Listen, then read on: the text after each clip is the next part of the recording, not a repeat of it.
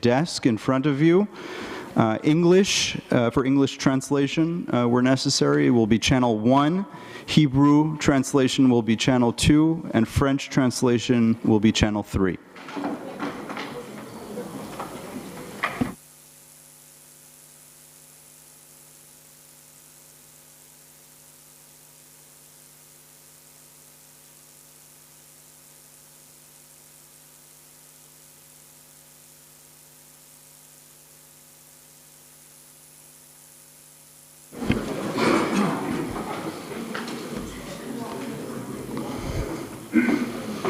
Bonjour, Boker Tov, representatives of UNESCO, professors Aaron Maman and Moshe Bar-Asher, president and immediate past president of the Academy of the Hebrew Language, excellencies, distinguished guests, ladies and gentlemen.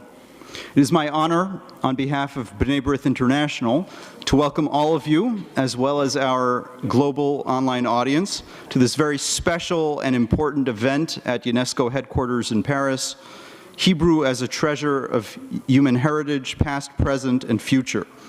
This conference, in partnership with UNESCO, is a landmark one in an international setting, commemorating Jewish heritage and history, but also the remarkable contributions and relationship of that heritage and history to and with the wider human patrimony. Following prior B'nai B'rith symposia at UNESCO on two foremost Jewish diasporic languages, Yiddish or Judeo-German in 2012 and Ladino or Jewish Spanish in 2014, today's program will explore the quintessential bedrock language of the Jewish people, Hebrew, and the impact it has had on the world community, as well as the extraordinary story of Hebrew's revival as a national spoken language in Israel after nearly 2 millennia of Jewish exile. Indeed, our conference today marks both the 100th anniversary of the passing of Eliezer ben Yehuda, the lead proponent of the modern renaissance of Hebrew, and the start of the International Decade of Indigenous Languages, with UNESCO as lead UN agency.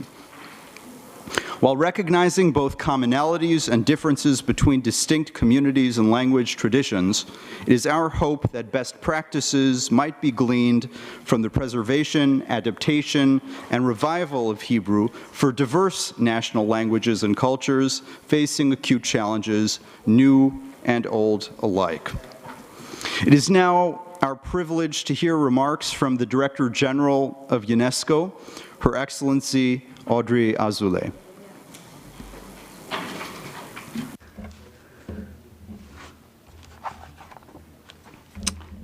Dear friends, welcome to UNESCO.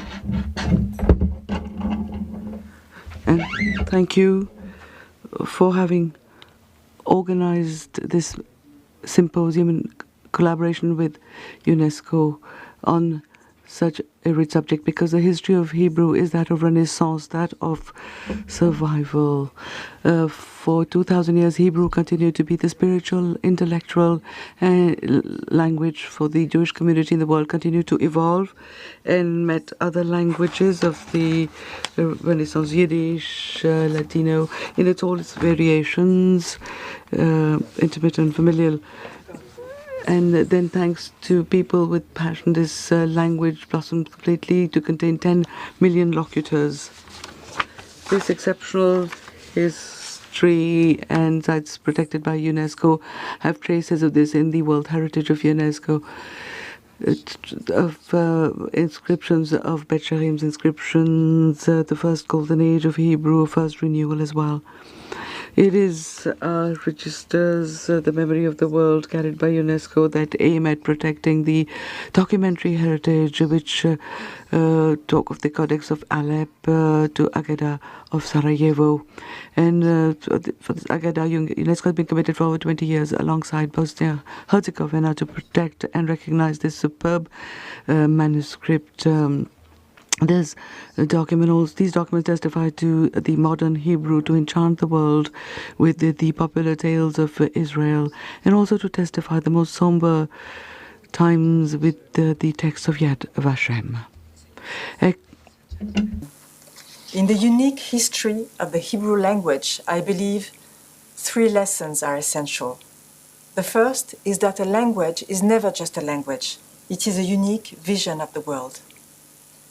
The second is the importance of education, which is at the heart of Hebrew's transmission and renaissance, and at the heart of UNESCO's mandate.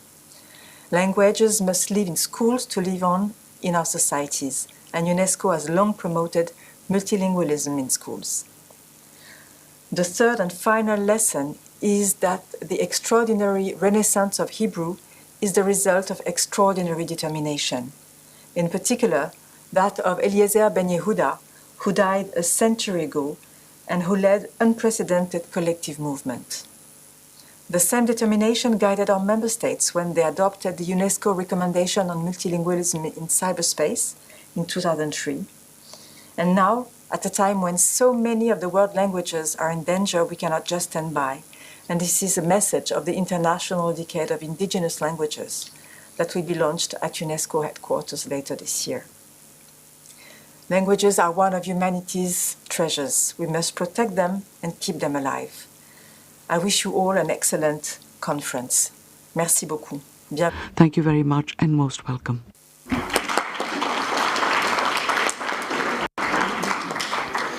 We thank the Director General for those important and gracious remarks and for the dedicated cooperation of UNESCO colleagues in the preparation of this conference.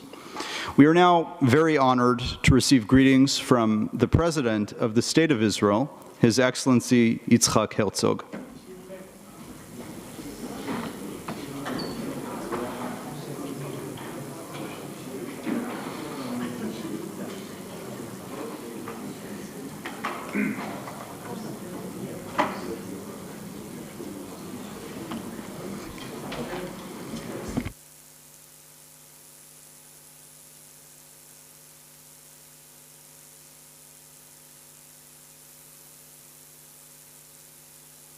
מכובדיי, באות ובאי הכנס, שלום וברכה מציון, מירושלים.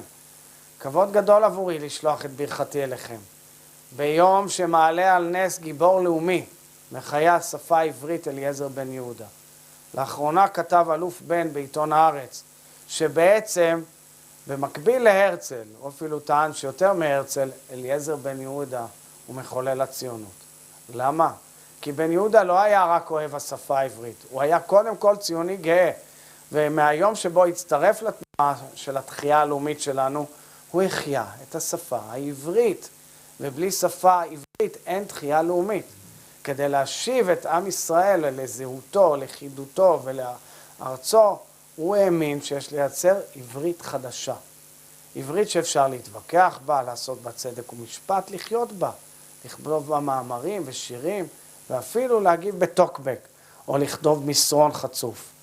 רק בשפה העברית יחיה ישראל בארצו, כתב בן יהודה בשנת 1882, כשהמלחמת השפות אז פרצה והכל היה לא ברור. והוא אמר, התאחדו, התחברו, היו לאגודות.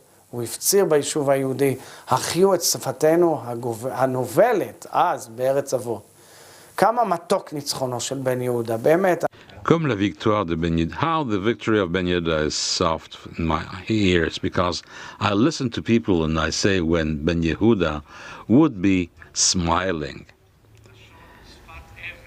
It's the language of the book of the books, the culture of the Western world, the Song of Songs, the laments of Yirmiyahu and Yechezkel, the prophets of Israel, of the wise men, of the wise of Sfarad, of the wise of Ashkenaz, of all of the great poets of today, the language of Bialik, the language of the young, fantastic Israeli poets.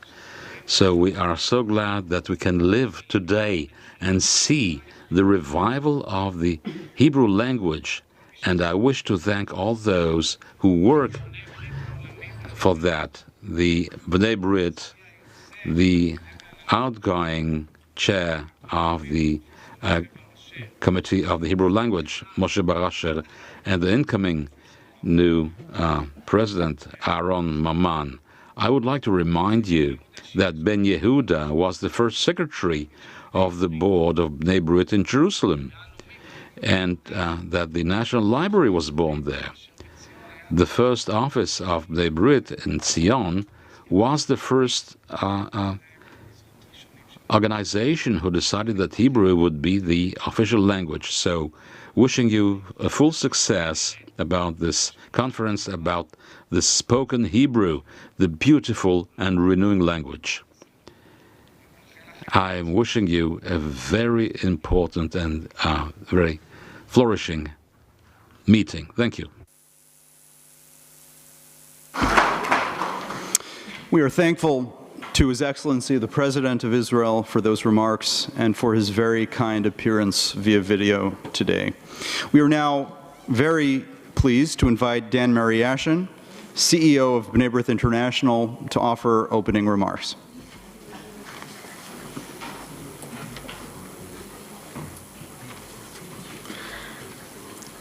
Thank you, David. בני ברית הוא גאה להפליא לתת חסות לכנס החשוב של היום באונסקו. אנחנו מודים למנכ"לית אזולאי, עוזר המנכ"לית ג'לסי ועמיתיהם יעקב דוטואה ואירמגרד קזינסקייטה. אני הייתי רוצה להגיד תודה לשליחים שלנו, לאונסקו, טיישר, אלבר לפקוביץ, אלן שניידר מירושלים והמנהל דוד מייקלס מניו יורק, שעמד בראש האספה הזאת. יחד עם כל החברים של אונסקו. לא פחות אנחנו חייבים לתמיכה הנדיבים ביניהם, רנה בז'ז'ינסקי, מרטין אילנר, דניאל קרקוב ואחרים. כמו תמיד, אנחנו אסירי תודה לבני ברית אירופה ולבני ברית צרפת, פיליפ מאייר, ולמנהיגים הקהילה היהודית בצרפת. כמובן, אנו זוכים מאוד לקבל היום את ההשתתפות של כל כך הרבה מומחים בולטים, החל מנשיא האקדמיה ללשון העברית, שיוצאתם הייתה כל כך חשובה מאין כמותה בארגון היוזמה הזאת. בני ברית אינטרנשיונל, שבסיסו בוושינגטון הבירה, קיים כיום כמעט בכל יבשות. הוא התחיל ב-1843, היא הייתה חלוצה של שירות הומניטרי לא עדתי, מנהיגה במאבק באנטישמיות ובכל צורות קנאות, ולטובת תרבות יהודית. היא גם הייתה בחזית המערבות היהודית עם האום מאז ועידת היסוד של הגוף בסן פרנסיסקו ב-45, עם משרד לענייני האומות המאוחדות ובנציגות בניו יורק, בג'ניבה וכמובן פה באונסקו בפריז. בני ברית בולט במיוחד ברוחב השורשים, מערכות היחסים והעבודה שלה בישראל. המרכז העולמי של בני ברית הוקם ב-1980 כגשר הקבוע שלנו לקובע המדיניות. אבל הנוכחות שלנו בירושלים מתחילה ב-1888. דוד ילין, המייסד של הסמינר למורים, היה המייסד של הלודג' של בני ברית בירושלים, ואליעזר בן יהודה, שמלאו 100 שנה לפטירתו בדצמבר השנה, שימש כמזכיר הראשון שלה. על פי התעקשותו, לאחר מאות שנים שבהן עברית הייתה שמורה ברובה המכריע לכתבי הקודש, שישמשו בה כשפת דיבור בדחף לשוליים במהלך פיזור של רוב היהודים ממולדתם. אימצה לשכת בני ברית את העברית כשפה הרשמית, המוסד הראשון שעשה זאת בעידן המודרני, שיהיה גשר בין האשכנזים לבין הספרדים. בן יהודה נולד בבלרוס, אז ליטא. הוא בא ללמוד רפואה ב-78. כתב מאמר בשפת העברית שנה לאחר מכן, בו הוא דחף ביהודי הפזורה לחזור לפלסטין ולהתחיל לדבר עברית כשפה יומיומית. ואז זה היה רעיון נועז. הוא היה בטוח שהצעדים האלה יהיו הכרחיים לעתידה של היהדות. אחרי שבן יהודה עלה לארץ ב-1081, הבן שלו היה הילד הראשון בזמננו ששפת האם שלו היה עברית. בן יהודה חתר להפוך את העברית לשפה העיקרית של יהודי הארץ הקודש, דבר שהצליח לבצע במהירות מדהימה, והוא התחיל לעבוד על מילון ראשון על עברית עתיקה ועברית מודרנית, דבר שהסתיים אחר מותו, וזה היה תקומת השפה העברית בישראל. ב-1889 הקימו מספר חברי לשכת בני ברית ירושלים צעירים את שפה הברורה, הארגון הראשון כדי לפזר את השפה העברית בכל דרכי החיים. שנה לאחר מכן הקימו הוועד הלשון העברית, שהיה השלב הראשון של האקדמיה ללשון העברית. התחילו לבנות מבטא עברית ברורה. בני ברית ירושלים העניקה שיעורים לעברית למבוגרים, והתחילה בפעוטון הראשון בשפה העברית בירושלים ב-1903 ו-1907. לאחר מכן פתחו גני ילדים בכל הארץ, והלשכה בירושלים הקימה סמינר לגננות. בנוסף, ביפו עם שער ציון, שהתחיל ושהפך להיות הספרייה הגדולה ביותר בארץ, בני ברית הקימו ספריות שהיה המקור של התרבות העברית החדשה בארץ. והם פתחו את הספרייה שאפשר לקבל ספרים חינם שמה, וזה הפך להיות מדרש אברבנאל, כדי לזכר את איזק אברבנאל, שהיה מנהיג דתי, שעם יהודי ספרד גורש מספרד 400 שנה קודם לכן. לאחר השואה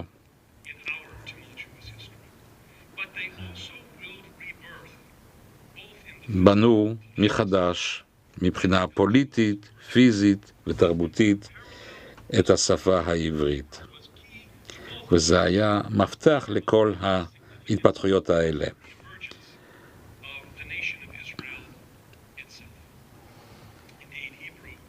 כמובן, לשון הקודש של היהדות, עכשיו גשר בין העבר להווה ובין הדת לבין החילוני.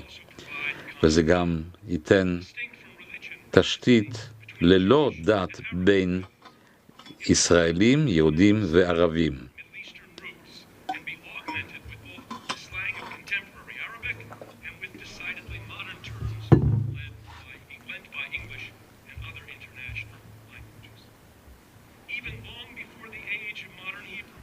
לפני תחילת תקומת העברית החדשה, עברית שימשה ועם שפות יהודיות אחרות, עם יידיש, לדינו ושפות אחרות, שהשתמשו בעברית גם כן. היום יש עברית של הסמארטפון, של הפלאפונים, של האוניברסיטאות ושל המוזיקה העממית, והם משתמשים בשורשים האלה. והעברית התנ"כית מקשרת יהודים עם מיליונים של נוצרים. תודה רבה שאתם איתנו היום כדי לבדוק מה העברית שלנו, ובתחילת העשור של השפות המקומיות אנחנו נבנה קשרים חדשים שעברית היא חלק מהם. תודה רבה.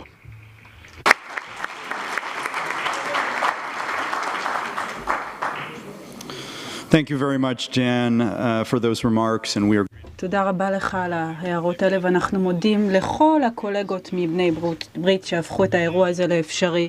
עכשיו יש לנו את התענוג לשמוע את דברי הפתיחה על העברית המודרנית והמורשת מדורות עבר, מפיו של הפרופסור משה בר אשר, הנשיא הרביעי של האקדמיה ללשון העברית, שיוסדה ב-1953 בישראל כמוסד העליון ללימוד העברית. פרופסור בר אשר היה חבר בהנהגת האקדמיה כ-45 שנה, ומאז 1993 הנשיא עד השנה הזאת, ואנו שמחים גם אהרון ממן, יורשו, נמצא איתנו כאן היום. הוא נולד במרוקו. פרופסור בר אשר לימד יותר 50 שנה באוניברסיטה העברית בירושלים. שם הוא פרופסור אמריטוס, והוא גם היה מנהל הפקולטה לעברית. סיכום של הביוגרפיה שלו, וגם כמובן של כל הדוברים האחרים והחשובים, תוכלו למצוא בעלון שחולק לכם בכניסה. פרופסור בר אשר, תודה רבה לך על ההובלה שלך בתחום זה, על ההדרכה, על השותפות, בעיקר עם המנהל שלנו אלן שניידר בירושלים, בתכנון הקונגרס הזה, ועל כך שאתה נמצא איתנו כאן היום.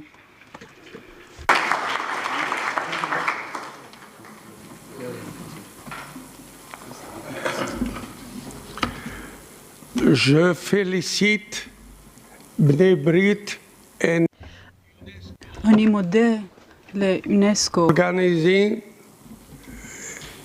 this. I would like to congratulate B'nai Brit and UNESCO for the organization of today's symposium. But I will switch to Hebrew. חבריי באקדמיה ללשון העברית, ידידי ורעי. I would like to welcome Mr. Maman Gailar Ha'even, Professor Aslanov, who is a member of the Academy, Professor Khan, Professor Schorsch, and Professor Werner, and all the very important lecturers and professors. We thank, a special thank, Mr. Schneider, who organized this fantastic meeting.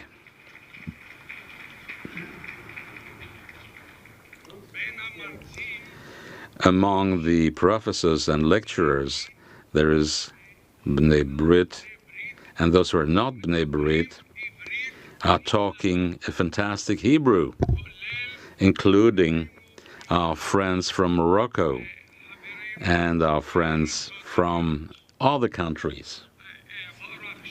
I will move to my speech, and I welcome and I thank the organizers who agreed that there would be speeches in Hebrew.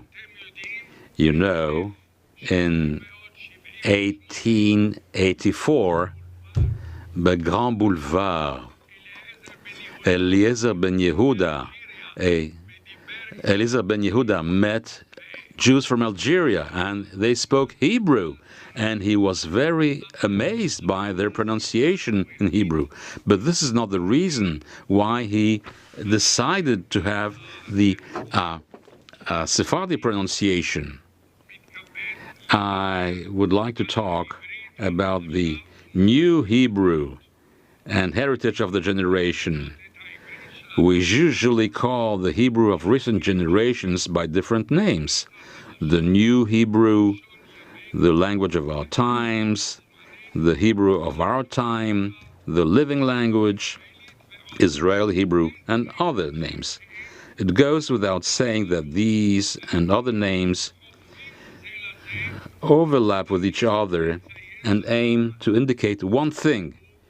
Surely he or she who uses the designation contemporary Hebrew or Israeli Hebrew is referring to the language of our generation, or at most to the Hebrew of the last 70 years. On the other hand, many of those who are required by the name New Hebrew mean discoveries related to the revival of the people and its culture, literature, and language from the 18th century until today.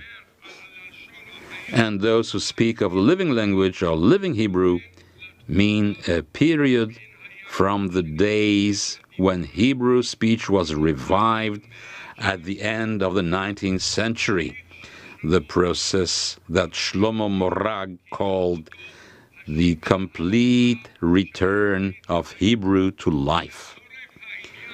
For the purpose of the study that I wish to look at today, in the new period of Hebrew, I would like to take a large space and time, and for this purpose I would like to indicate 2 starting points and 1 additional date. The 2 initiations occurred in 1755 and 1881. And 1881, and the other date I'm referring to is 1948. The first beginning is that of Berlin in approximately 1755, when for the first time the group's journal Kohelet Musar of Moses Mendelssohn appeared for the first time. This is when the new era in written Hebrew begins. The editors of the Historical Dictionary of the Hebrew Language of the Academy of Hebrew Language, headed by my master, Professor Zev Ben Chaim, the founder and first editor of the dictionary, opens the new era of the Historical Dictionary on this date and in this composition. Meaning, when we talk about the new Hebrew, we mean a period of about 270 years. The routes that Hebrew had followed until then, the old and religious seal in its content and clothing, is the distinct line and the solid foundation in them. From then on, the stamp of renewal or of modernity and secularism is inherent in Hebrew writing. The contact with the new European languages also leaves its mark on our language. Initially, it was Russian, German, French that the Hebrew writers were in contact with. And then the language was also exposed to the influence of English during the Mandate period, and in the last decades, also to the influence of American English. The record of this contact, which is evident in cultural life, in government, and in practical world, finds distinct expression in vocabulary and grammar, and in the signs in Tel Aviv, like our friend Avshalom Korn highlights. At the end of the 18th century and during most of the 19th century, Hebrew writing is characterized by wayfinding. The successful attempt to return to the biblical language in Love of Zion and Shamrat's Guilt by Avram Mapu, in the poems of Yehuda Leib Gordon and the writings of others, And there were also special questions that bothered the writers. For instance, how to shape Hebrew speech to give it a folk character. Will the biblical language work for this too?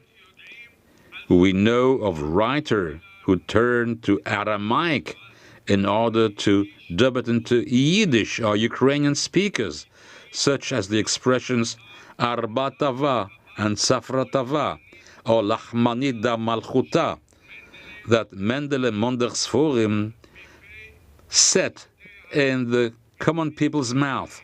Such expressions were not just embellishment for themselves, but a literary and real linguistic need.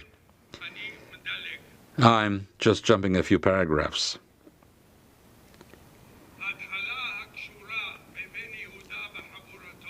The beginning is the second beginning, which is considered to be a great turning point of Hebrew, 1881, when only very few went hand in hand with Eliezer ben Yehuda. But he was stuck to his way, and people, teachers in the new settlements started a new life in Hebrew. And we have to quote the connection with the new Committee for Hebrew Language, with the seminar for teachers at the beginning of the 20th century, thanks to a man who did a tremendous amount, no less than Ben Yehuda, David Yelin. And then, when the new language committee convenes in Jerusalem in 1912 to deal with the direction of the living language in all areas, vocabulary, spelling, accent, grammar, David Yelin states that there is a 30-year-old reality of living Hebrew.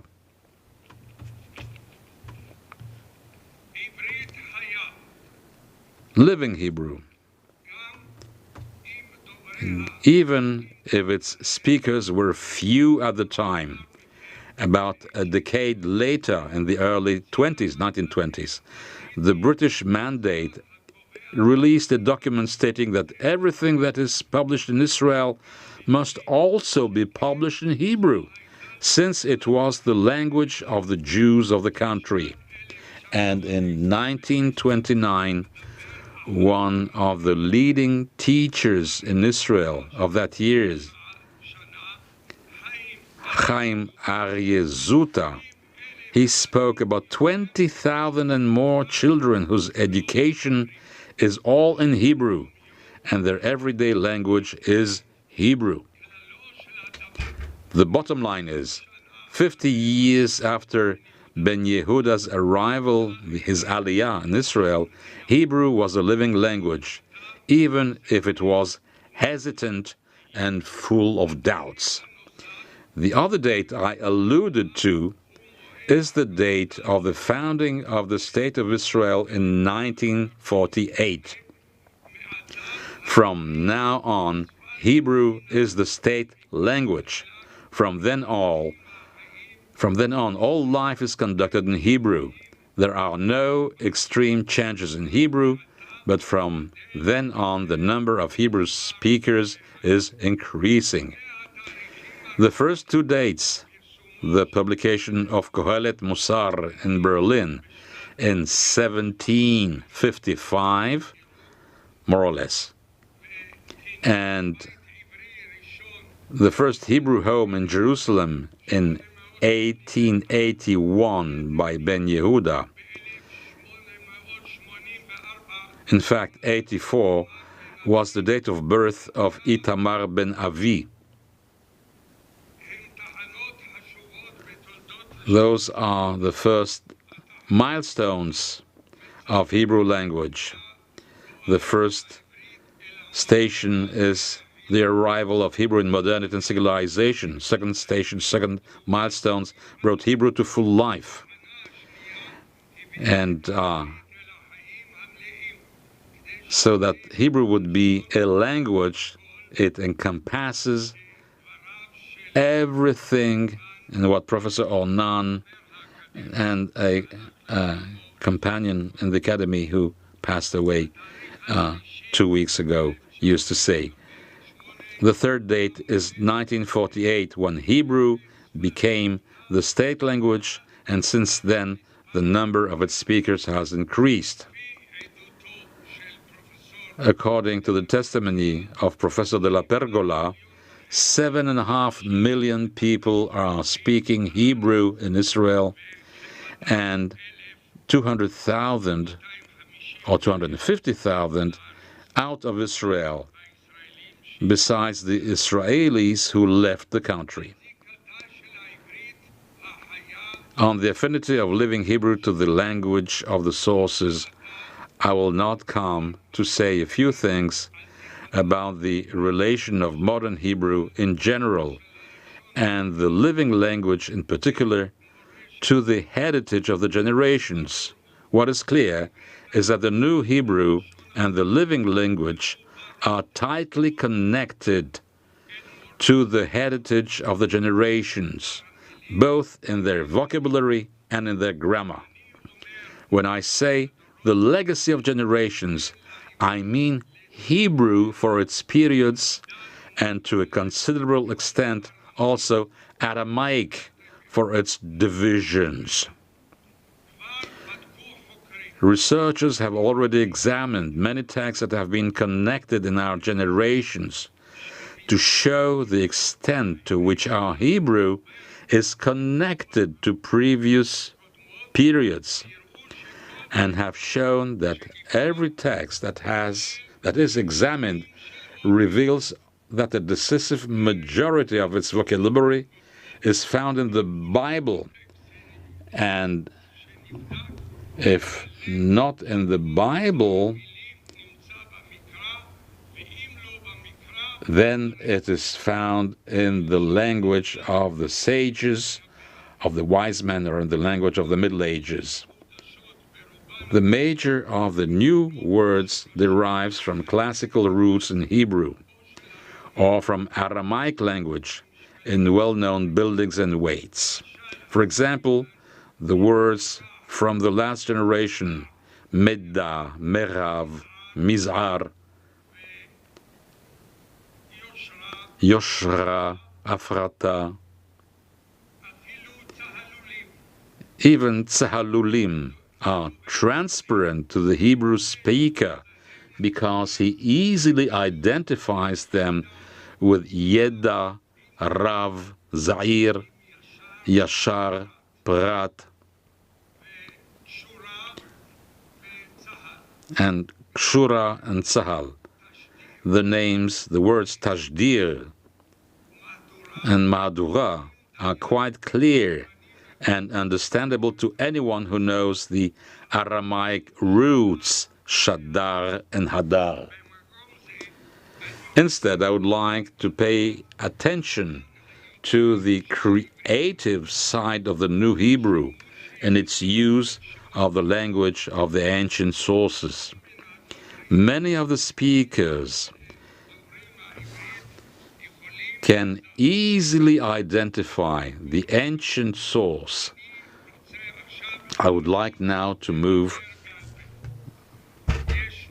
away from my speech. There is a building, Be'al-Al, in Hebrew. We know the word Klavlav, Ktantan, and Sgalgal, and Khataltul, and other words of the kind. Those words were looked into by Zev Yabetz in the 90s of the 19th century. You know that this building exists in the Mikra, in the Bible, in over 40 words. And Chazal worked on what is the meaning of Adam Dama Nirak Rak. There is one thought, one idea that Adam Dama Nirak Rak is a very strong red. Yerakrak would mean a strong green. There's another meaning that Adam Dam is a light red, light Adom. This is what the Mishnah says in Masechet Megaim. Onkelos is of another opinion that Adam Dam is Adom red, without strength and without lightweight. When Hebrew speakers came and they were in favor that Adam Dam is a light red and Yerakrak is a light green, and created over 170 new words.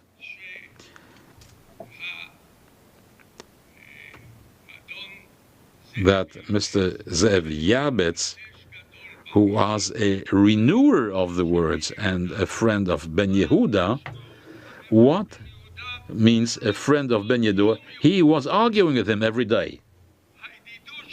Their friendship were in battles, everyday battles, and they decided to go in favor of the Mishnah, i.e.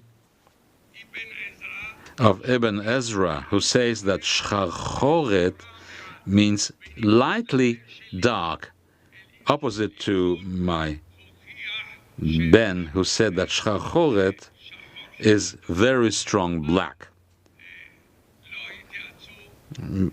They didn't discuss with my son in the 20th century, but they discussed with the Bible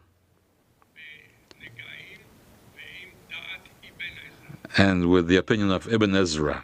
So that means that the new Hebrew is creating that from all the possibilities to go along the way of Ibn Ezra. And then were created over 170 new words, diminutive words. And I heard the word zanzonet, i.e. whore, prostitute. So I asked friends, what's the meaning of zanzonet? They told me an answer, she is sometimes a prostitute. And others say is that she is always a prostitute, a great prostitute. Well, so we didn't decide exactly what was the building of this diminutive. And when we say asafsuf, it means a multitude, mean people who are aimless. Are they a great multitude or a small multitude? Namely, the new and modern Hebrew is including words taken from its roots and creates a new language. I would like to add another example because it's important to me. I have to speak only 20 minutes. I spoke only 17 minutes, so I have 3 more minutes. So I will conclude now. The word birah in the Bible, the meaning is citadel. It means a big palace. We know Shoshan Ha'ir and Shoshan HaBirah in the Megillah of Esther. When the book of geography was written in 1804, he tried to find a word for the word capital city in Hebrew. He was suggested, according to Moshe Bili, create a new word. He decided to use the word birah from the Bible because he thought that we could use the words from the Bible and give them a new meaning. This is the thing that we are creating in New Hebrew.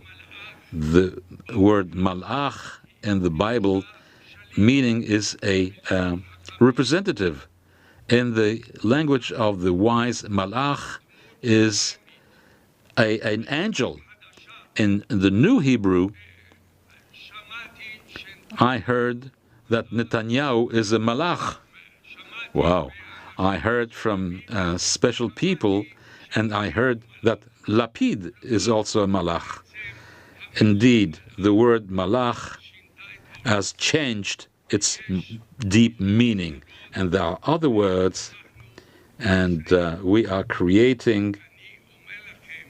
I'm telling you, I lectured 25 years ago, and I asked from 3 students to check all Hebrew texts, and they found that 80% at least of the words are words from the Bible or from the wise or from Aramaic. Hebrew of today is connected to the language of the generations plus new creation. Thank you for listening.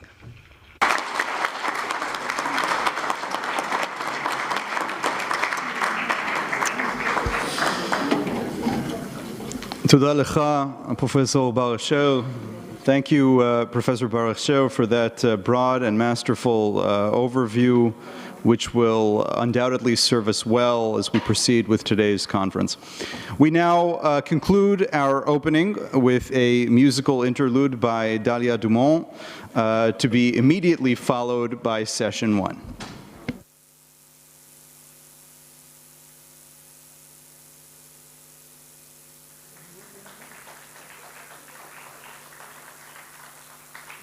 Hello, bonjour. Merci beaucoup, et pour lancer cette journée, en plus, on va vous mettre un peu en fête. We're gonna, oh gosh. We're gonna start this day off with a little party.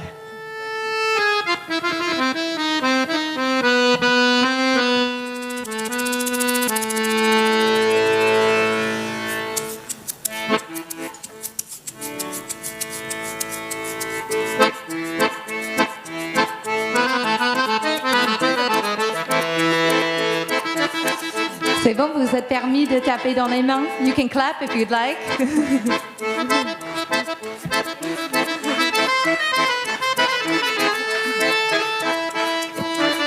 Rad halayla, rashirenu, avoke al hashamayim. Shuvi, shuvi, oratenu, מחודשת שבעתיים. שובי שובי ונסוף, כי דרכנו אין הסוף, כי עוד נמשכת השרשרת. כי ליבנו לב אחד מעולם ועד עד, כי עוד נמשכת השרשרת.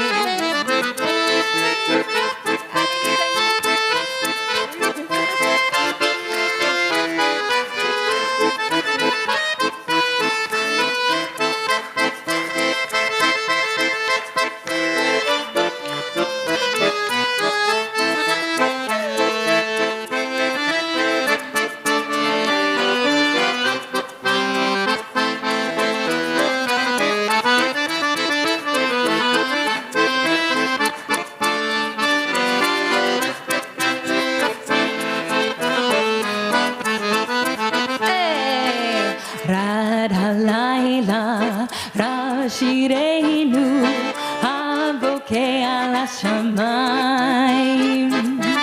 שובי שובי אורתנו מחודשת שבעתיים.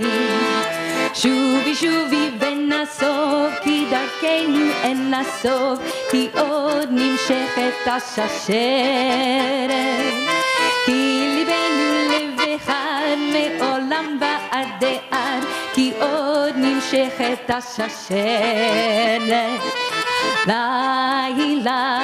לי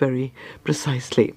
So I'm going to be talking about the Hebrew language in general, and I will put emphasis on what was the situation, what it is today in the north of Africa and in Morocco particularly.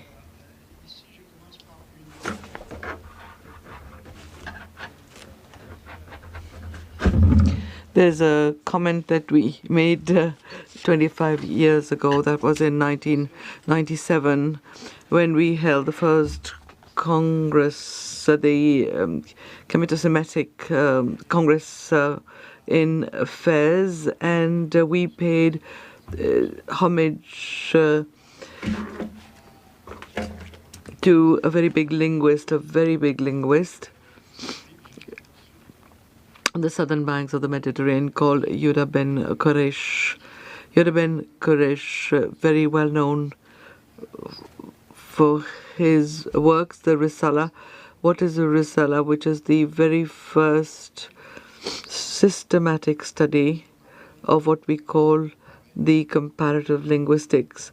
Comparative linguistics, as has been emphasized in the preamble of this meeting, of this symposium, was the first school came to life from the 9th to the 11th century between the two banks, and particularly in the north of Africa. Now, the two main works are the Haggaretz, the Risala, and the title of the Risala is that was sent to Yehuda ben Koresh, to the Jewish community of Fez. He was from Teher, but he was settled in Fez, and he sent this epistle to actually encourage them to study the Targum and to learn Arabic. Risalut Arabi, Hakim Yehuda ben Koresh. Alim al-Arabia wal-Kildania, pour lui l'araméen. For him, Aramaic important as well, and so the comparative linguistics is far from what was vehiculated from the historians of linguistics. It's not in the 18th century with the neo-grammarians, the German neo-grammarians, that it saw the light of day with Humboldt and Grimm and others. But well before that, in the north of Africa,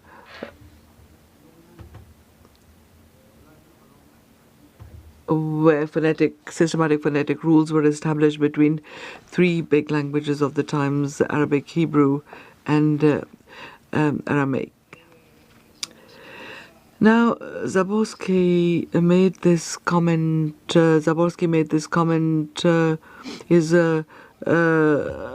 This comparative linguistic school, why was it really between two chairs, so to speak? And I quote. When we look at the history of the research devoted to this subject, we remark how many positive results have been neglected, and at the same time, how many sound hypotheses have been reduced ad absurdum. On the other hand, classical studies by medieval grammarians, both Arab and Jewish, have been, in most cases, either neglected or barely mentioned, usually only either Arab or Jewish, and never studied together in a systematic way.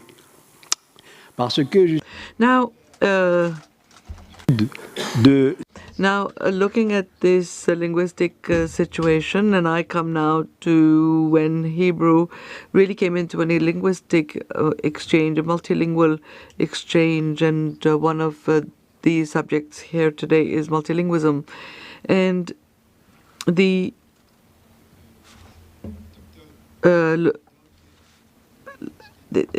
local indigenous languages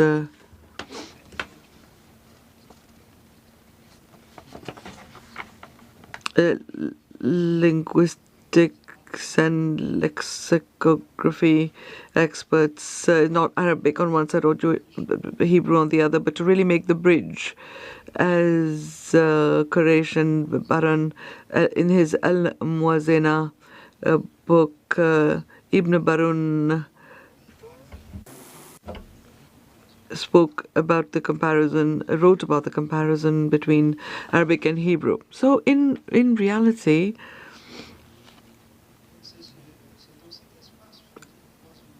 it is a functional, multilingual, fertile space with the Straits of Gibraltar that we have these two major works that I've just mentioned, which lay the foundation of the first school in history of comparative linguistics. Now, the second point that I'm going to evoke is this multilingualism, which has existed at all levels, not just at the level of the studies that I have just mentioned, but also at all levels. Intellectual exchanges, which sometimes even turn into polemical controversies, also animated this multilingual space. The idea is not just of everyday life and trading between the peoples of the different communities. By way of example, the acrimonious exchanges in the fields of Hebrew lexicography, but against a background of opposition between ethno-cultural opposition between the Levant and the West, Jewish orthodoxy and heterodoxy, between Menahem Saruch and Dunash ben Labrat. There was a polemic which was scientific, but at the same time personalized, and at the same time behind this there is the Babylonian school of the Judeo-Muslim sort of background. And so there's this polemic between the Jews amongst them for regions of schools and also between Jews and Muslims. And the big example here is the controversy in the field between Ibn Hazm, who was a theologist, Andalus, Ibn Hazm, encyclopedist, general of the army, a poet, and Ibn Nagrela, a grammarian, and they had a very fertile exchange on the sources of religion, because at that time, indeed, there were science of religions, not just as of the 19th century in European university. It was called Al-Milal in-Hilal, Al-Magaret and Diana.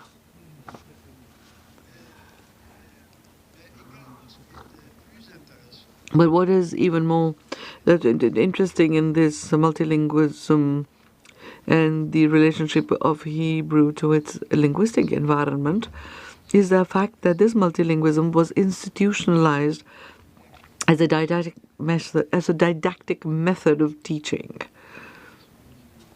Mr.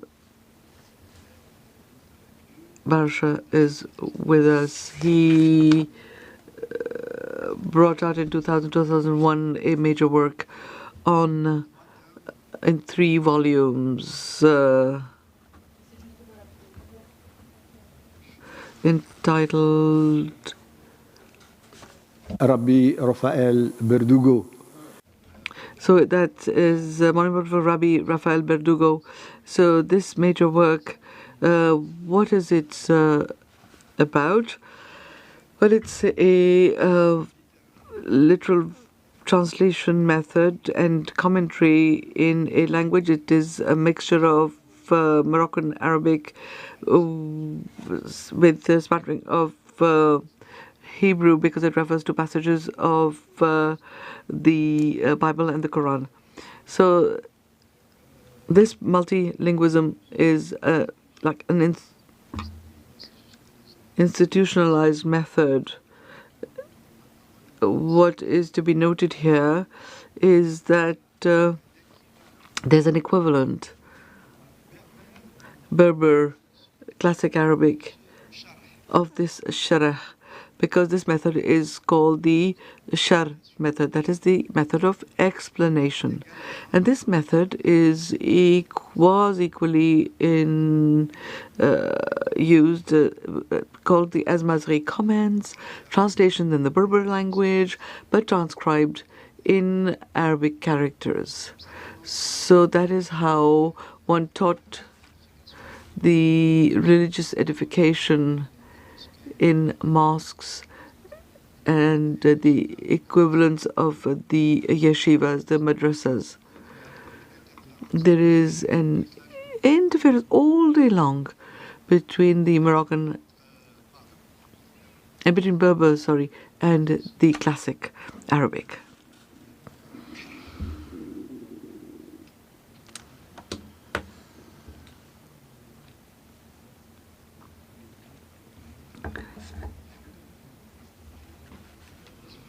I'm going to conclude, and I hope that there'll be proceedings, because I have a lot of things to say and continue to say, but I will conclude since time is short. And on another aspect,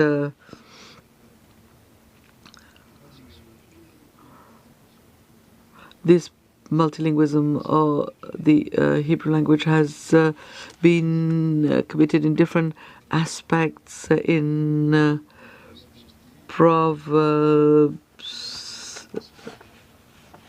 There are several authors who have put together volumes, Shetrit, for example, where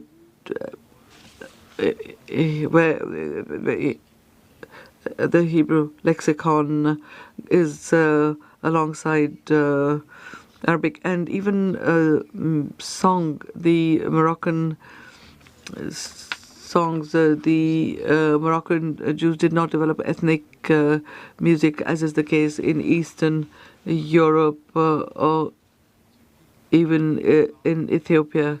In Morocco, the Jews actually adopted the repertoire, the existing repertoire, and the genre and the musical modes existing from Andalus music to further down. And the linguistic counterpart to this is that the lyrics, genre of lyrics appear, that was called the matrouz. And what is the matrouz? These are poems where you have the Moroccan Arabic and Hebrew together, and there are some passages that are, spoken of as the tralala, which the Moroccans don't understand anymore, such as Eliheni, God gave me life. Ushabab Maheni, you beauty, youth, destroyed me. And all Moroccans know this today. Haim Luk, he sings it, but Sorche Hiani and the Hiani, it's the same thing. So I conclude with this because I know that we don't have much time, but I would like to reiterate my thanks, and I'm hoping that there'll be proceedings that will be published to be able to communicate the full communication of my full presentation. Thank you very much indeed for your attention. Merci beaucoup. Thank you, Professor, for having really respected the time. Microphone, sir, please. Microphone needs to be switched on. Professor Stefan Schorch, who is the head of the chair of Biblical Studies at Martin Luther Universität, Halle-Wittenberg. He is a Lehrstuhlinhaber, a very important dignity in the German university system, and he will speak about shared heritage and linguistic divergence, the Samaritan dialect of Hebrew as identity marker. Please, the floor is yours.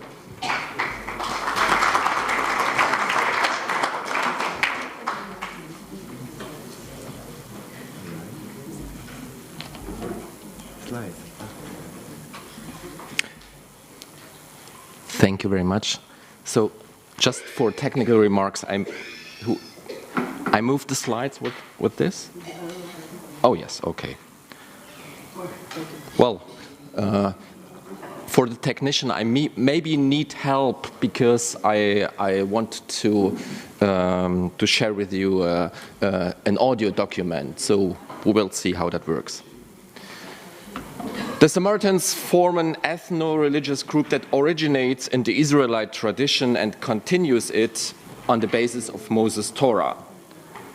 By difference to Judaism, however, the holy place of the Samaritans in past and present is not Jerusalem, but Mount Gerizim, a mountain just south of ancient Shechem and modern-day Nablus. In the late 2nd century BCE, this sanctuary was destroyed by the troops of John Hyrcan, who was at the time king and high priest in Jerusalem. There have been excavations, and it looks like this today. As a result of these conflicts between Jerusalem and Mount Gerizim, Samaritans and Jews became separate groups, even if they share the same heritage. Like Jerusalem and Judaism, Mount Gerizim is the focus of Samaritan religious life. Thus, until today, Samaritans turn their faces towards Mount Gerizim during prayer. Moreover, the Samarian highland around Mount Gerizim has been the main area for Samaritans to settle since antiquity, even if diaspora communities existed in the Aegeis, in Syria, and in Egypt, especially in Cairo, Gaza, and Damascus. Today, the Samaritan community comprises around 870 people who live in two communities, one in Holon, a suburb of Tel Aviv, and one in Nablus in the Palestinian territories. 4 languages have been in use as vernaculars amongst the Samaritans, namely Hebrew, Aramaic, Greek, and Arabic. Hebrew is not only the language of the Torah, but was also used as a vernacular of the Samaritans at least until the 1st century BCE, when it was replaced by Aramaic. Nevertheless, Hebrew remained in liturgical usage, especially through the reading of the Torah. The Torah is transmitted amongst the Samaritans in the ancient Hebrew script. In addition, through the liturgical performances of the Torah, the Samaritans preserved also faithfully an oral tradition of Hebrew pronunciation. While it is obvious that Samaritan Hebrew and the different forms of Hebrew used in Jewish communities are closely related and go back to a shared heritage, as I already said, it has been a matter of discussion how the relation between them can be determined exactly. Zev Ben Chaim, one of the forerunners of Moshe Bar Asher and Aharon Maman, and others demonstrated that Samaritan Hebrew shares many linguistic features with the Hebrew language of the Qumran scrolls and with Mishnaic Hebrew. Referring to this, it has been concluded that Samaritan Hebrew basically represents one form of Hebrew from the Hellenistic period that is related to other forms of Hebrew in terms of language history, roughly contemporary with Mishnaic Hebrew. However, it should not be ignored that Samaritan Hebrew also contains many archaic features when compared to Biblical Hebrew in the Jewish traditions. The observation that conservative and progressive linguistic features coexist within Samaritan Hebrew is a first indication in favor of the view that Samaritan Hebrew should be regarded as an independent dialect of Hebrew rather than a more advanced stage in the supposedly unified language history of Hebrew. And there is more evidence for that view. As a result, we should conclude that Samaritan Hebrew is indeed an independent Hebrew dialect. Most obviously, Samaritan Hebrew is one of the central means and media of preserving and communicating Samaritan identity. Above all, Hebrew is conceived as the holy tongue and the linguistic heritage of Israel. Thus, the use of the Hebrew language establishes the Samaritan ethnic and religious identity vis-à-vis other people. For instance, Greek-speaking Christians, Arabic-speaking Muslims and Christians, later on also English-speaking Anglicans. As for the mutual relationship of Samaritan and Jewish identity, the situation is more complicated. Admittedly, the use of Samaritan Hebrew is a means of delimitation in opposition to Jewish speakers who use different forms of Hebrew. At the same time, however, the use of the Hebrew language is also understood by Samaritans as creating, or rather preserving, a profound connection between Samaritans and Jews. This tension is already well discernible in the work of a famous Samaritan exegete who lived most probably in late 12th century Damascus, Munajjah ben Sadaqa.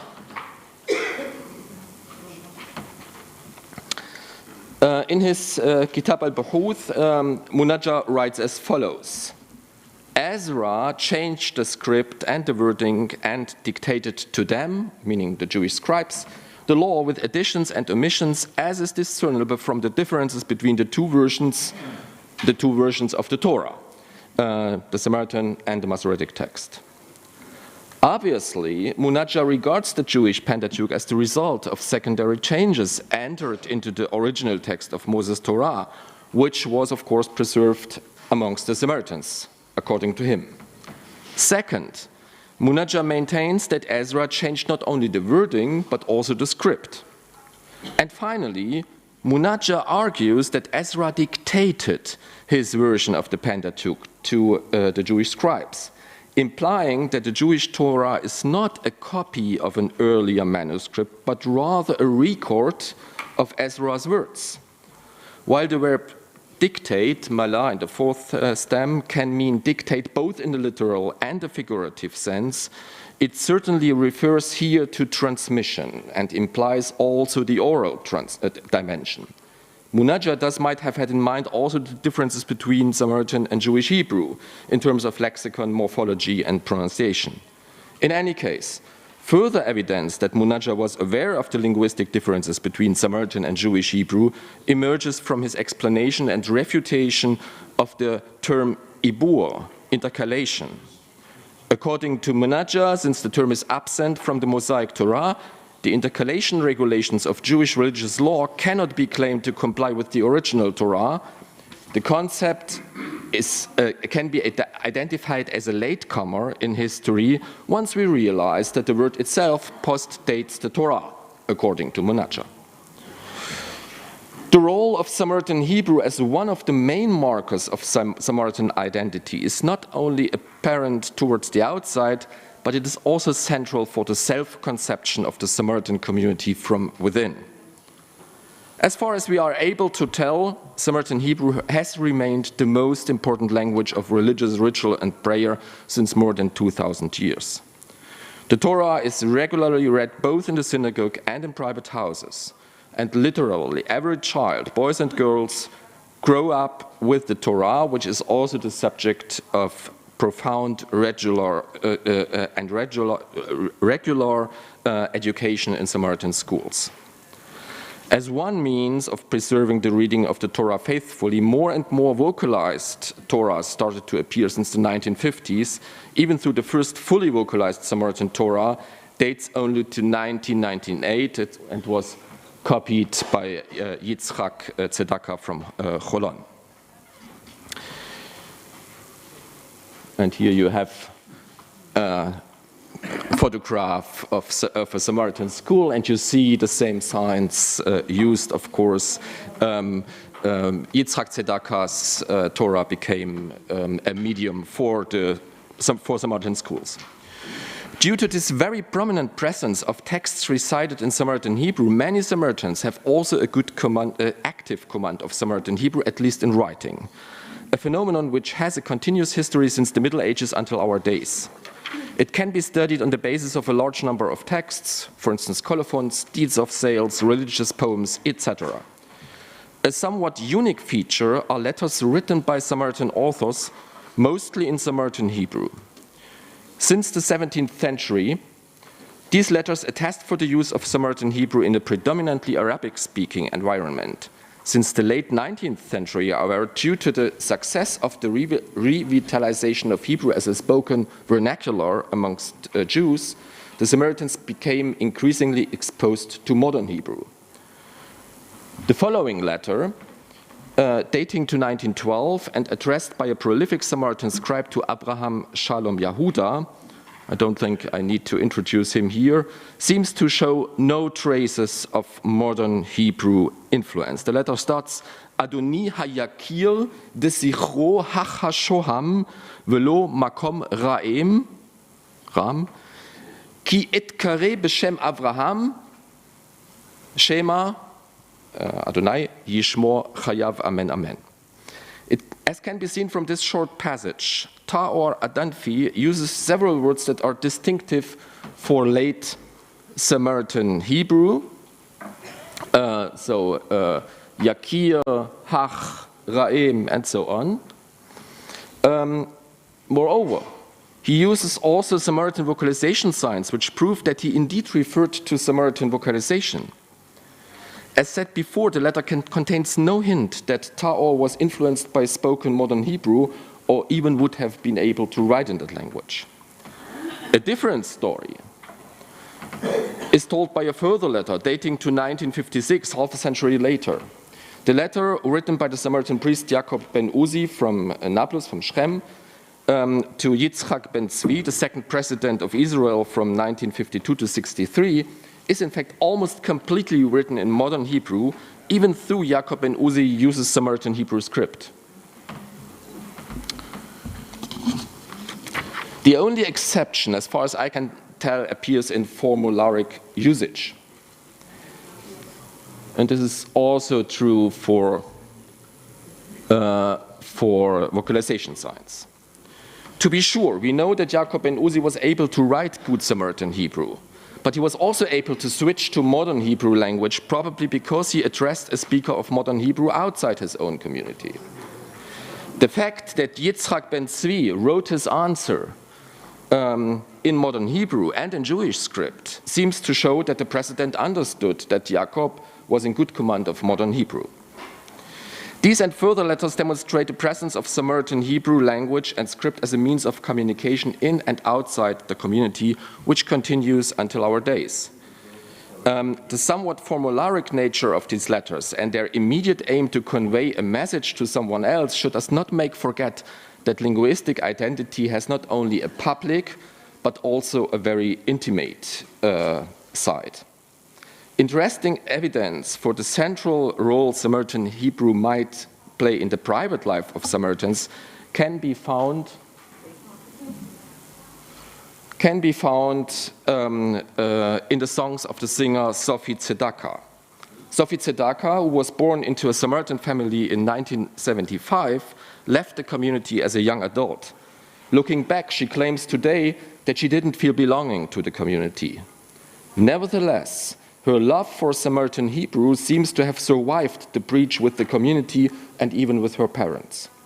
Because in one of her recent albums in 2017, Sophie presented her own song versions of some of the most important Samaritan Hebrew prayers. And she sings the text in that language, even though her average Israeli audience needs subtitles. So I hope it works. No? Is there someone to help me? Oh, in the back.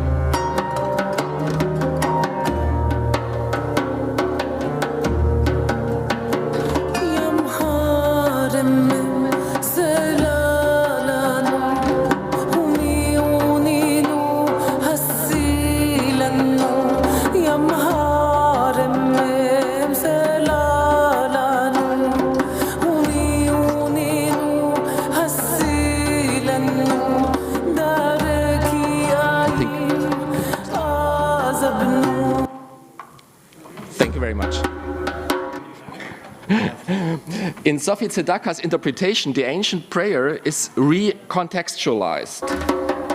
She alone sings instead of the community in the Yom Kippur service. The song is accompanied in a Mediterranean musical style which stresses its universal character, and it is presented to a broad public, mainly Israeli and Palestinian.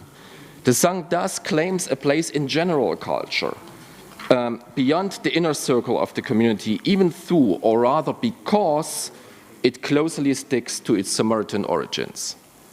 Thank you very much.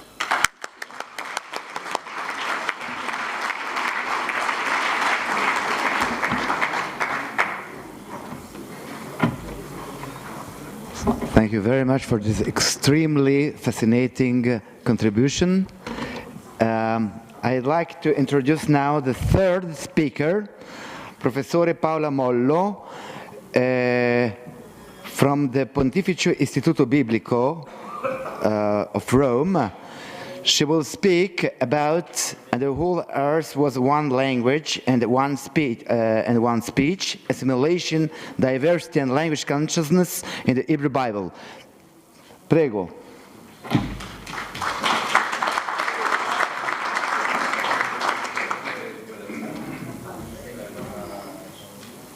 Okay, so good morning, everybody. Thank you to the UNESCO for hosting this symposium, to Bnei Berit for inviting me. My contribution explores how the Hebrew Bible talks about biblical Hebrew.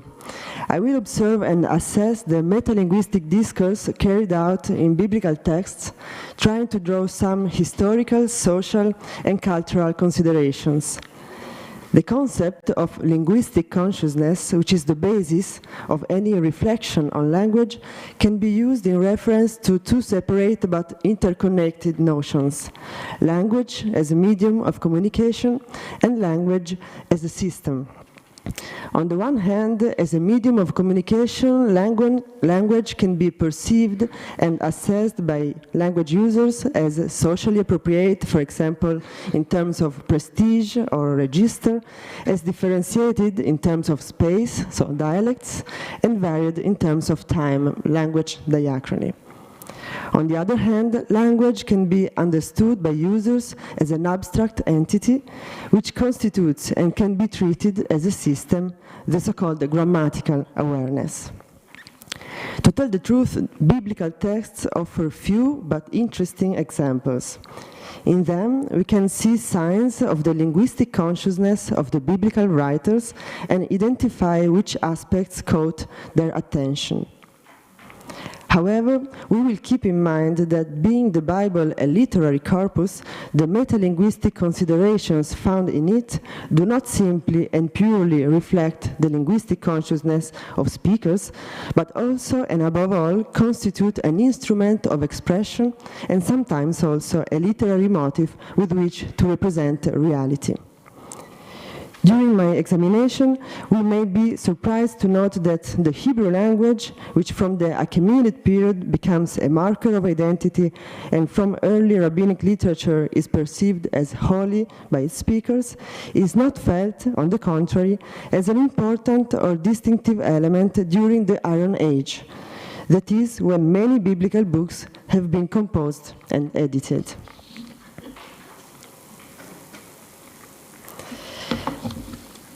We will all remember the famous Shibboleth episode narrated in Judges 12:6.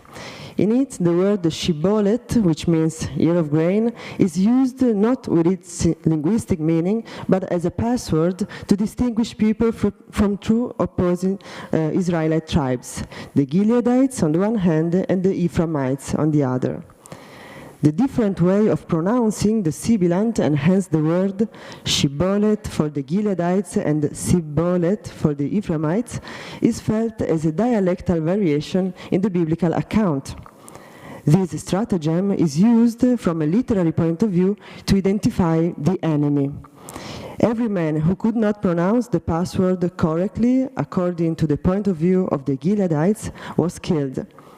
On that day, 42,000 Ephraimites were identified and murdered on the basis of a linguistic fact.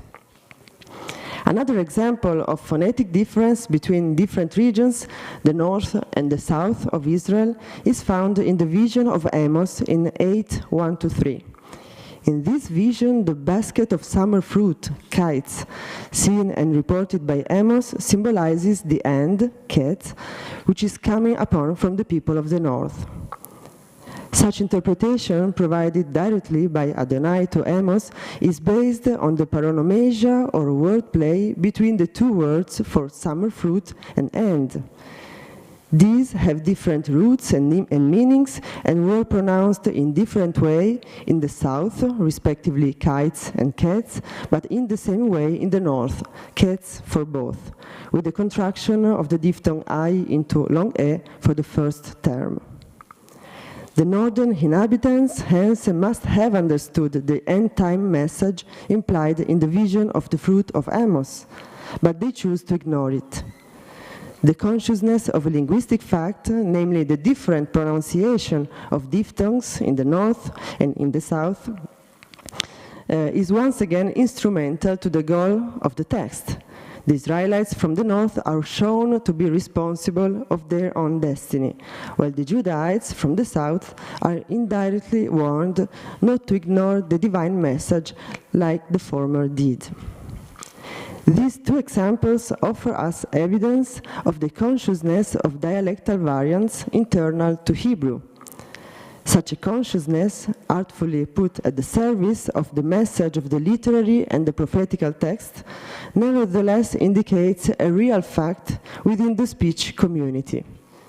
In fact, relevant stories like these would not have been construed on mere phonetic difference if that difference had not been noteworthy for the language users themselves.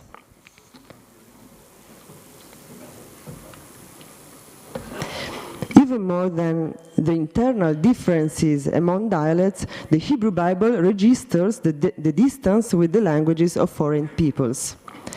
During the first millennium BCE, Israel was in a political and economic relations with different peoples and therefore experienced firsthand the diversity of languages attested in the ancient Near East.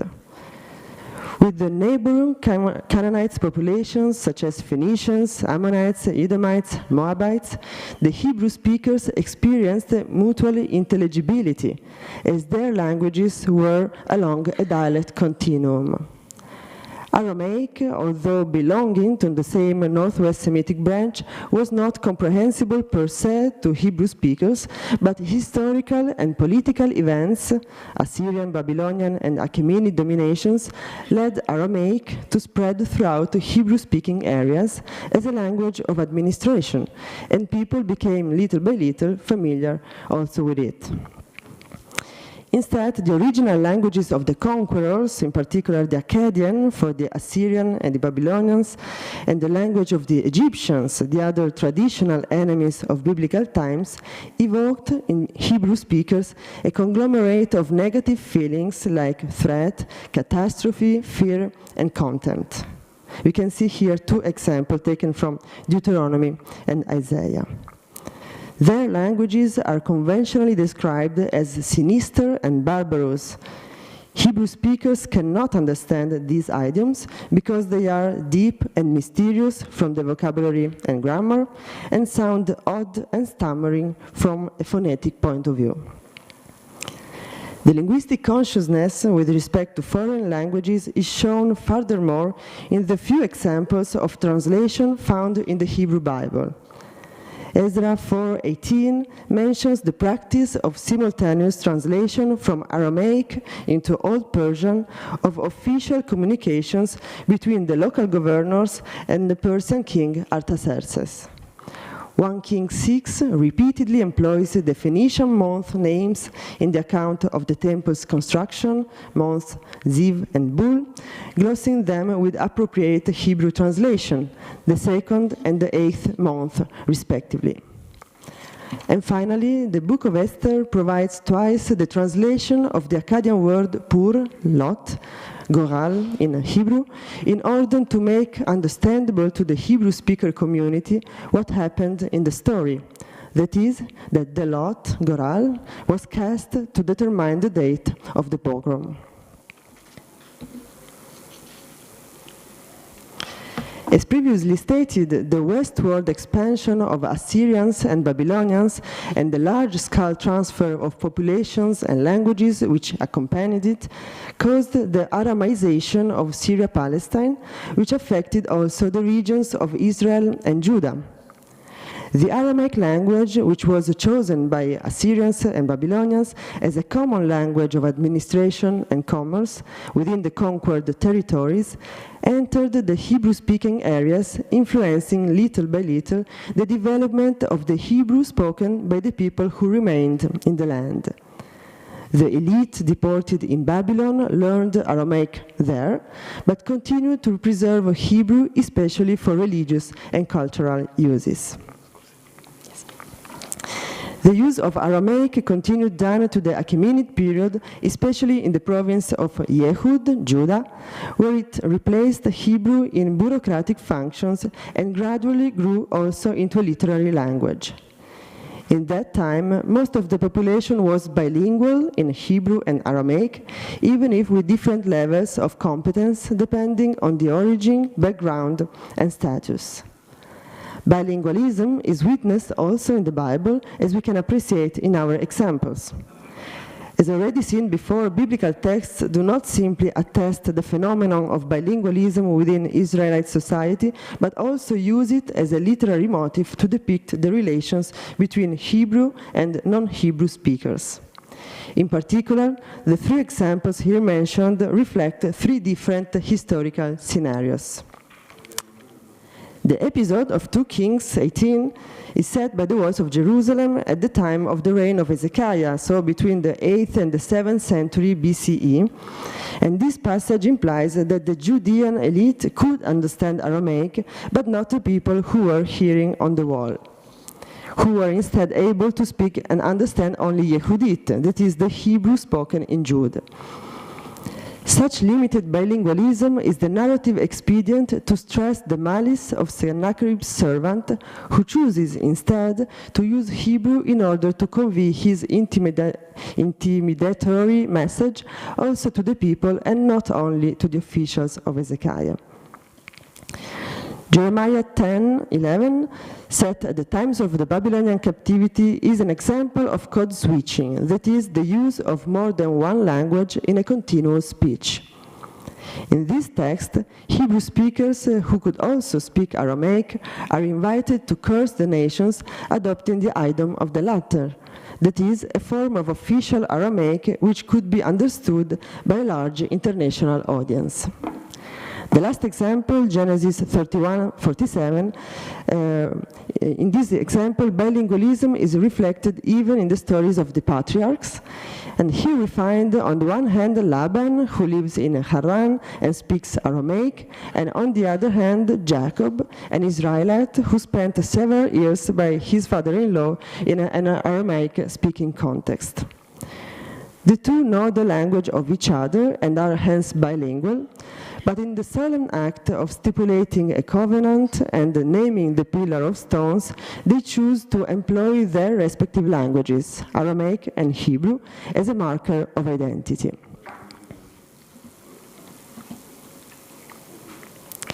During the Iron Age, national and tribal groups in the Near East generally did not consider language as an essential component of their identity.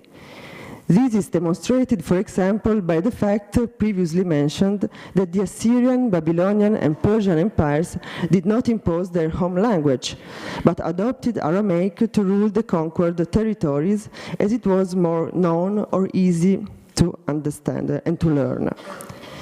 This feature is shared also by small groups like the Israelites and Judeans, who commonly spoke Hebrew but attached little importance to this fact in their early history. In fact, for them, unlike the Greeks, shared language was not necessarily a significant component of national identity. The issue of the use of Hebrew as a marker of identity became relevant later, namely during the Achaemenid period. In fact, from the 4th 3rd centuries BCE, not only in Judah but also in Samaria, the Paleo-Hebrew script came back on stamps and coins, and the use of Hebrew was no longer a matter of indifference, but came to acquire symbolic weight and social importance. This could be seen as an effect of the Achaemenid policy of preservation of the local cults, religions, and with them also indigenous languages. In fact, while on the one hand the use of Aramaic for commerce and bureaucratic purposes was encouraged by the Persians, on the other hand the population found the space to reassert its Jewish identity by promoting the use of Hebrew, especially in legal and religious life. The last passage here mentioned, Nehemiah 13, 23 and 24, is a clear biblical evidence of the new value of Hebrew as a marker of identity. Nehemiah, in fact, is complaining that the children of mixed marriage often prefer to speak the language of their foreign mother rather than Hebrew, Yehudit. In this way, according to Nehemiah, they do not simply refuse a language, but also with this language, but also they refuse what this language came to symbolize, that is, Jewishness. Thank you for your attention.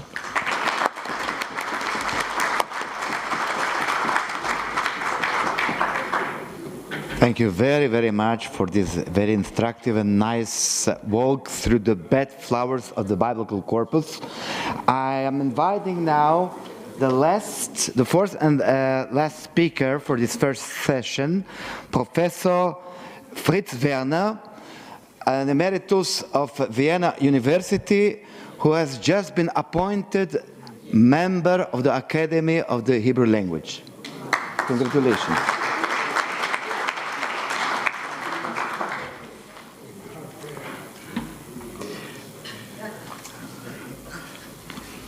כבוד יושב ראש, רבותיי וגבירותיי. Mesdames et messieurs,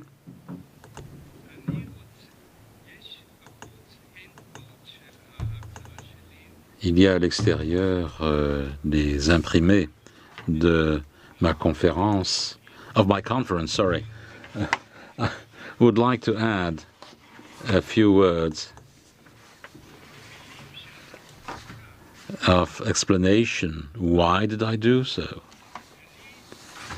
I start with the fact that as of the lecturing year 75-76, I added a special lecture in Hebrew grammar in the Vienna University for the science of Judaism, and during the half year, one lecture about the verbs and another one about the names, the words. This was a special lecture for those who finished the basic lectures in Hebrew.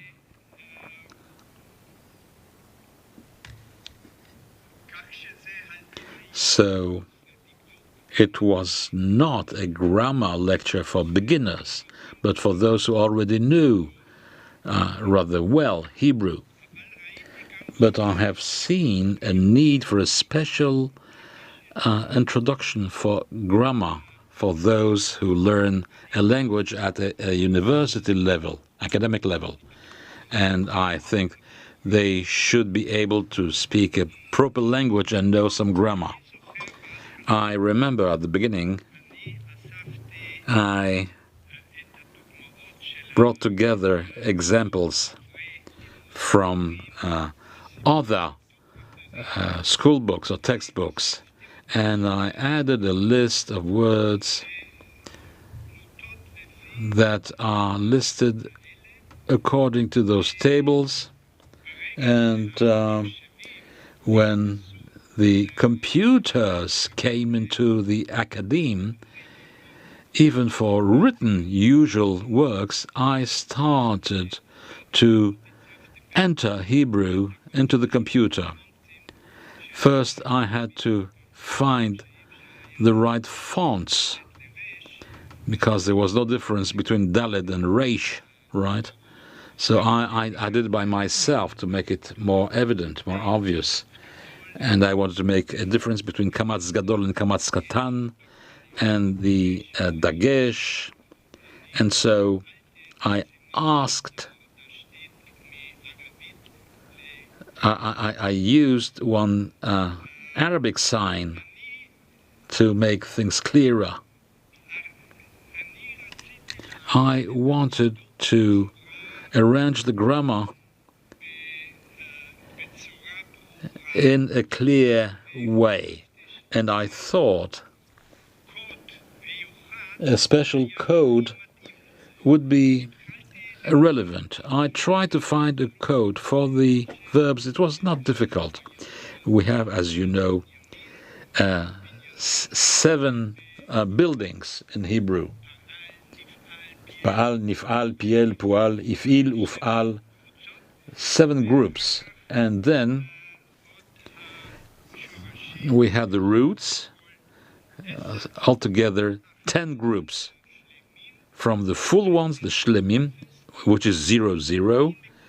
Then prima guturalis pegronit in Hebrew. That's 0, 1 to 0, 3. Lamed gronit. And pei aleph, then we start from pei aleph, the verse pei aleph, it's 0, 4. And pei yud, 0, 5. 06 is pei nun, and then ein vav, and ein. Lamed aleph, that's 0, 9. And lamed hey, lamed yud, it's 10. It's better than numerus current. Numerus current, we have tables up to 500 verbs, but it's impossible to remember what is the number of a verb. So we have for that a special key, an index, according to the ABC. But for the codes, you have to learn the code only once, and you don't need anymore an index, which will be alphabetical. And this is the benefits. And for the nouns, the situation is slightly more complicated. For the nouns, I reached 7 main groups at the beginning. N for noun, nomen in Latin, and then the segolim,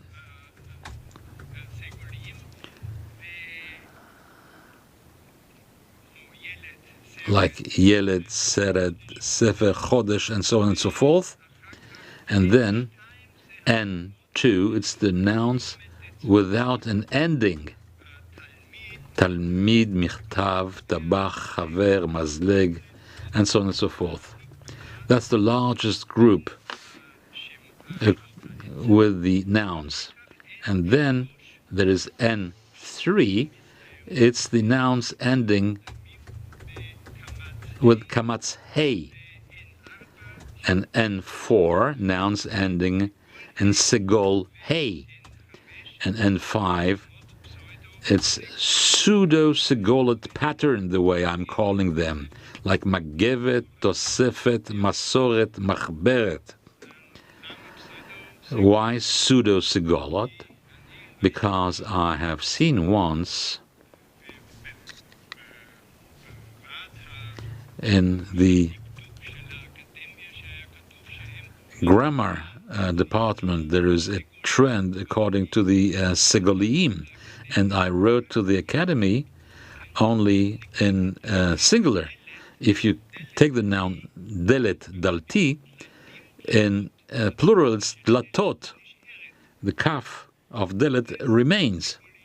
That's segolim amitim, true segolim.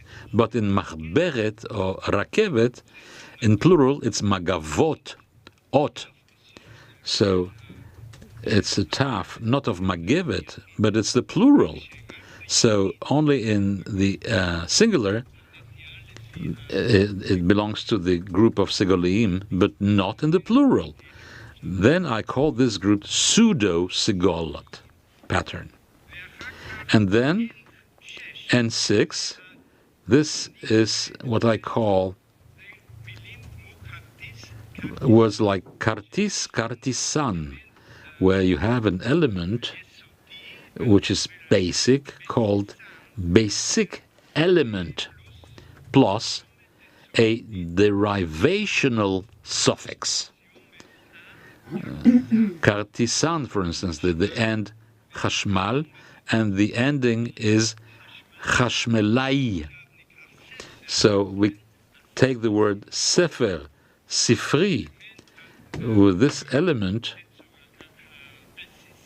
The basic element is sifr plus the ending iya, sifriya, and so on and so forth. And the last group, it's the irregular nouns. Irregular nouns. In all the languages there are irregular forms, and even in Hebrew, Hebrew is a language like all the other languages, and it's the holy language. That's the difference. So, but in the second part of the code for the nouns, there's V1, V2, a transverse. In the nouns, there's N1, N2, and then it's not here with the root, but the main ha'avara 0 is shir echad shiur.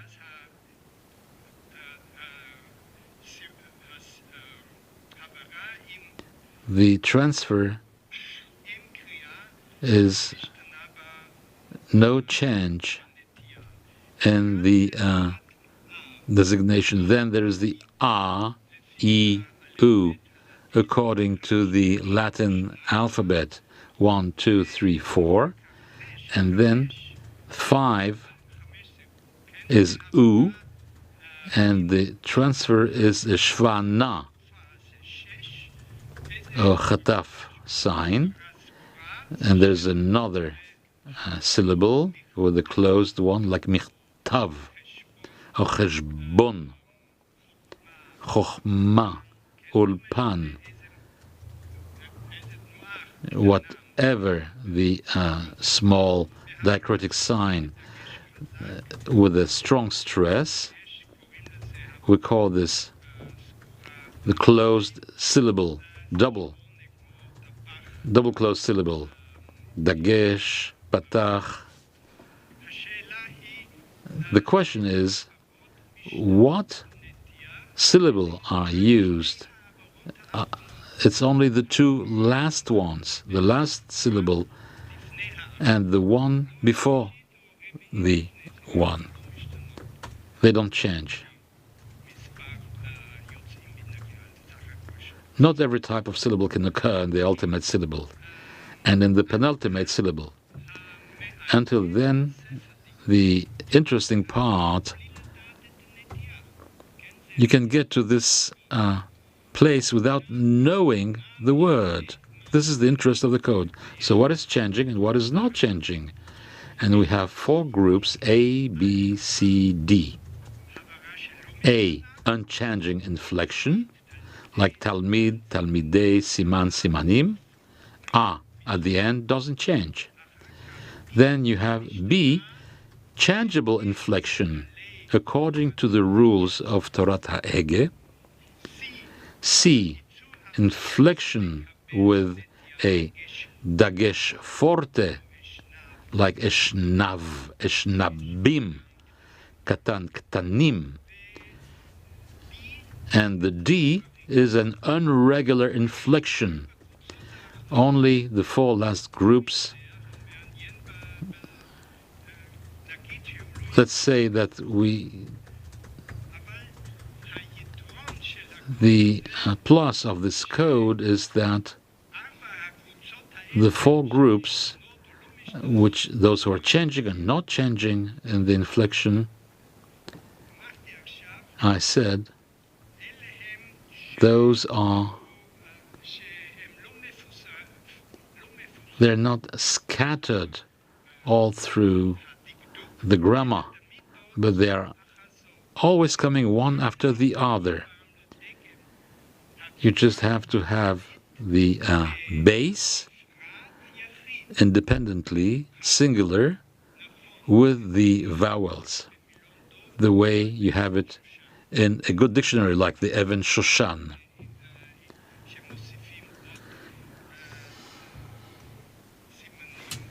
And you don't have to add special codes.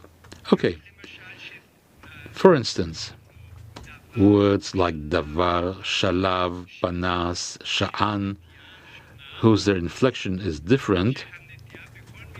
In all those words, the inflection is different. They are, in my grammar, I'm concluding, in my grammar, they are one after the other. And this is the benefit of this all. So I wanted to add, this is all the code that you should learn on just in a couple of words. It's very simple. Thank you.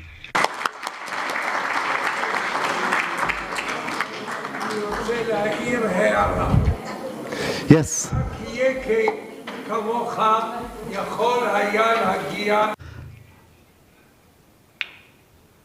Only you could do such a thing. Extraordinary. Only you could do it. Yes, a question from Pablo Kirchuk. Rather a remark. I think you attribute too large a weight to subject. But there is not only subject, there is also other kind of schemes. You know, for example, the scheme AI, Achil, Savir, Pavil, and so on and so on, which corresponds to Microphone, please. German verb, then verb, and so on and so on. There is no suffix there, but there is a what we call משקל. תצורת, אבל תצורה זה לא רק אפיקסים, זה גם משקלים.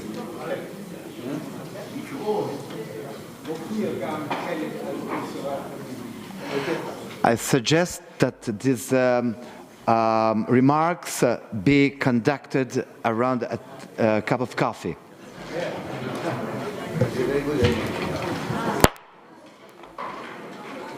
Okay, thank you. Thank you very much to all of our presenters for this most engaging first session to begin our conference. We now have a shortened coffee break, only 10 minutes. We're already a bit behind on time. Coffee stations may be found immediately down the stairs outside the room. We ask all participants to kindly return very promptly as we have a very full schedule and will commence session 2 at 11:40 a.m.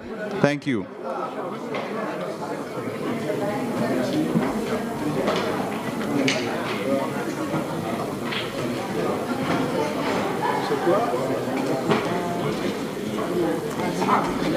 Panelists for session 2 are asked to take their seats on the panel immediately upon returning to the room. Thank you.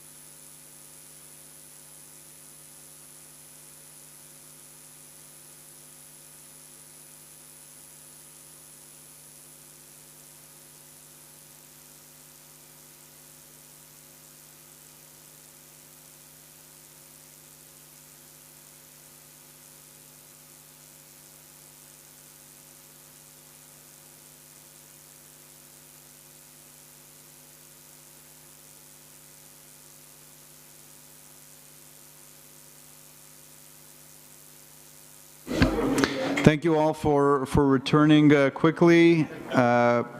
If panelists for session 2 could please join on the stage.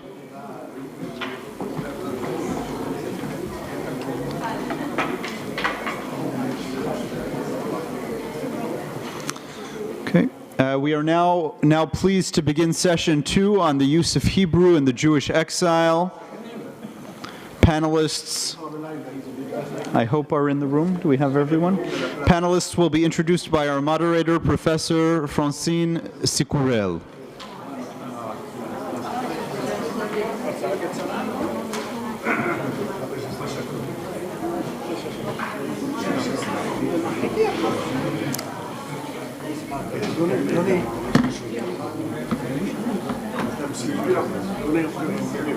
Oui, oui, j'attends qu'on s'installe. Ça va?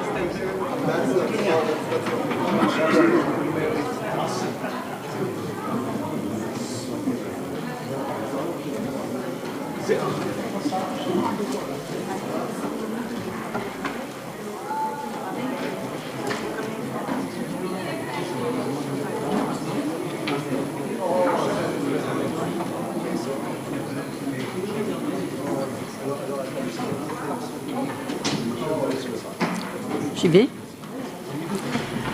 J'ai le plaisir. I now have the pleasure and the honor to introduce session 2 on the survival of Hebrew in 2,000 years in the diaspora. Hebrew was not a dead language.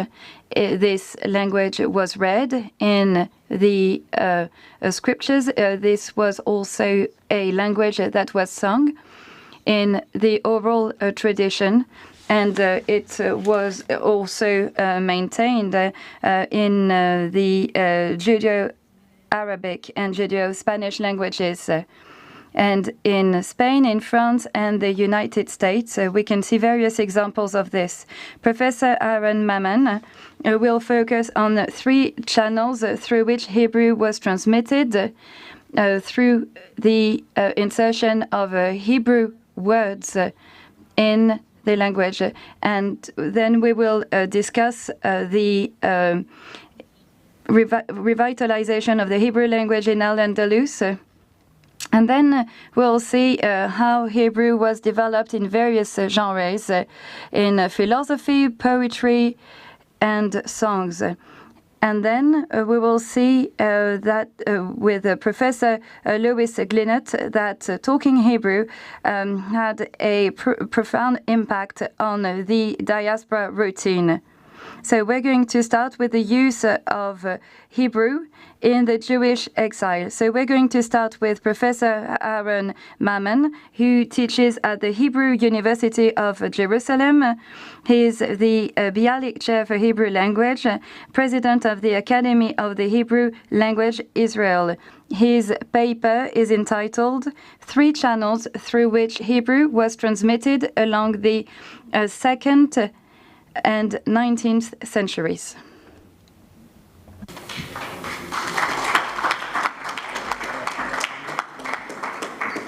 Merci, Madame Sicurel.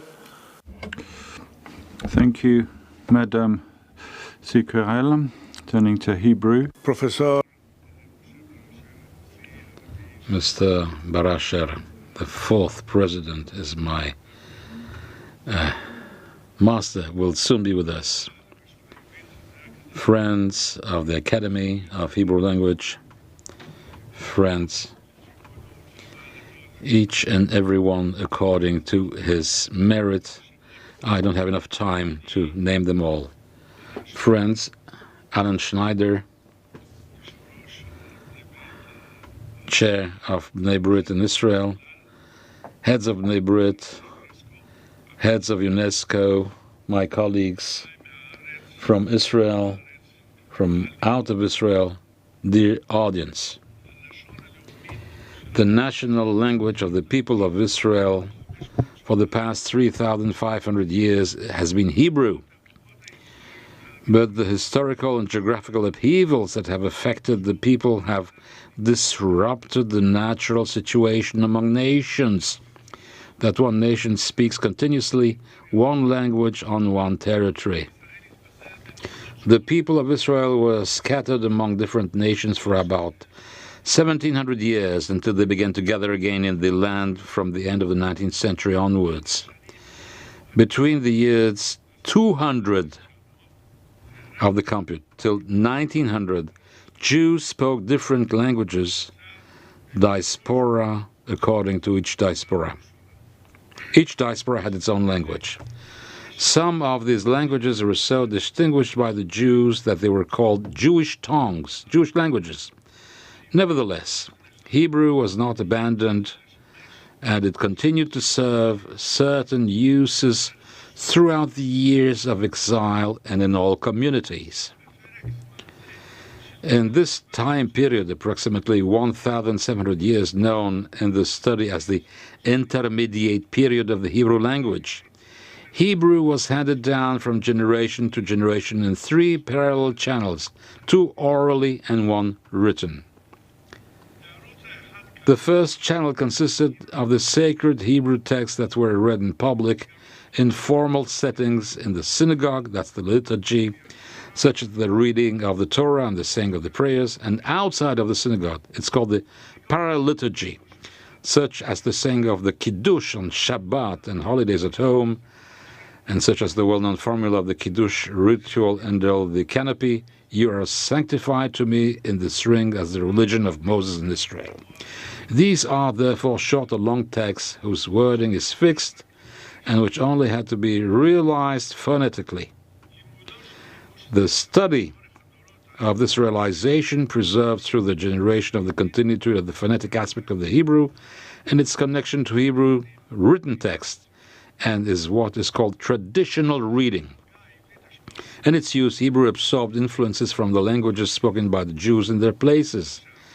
As the Jewish settlement in the diaspora lasted, various Hebrew accents were formed, such as the Yemeni accent, the Ashkenazi accent, the Babylonian, and the Spanish accent. You can still hear echoes of those differences in Israel today, but the distinct difference could be heard mainly among the members of the first generation of immigrants to Israel in our time. For example, the consonant Ain, in the traditional reading of the Jews of the world as a consonant of the Jewish community, hence the pronunciation Yankiv to the name Yaakov, and Yankele in our time. And so the traditional reading of Shlomo Nunes Navro from Amsterdam, recorded at the Center for the Study of the Tradition of the Communities of Israel in 1958, in the reading of the Song of the Sea. You can hear it on the website of the Academy. The same word was coined by the child himself as the mouth of Jews of Georgia as in balichoche re. For instance, Joseph, the Lord is upon you 1,000 times. They say elef pegamim. As we know in the Ashkenazic dialect, that is, the E has totally zeroed without leaving a trace. They don't say ein, they say ein. Aside from outside influences, traditions have been preserved that in some places express very ancient dialectal phenomena in Hebrew, such as the reduplication of the reish in heavy buildings and in the weight of it and the like.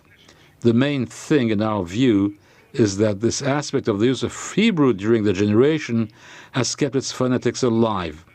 Compare, for example, the situation with Akkadian.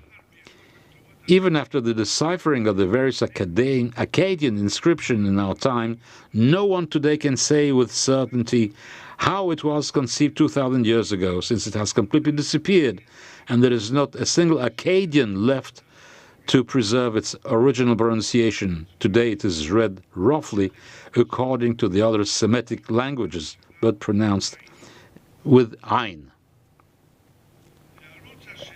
The second channel through Hebrew was handed down from generation to generation is written literature, especially poetry, since from the time of the Bible, the creation of Hebrew poetry didn't stop among the Jews, generation after generation, until the new Hebrew poetry. But some of this prose was also written in Hebrew, such in the field of religious thought or in science. This prose was influenced by the syntax, the symbols and images, and the treasure of meanings of the local language. Thus, on the one hand, the Ashkenazi Hebrew, created in the 13th century, steeped in the composition and style of Upper Middle German, such as Sefer Hasidim by Rabbi Yehuda Hasid, and on the other hand, the mixed Hebrew, the Karaite Hebrew style, founded by Tobia ben Moshe, the copyist, and the Theban styles, founded by Rabbi Yehuda ibn Tivon and his family members after him, didn't come into the world except by the power of the Jews' long residence in the shadow of the Arabic language. This is how many amazing works are created in Hebrew by Dirab Saadia Ganon, Menachem ben Sarok, Donesh ben Tabrat, Rashi in his commentary to the Torah and the Babylonian Talmud, Rambam in the Mishneh Torah, and Bnei Tivon in their translation of works that other sages originally wrote in Jewish Arabic, such as the Sefer HaAmonot ve'Adeot by Rabbi Saadia Gaon, Sefer HaKuzari by Rabbi Yehuda Halevi, Sefer HaChamah by Rabbi Yonah ibn Yana, or Rambam's book of the Perplexed. Another long list of books through rabbinic literature to the Enlightenment period and beyond. Written Hebrew has developed a lot and adapted to new fields in science, though, and more. Here's an example from the language of the Karaites in Byzantium in the 11th century. The word chaticha, piece, can denote an atom because it is the smallest piece that can no longer be caught according to the physics of those days.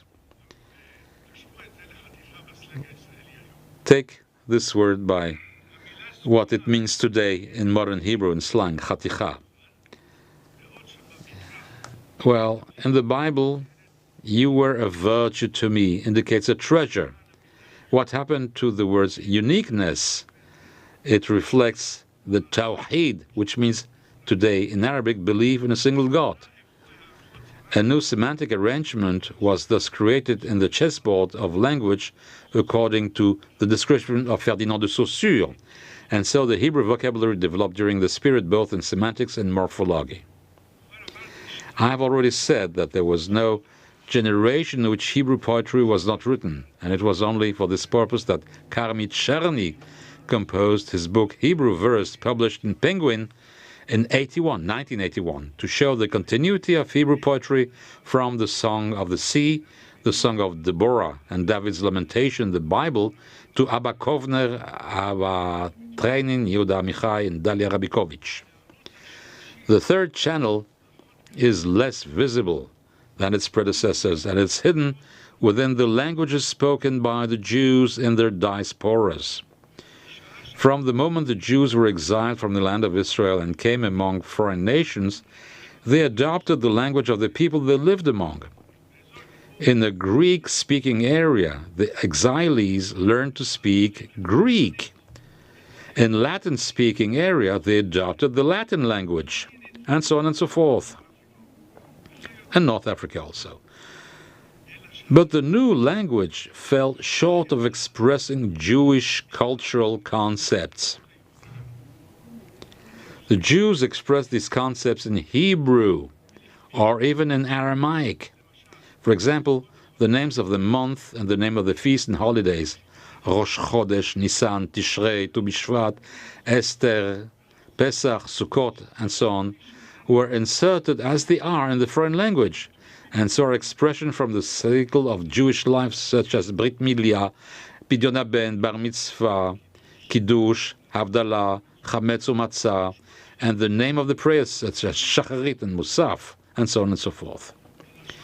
The new foreign language was therefore flooded with mostly Hebrew words until it seemed to have gone through a process of conversion, Judaization, and hence the nicknames of languages of the Jews. In many days, Greek Jewish and Yiddish and Spanish Jewish and Arabic Jewish and so on were created language in these different languages as the number of languages that the Jews spoke. that within one Jewish language 2,000 or more Hebrew words were combined. It goes without saying that the more the speaker was in Hebrew sources, the more Hebrew words and phrases he was likely to incorporate in his language.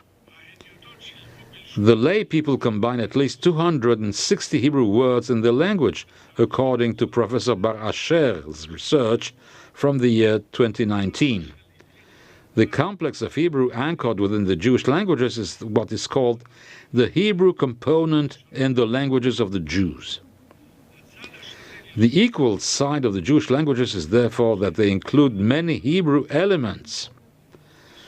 The collection and analysis of these elements revealed interesting processes, both in the fields of word forms and the creation of new phraseology, and in the field of these meanings of ancient words and expressions. The Hebrew component within Yiddish and within Ladino have already been assembled satisfactorily. Lately, Yaakov ben Tulila published a dictionary for the Hebrew component of Hakitiya, the mixed Jewish Sephardic dialect spoken in Sephardic Morocco. Little before that, I myself published the results of the Center for the Study of the Tradition of the Communities in Israel, called the Institute of Language Tradition of the Jewish Community at the Hebrew University, under the name Dictionary Comparing the Hebrew Component of the Jewish Languages, first published 1977 and revised edition 2 years later.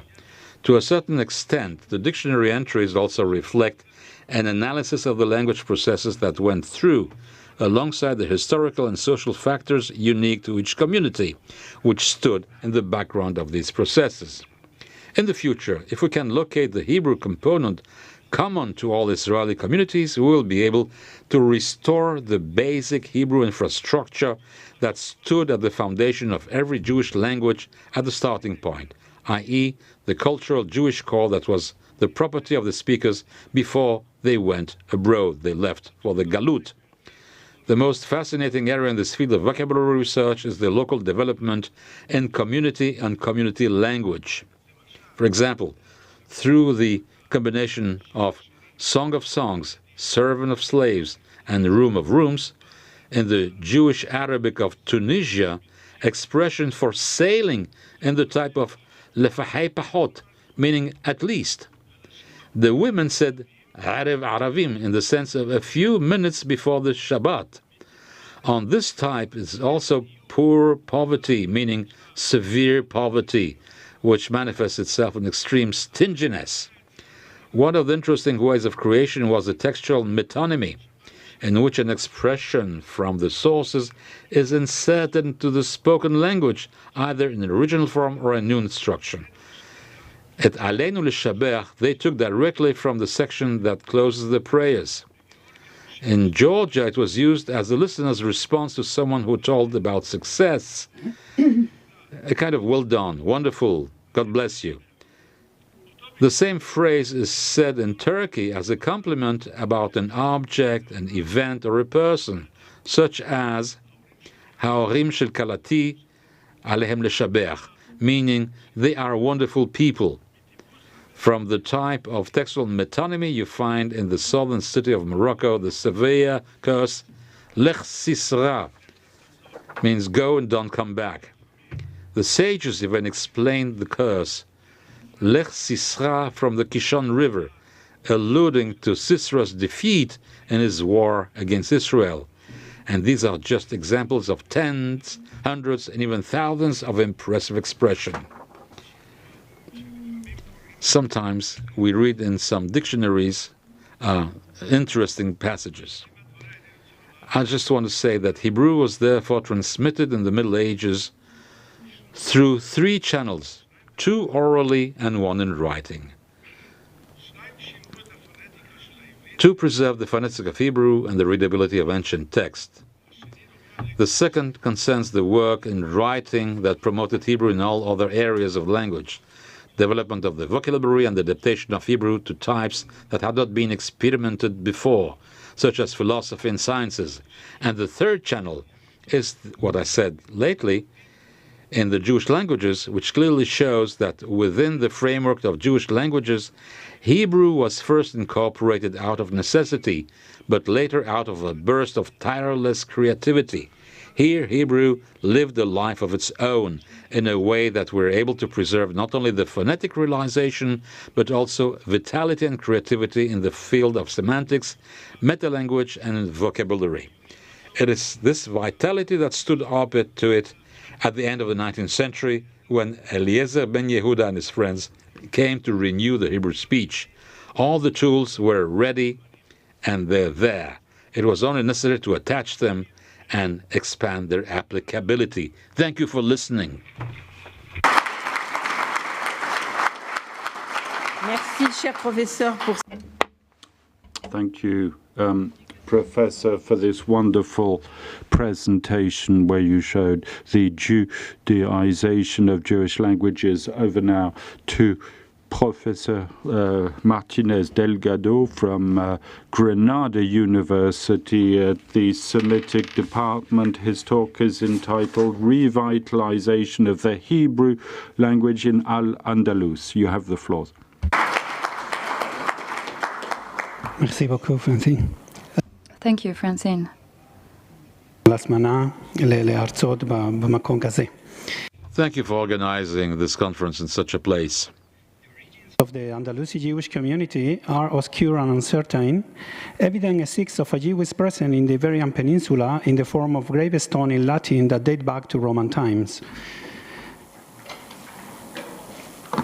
Moreover, the presence of the Jews was palpable at the first church council held in the Baetica in the 3rd century, as well as in the internal policies of the Visigoths and the repressive measures applied against them. The source that chronicled the Islamic conquest in the 8th century corroborate the existence of Jewish population in some communities and even urban centers, such as Elvira, present-day Granada, and of course Cordoba, where the Jews were grouped in a neighborhood alongside the Medina and next to the gate of the Jews that you can see in your screen.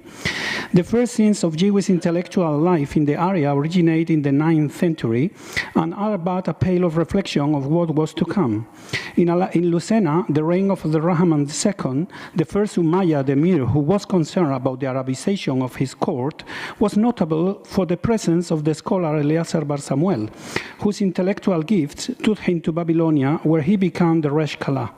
It's difficult to explain how a figure such Bar Samuel could have emerged spontaneously without the academic and intellectual context required to educate him. During Abdurrahman II's reign, marble gravestones were already being carved in Cordoba using an extremely accurate Hebrew, and this emir was also the first to include a Jewish poet, Al-Mansur, among his court officials who received a regular salary. However, the following Umayyads found it extremely difficult to maintain stability in their domains, and there was no peace in the land until Abdurrahman III was proclaimed emir in 912 after pacifying his territory with the strike of a sword. In 929, he went one step further when he proclaimed himself caliph and began construction of his impressive palace complex, Medina Azahara, where he installed his court in 940. It at this time that Jewish sources date the beginning of the splendor of the community in the figure of the courtier Hasdai ben Shaprut, who had won the caliph favor thanks to his general knowledge and diplomatic skills, and was put in charge of costume and official court gifts. To properly understand the intellectual development of the Jewish community of Cordoba, which literally went from anonymity to being the intellectual leader of Jewish community throughout the medieval Islamic world, it's necessary to look at the different patronage policies that developed during the reign of the three Umayyad caliphs. Each caliph was responsible for implementing a whole gamut of policies to facilitate the settlement of people, and not only a scholar in Al-Andalus, and specifically in Cordoba. You can see the virtual reconstruction of one of the Rabat from Cordoba, of the 10th century Cordoba, by Rafael Valera. The first Jews invited by Hasdai ben Shaprut come from with the very lands of Al-Andalus. Menachem ben Saruq, for instance, returned to Cordoba after going back to his town of Tortosa. He was followed by Dunash ben Labrat, who came back from abroad after studying at the academies of Babylonia with Saadi al-Fajumi, where he had the good sense to adapt Arabic metrics to the Hebrew language. And Moshe ben Hanoch, a celebrated Jew of possible Italian origin, who brought the Palestinian tradition to Cordoba, along with a fascinating legend about his voyage to the peninsula. In scarcely 20 years, these three men laid the foundation of the three major pillars of the Andalusi Hebrew legacy: lexicography, poetry, and law. Under Abdul Rahman III, there was an increasing interest in books, both writing and adquiring them, to the point that even messengers were employed to that end. For example, Hasdai ben Shaprut himself personally commissioned Menachem ben Saruq to write his Masberech, the first Hebrew to Hebrew dictionary in history. This impressive lexicon must have been finished around 958, when the criticism draft against it by Dunash ben Labrat can be dated. After that point, the disciples of the two philologists composed their respective defenses, although it is not known exactly how long this process went on beyond the fact that it preceded the death of Hasdai ben Shaprut, who was praised by all the writers in panegyrics. These works provide evidence that in Cordoba at the time, books that are essential to the study of biblical Hebrew already exist, such as the perfectly vocalized codices in the Tiverian and Babylonian version with what appeared to be their corresponding Masorah, treatises of Masoretic leaks like the acclaimed and important Sefer Ochla Be'ochla, contemporary works like those by Saadi al-Fajumi, without a doubt including his proto-dictionary known as Egron, and the then highly criticized Risala by the Maghrebi comparative scholar Judah ben Quraish. The sources show that Hasdai ben Shaprut spared not effort in his quest to obtain books and supply the Hebrew libraries in Cordoba with reference texts for the creation of local words. The following Caliph, Al-Hakam II, did not only continue these patronage policies, but expand them, as he himself was the driving force and product of the education policies applied by his father. As Hasdai ben Shaprut remained at the head of the community throughout the reigns of this caliph until his death, it is reasonable to believe that there was some continuity in cultural practices. During this reign, Hajjuj wrote his greatest work, establishing the principles of Hebrew philology that remains valid to this day. It was at this time that the Andalusi understanding of biblical Hebrew became dominant across the Mediterranean. The Greek libraries began to appear, and the Caliph himself had almost 500,000 volumes in his own library. In the Jewish community, the library of the Banu Nagrela family was particularly outstanding, and before he made his home in Granada, Samuel ben Nagrela himself noted that he held a handwriting manuscript of Hajjuj's famous treaty for safekeeping. Additionally, in his early works, Ibn Janah acknowledged that he had used Levantine codices that must have reached Cordoba during the reign of Al-Hakam II to compare and construct different biblical readings. Hajjuj acclaims work the Book of Verse with Greek lengthening letters and the Book of Verse with geminates was by far one of the most widely read and studied books during the Middle Ages, as demonstrated by the abundance of fragments held in different collections. Almost 200 fragments, more than 100 copies, divided between the libraries of the United Kingdom, United States, Germany, and Russia, among others. In short, the work began to be the classic reference text used in Jewish secondary education and was copied and studied without interruption in the Arabic-speaking world from the 10th to the 15th century, testifying to the supremacy of the Andalusian school with regard to philology. Hajjuj's method was demonstrative, based on rational speculation grounded in analogy. This allowed Hajjuj to recognize up to 5 genera or types of triliteral roots in the Hebrew verbal system that you can see in your screen. This large but handy tree, made out of only 5 enormous branches, revolutionized the history of the Hebrew language and in fact appear more or less transformed in all the methods used to study the language of the Bible to this day. Each branch, or Aristotelian genus, holds the root that shares the characteristic that makes them identical to each other, but different to the other roots. It was at this time that the rules of morphology that continue to be used today were established. Part of Hajjuj's success lay in the fact that his work used a set of concepts that were clear and obvious at the time to educate people who spoke or had studied Arabic, leading to the extraordinary dissemination of his method during that period. The adaptation of the Fa'ala paradigm used in Arabic to codify, analyze, and study the language to the Hebrew language is the key to understanding both the degree to which the Andalusi Jews were Arabized and the facility and speed with which the method spread and became dominant throughout, first, the Arabic-speaking Mediterranean, and then throughout Europe after the fall of Al-Andalus. Because of these three consonants, it's become possible to consider Jews and Muslims within the same linguistic, intellectual, and cultural categories. We continue to rely on this adaptation when we teach and study Hebrew grammar today. With his adaptation, Hajjuj became the first person to name the Hebrew Binyamin, as we continue to call them today, Pa'al, Piel, Ifil, Nifal, and so on. Cataloging the weird roots in Hebrew, another of Hajjuj's invention, result from this adaptation, Pe'alef, Peyod, and so on. But there is more to Andalusi Hebrew than grammar and morphology. Indeed, it's impossible to speak of it without addressing its most famous facet, Andalusi Hebrew poetry.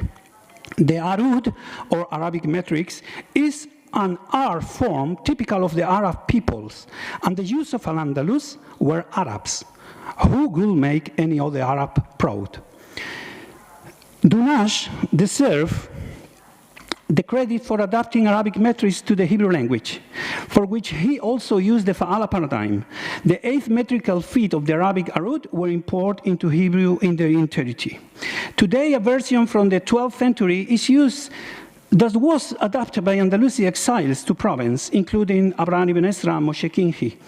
This is a shorter version, where the 4 basic syllables that comprise the metrical feet has been reduced to 2. As a result, during the last century, this art has not been sufficiently understood.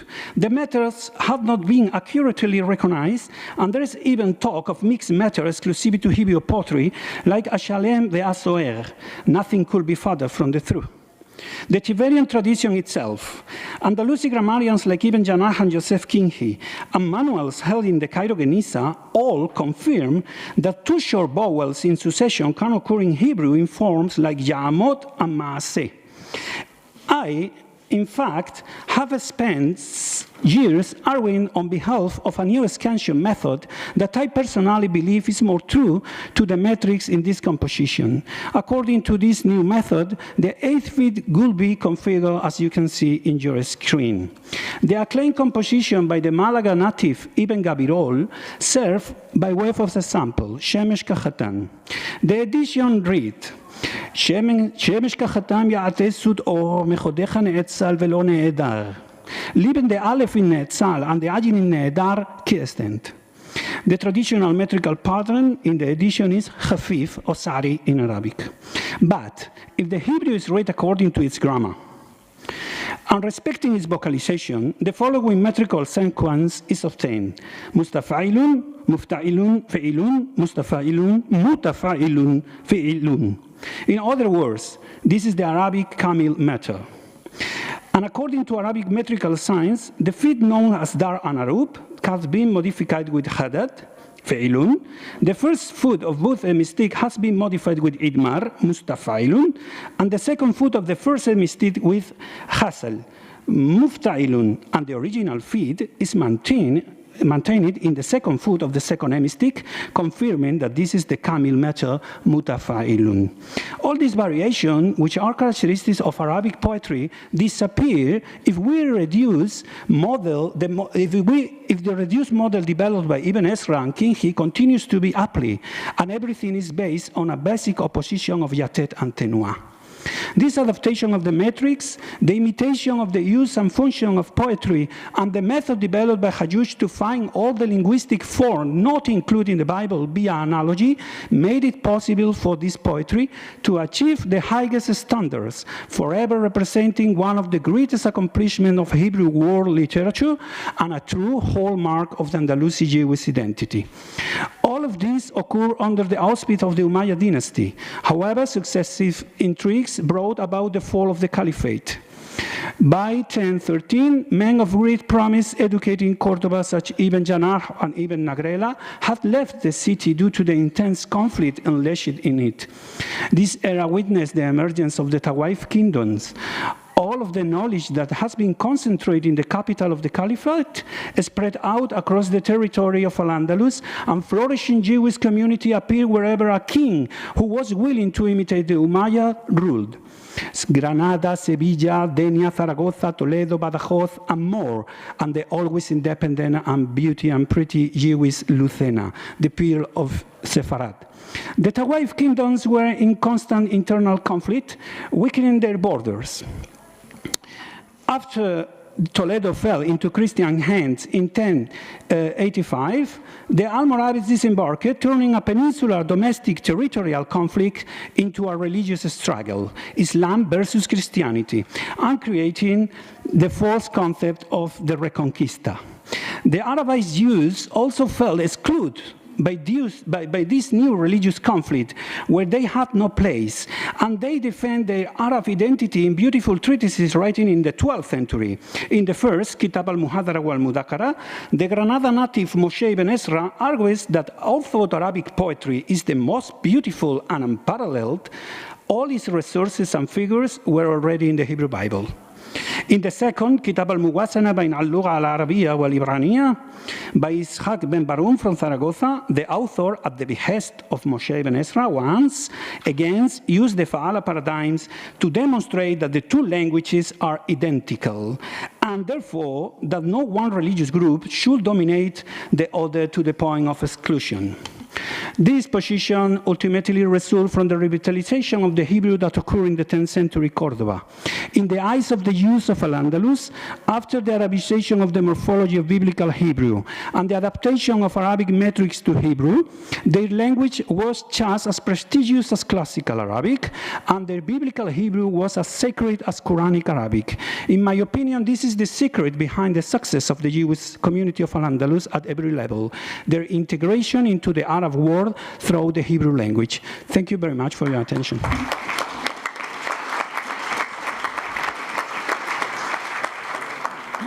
Merci. Thank you very much, Professor Delgado, for this focus on Al-Andalus. Now I'd like to give the floor to Professor Joseph Tedgui, who is teaching at INALCO in Paris. His paper is entitled The Evolution of the Hebrew Language in the Diaspora, written and spoken.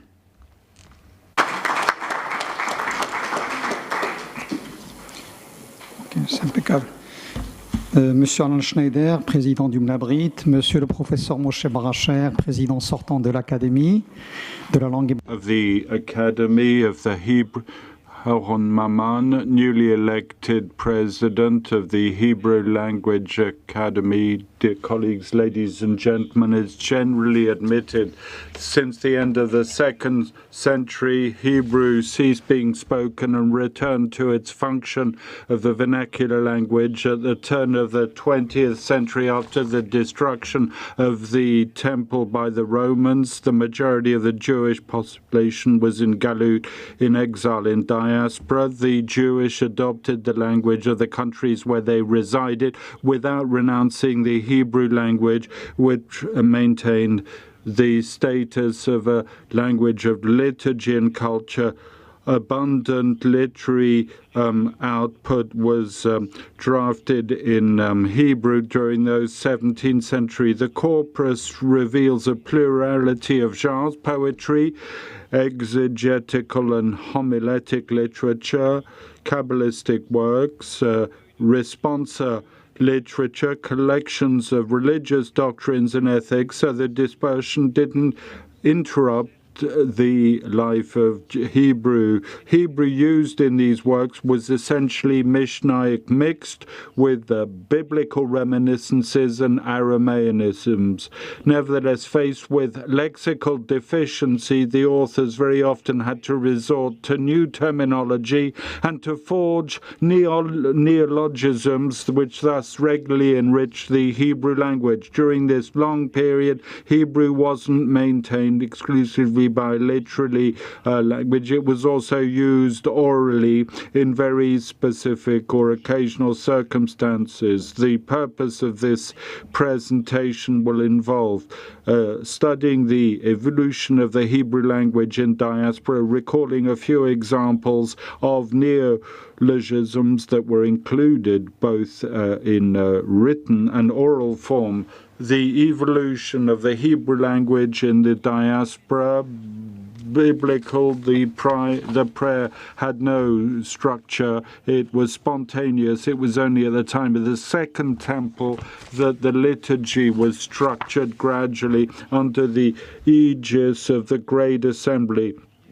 Prayer was codified, becoming mandatory and collective, and gradually replaced the temple worship after its destruction. The first passages included in the ritual canon were borrowed from the Bible, but gradually over time the latter was reinforced with many poems. You just look at the prayer ritual or a celebration ritual to see the preponderous place by Piyutim in the liturgy. From the linguistic standpoint, the vocabulary of Piyutim find its sources in the corpus of biblical Hebrew and also words borrowed from the wise and a few Aramaisms. Yet the language of these compositions is distinguished through certain innovations and originalities linked to the stylistic constraints.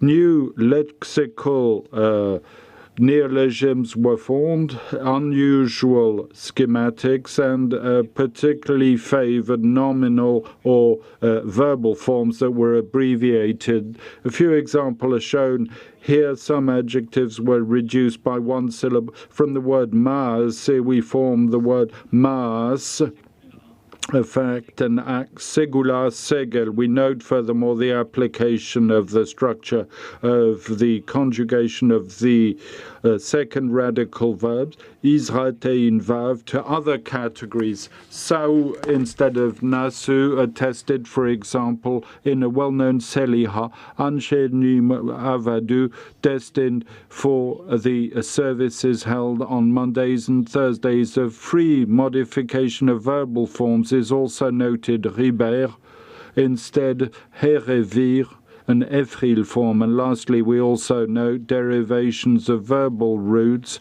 from an adjective. Himgid, softened from Meged, softness, Banti, Shalhevet, a flame. It moves first to Babylonia before being transported to northern Africa, to Spain, but also Italy, Germany, and in Provence. In the Iberian Peninsula, Hebrew poetry is one of the modes of expression, the most fertile in rabbinic thought, and one of the most significant aspects of literary output. Arabic poetry, this poetry flourished remarkably in terms of genres and language.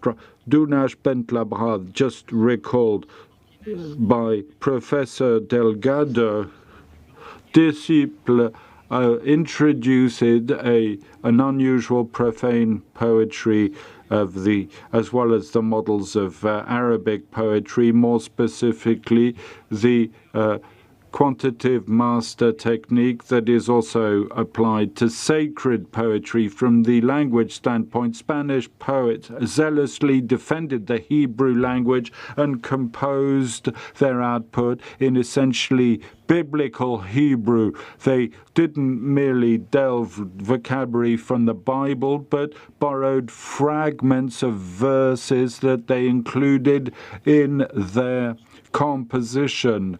For these poets, the Bible language was the only capable of expressing ideas and feelings. The need for naming new concepts borrowed from Arabic profane poetry led the latter to the creation or innovation lexically.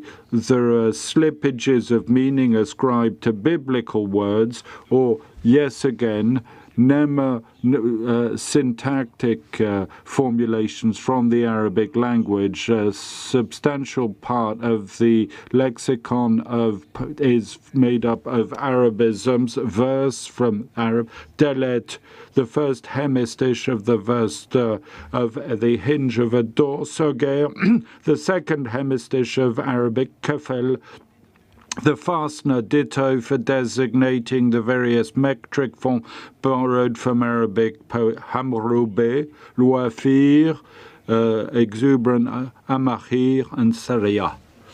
For these cases of Haran Miski gives a few examples. The more Zimmer designating in the Bible time, indeterminate, but in Hebrew poetry from Spain acquired the meaning of fate, fatality, or universe through the influence of the Arab language. Musa, reprimand, in the biblical text, acquired in the Middle Age the meaning of Arabic hada in education know-how.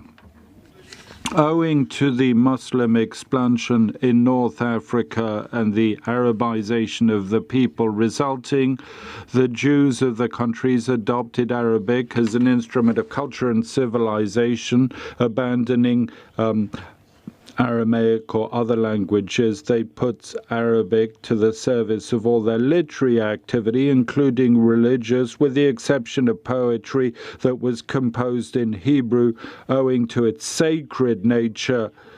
Judaic Arabic writings of the Middle Age as recovering philosophy, thought, medicine, philosophy, legislation, casuistic became were inaccessible to the non-Arabic speaking of France, Italy, Germany. And so it was necessary to translate. And we mentioned earlier the Thiboney family and others in Provence. Professor Haim Rabin identifies over 1,000 titles of works translated from Arabic to Hebrew by over 160 authors over 250-year period. We can therefore imagine that it took a lot of ingenuity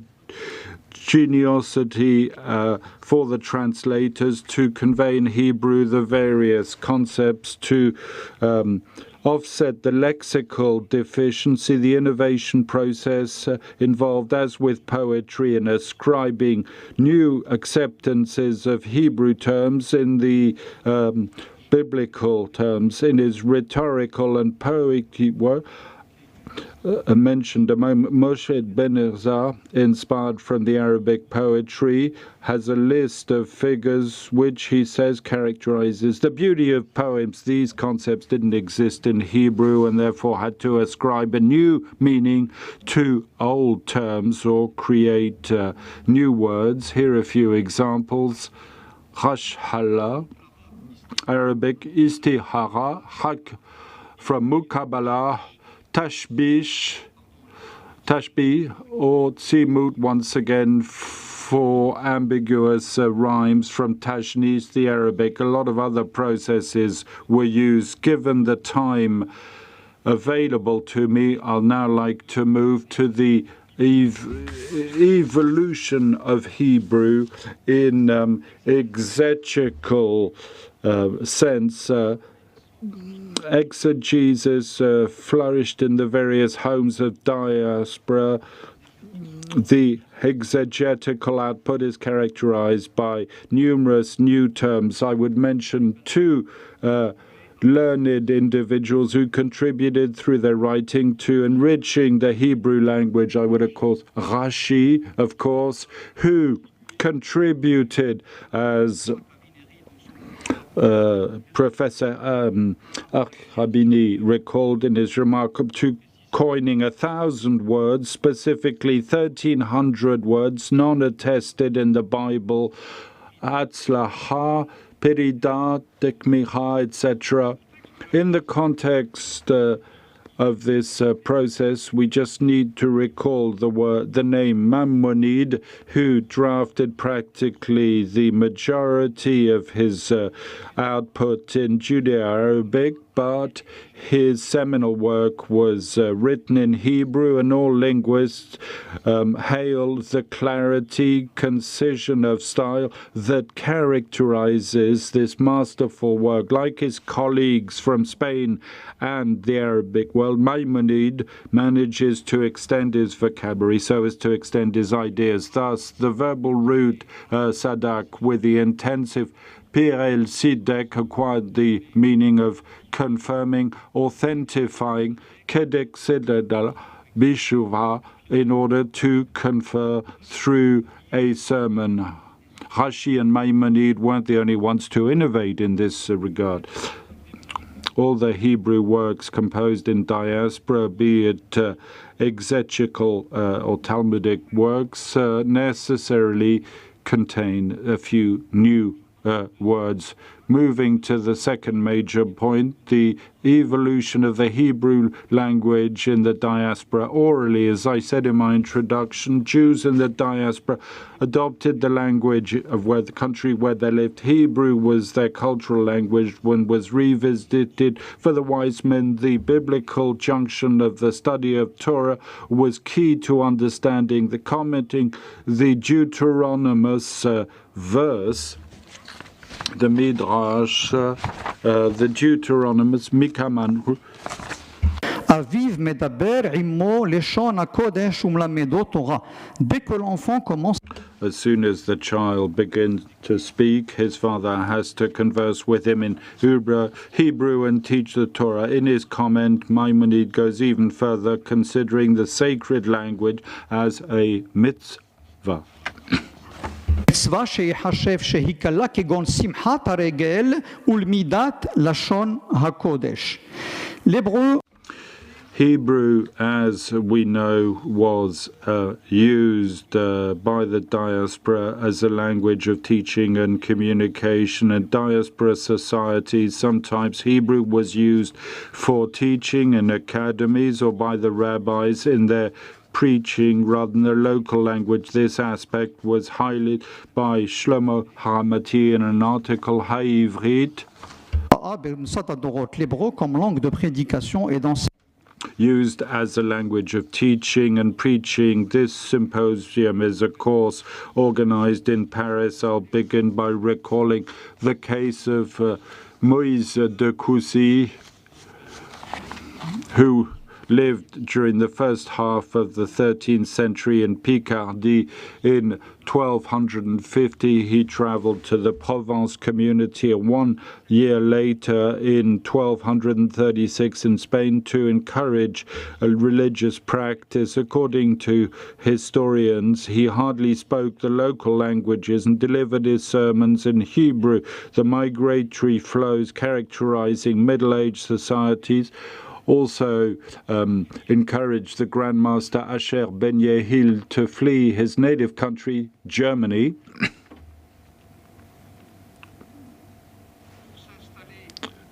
to establish himself in Toledo, where he was designated as spiritual head. He headed an yeshiva that attracted a great many students from many countries, including Russia.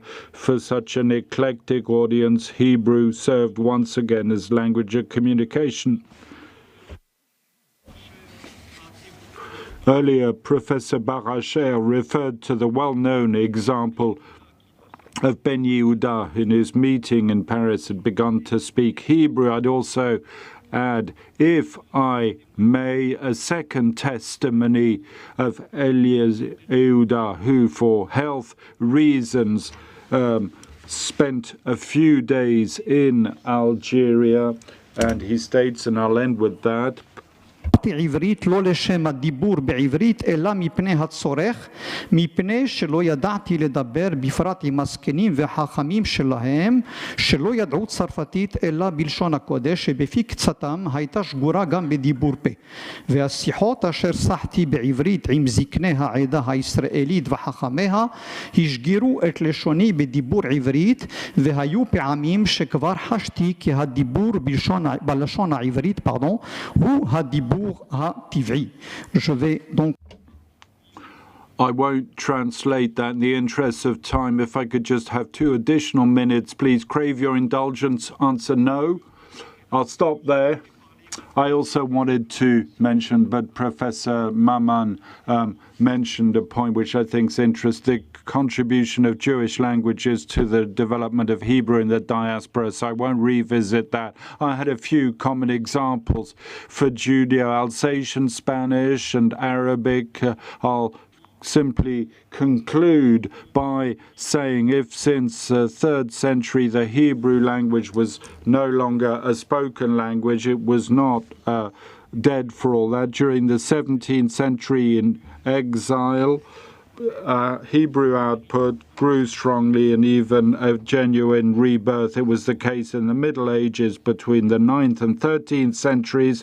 As part of my intervention, we simply illustrated this through examples from poetry, exegesis, translation language, and Jewish languages. Many other areas would need to be processed. The Militza language used by the lettered in their letters exchange, or the theater language, because the first plays in Hebrew date to the 16th century. Before its rebirth at the end of the 19th century, the Hebrew language in the diaspora wasn't a petrified language.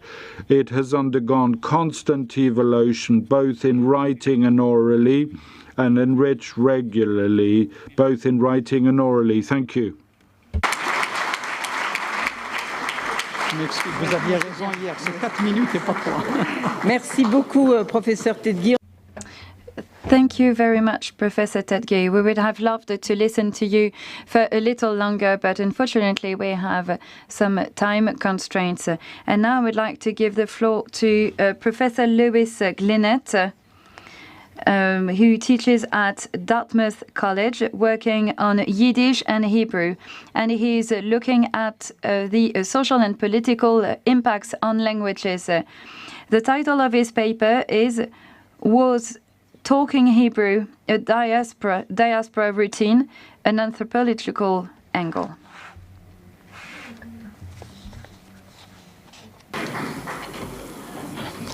I think somewhere there's a Jewish proverb that says, it's difficult to be the last speaker before lunch.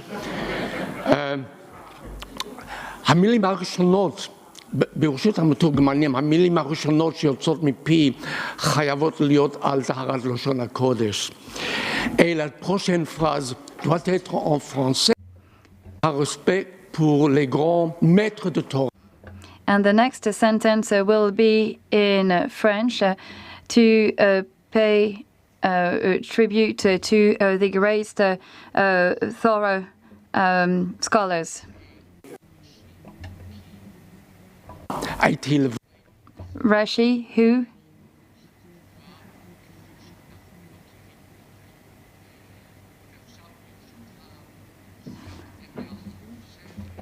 האקדמיה הנכנס, אני אבוא לשפה אחת ודברים אחדים, זאת אומרת, לשון אנגלית.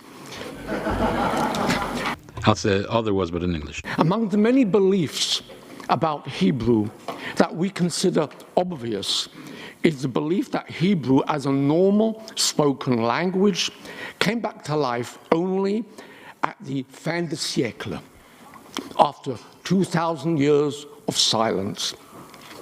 Another deeply held belief is that this so-called rebirth of spoken Hebrew went hand in hand with Zionism. No Zionism, no spoken Hebrew. No spoken Hebrew, no Zionism. And of course, for some of you, that doesn't quite ring true, because some of you know that there was a Yiddishist Zionist movement, Poalei Zion, in Eretz Israel. Some of you probably also know that there were schools in Eastern Europe where part of the curriculum was in Ivris. Some of you probably also know that some of the great early Zionists like Herzl and Max Nordau thought that speaking Hebrew was a total fantasy. But there's a more fundamental issue. What exactly is a spoken language?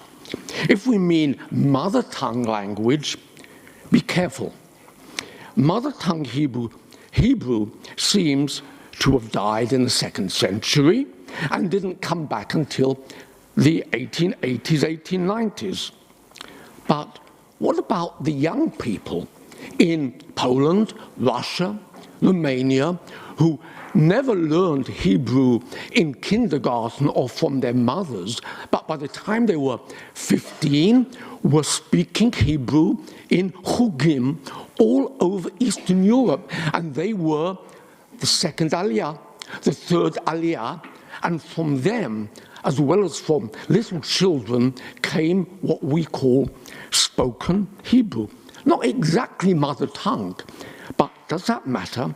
In fact, any good linguist would ask, what exactly is a mother tongue? It's not what you put in your census form. What exactly is it?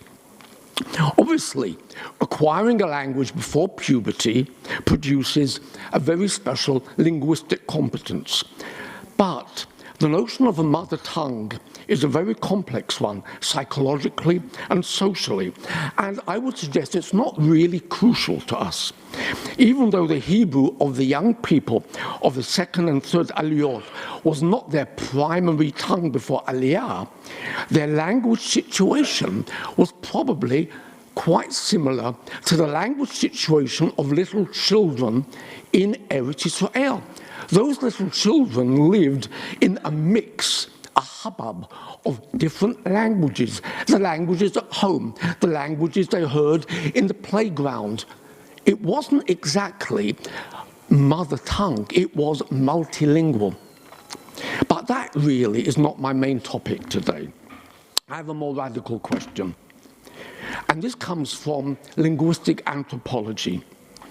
Is there, in fact, another type of spoken language, one that is not spoken spontaneously as a primary or secondary language, and not even regarded by speakers as a spoken language at all, but which somehow functions as spoken language? And I'm not talking about the lingua franca of Jewish travelers or Jewish traders. Rather, there is another unrecognized type of spoken language in the diaspora, and it still exists. And this could perhaps resolve a great enigma about the rebirth of what we call spoken Hebrew. The question is, what convinced the men and women of the 1st, 2nd, and 3rd Aliyot that they could speak Hebrew as their primary language? It's not because they had to. Okay, there were communication gaps between Yiddish speakers, Ladino speakers, Arabic speakers, and there was also political ideology. But this in itself, I would suggest, was not enough to convince people that they could speak Hebrew.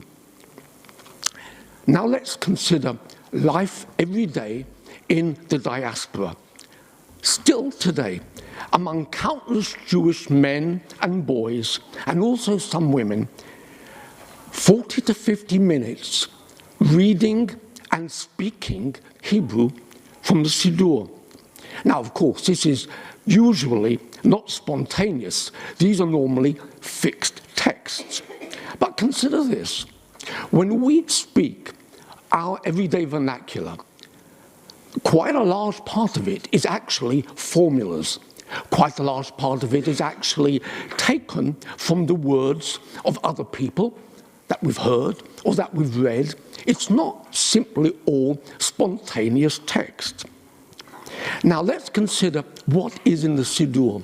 And here I want to pay homage to my great teacher, Zichrono Livracha, Chaim Rabin, who first pointed this out to me in a wonderful piece that he wrote about the language of prayer and religion.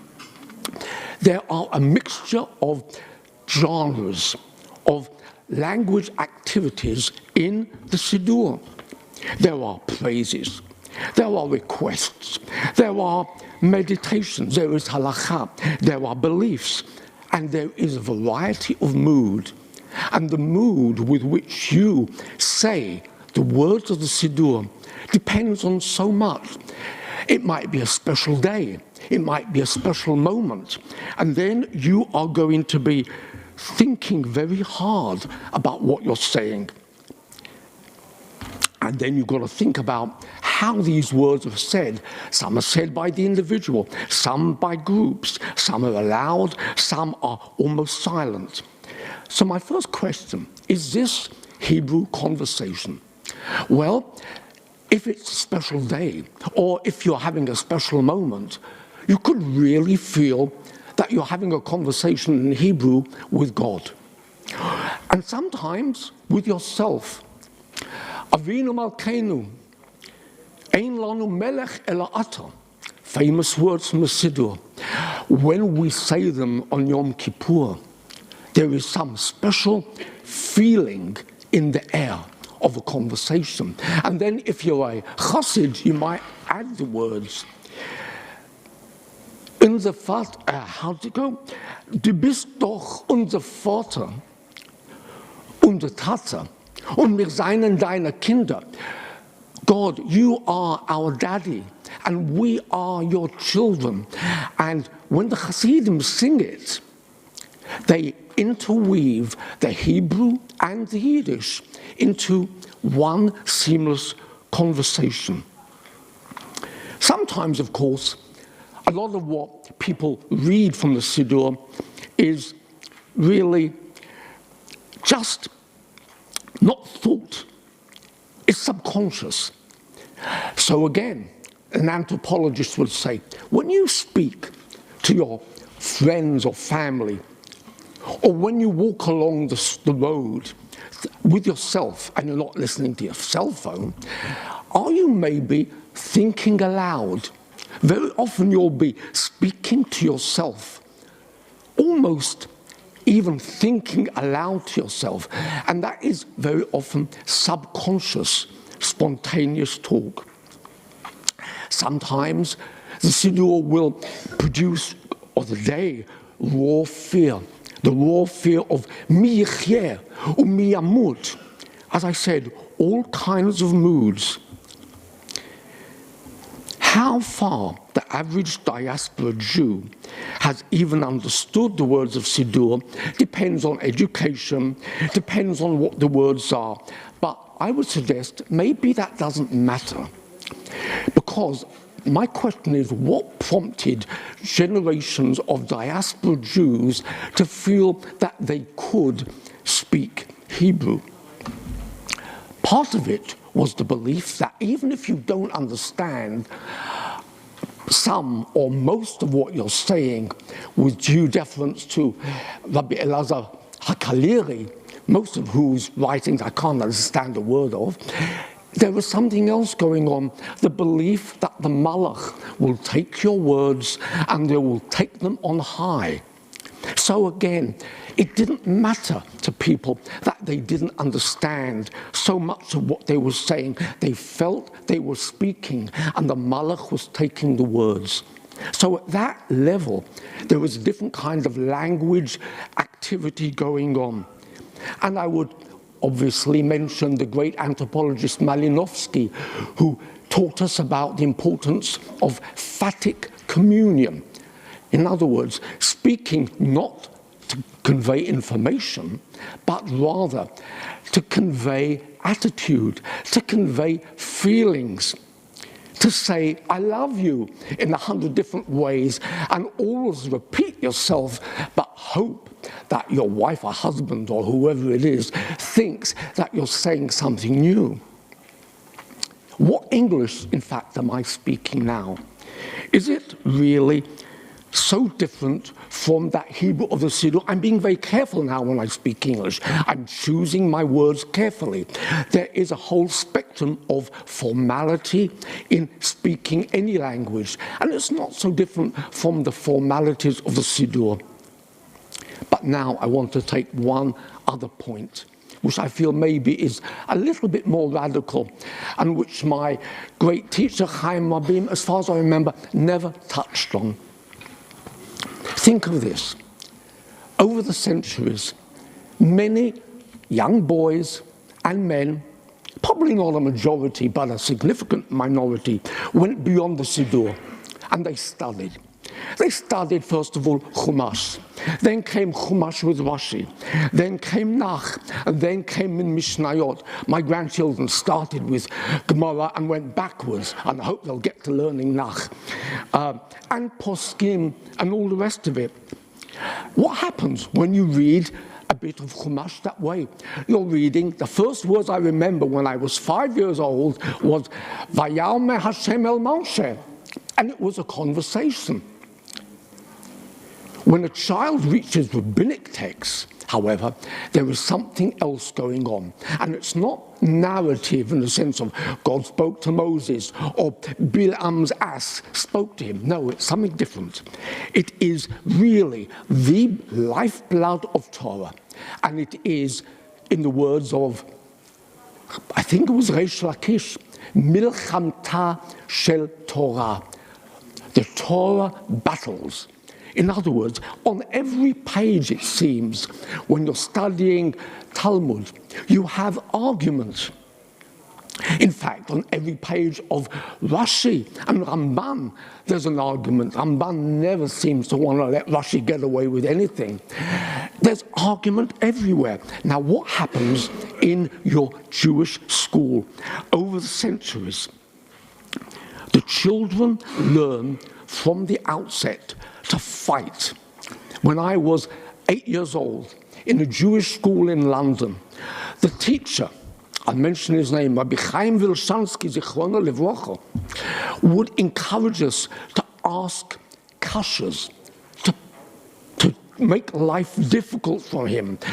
Please, Rebbe, what about this? What about that? And when we pick up the words from the Mishnah or from the Gemara, and we would make these words come alive. I heard the word recontextualization earlier. That is what it is. That famous expression from linguistic anthropology, the notion of taking a text and using it in a different way. Michael Silverstein and Greg Urban wrote very, very cogently about recontextualization. So, this is speaking the sources in Hebrew, or maybe Hebrew and Aramaic, of Rabbi Akiva, Rava, Rashi, the Bartenura. Some of it is indirect, Amarava, and then it might be direct. Or, but didn't Rava say such and such? But when a child is saying it in the classroom, they're speaking it as spoken Hebrew. It's not like they're making up their own words, but they're making up the whole situation. They're trying to convince the Rebbe or one another. And then there is, outside the classroom, coming home. You've got to go over everything with your brother or with your father. So my grandchildren in Passaic, New Jersey, every Shabbat afternoon go to Avot Uvanim. And they learn for half an hour with their father. And again, it's a form of spoken Hebrew. In many places, in fact, in the diaspora, this culture of Torah extended into every evening the Torah study circles. And what about the girls and women? Am I leaving them out? Well, traditional Torah schooling was for boys, but we know very well there were fathers who taught their girls. The great Hebrew writer Devorah Baron describes learning Lashon Kodesh from learning Torah from her father in Lithuania. There were probably many young women like that. So my perspective is an anthropological one, meaning what do you do with the words? What are you trying to do? And what do people think you're doing? And out of it comes, I propose, that key to the willingness of young men and women of the new Yishuv, and in fact the old Yishuv, to speak Hebrew. Okay, they didn't have all the words they needed. You went into every Jewish school in 1910, and in Israel, and they had different words for all the maths and for all the gymnastics, and the Vada Lashon had to come and knock their heads together and create one standard language. It didn't matter. They believed that they could speak Hebrew. And I think that maybe what happened was that the girls came up through the kindergartens and the primary schools, the tzabariot, with their Hebrew, and met the young men coming from Eastern Europe with their Hebrew and their knowledge of Torah, and the two things came together. Now, no one seemed to talk about it. No one, in fact, said, oh, we're in the middle of reviving spoken Hebrew. But again, I would suggest that doesn't matter, because another great sociolinguistic fact about language over the centuries is that the spoken language doesn't matter. What matters is how you write and how you read. So I can find one place which does seem to talk about it, and where I'll end. It's in Sifrei, the Midrash on Dvarim and Ekev, where it takes the familiar phrase, I hope I've got the words right. Someone will correct me if not.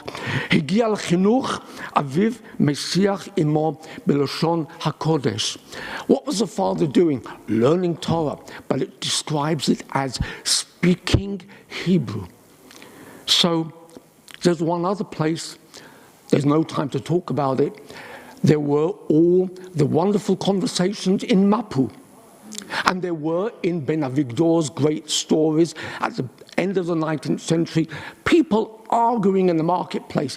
Gveret, how much did this pair of shoes cost? And the Gveret saying, I'm not going to accept your offer, all in Hebrew. Not your Hebrew, not my Hebrew, but the point was they believed they could speak Hebrew.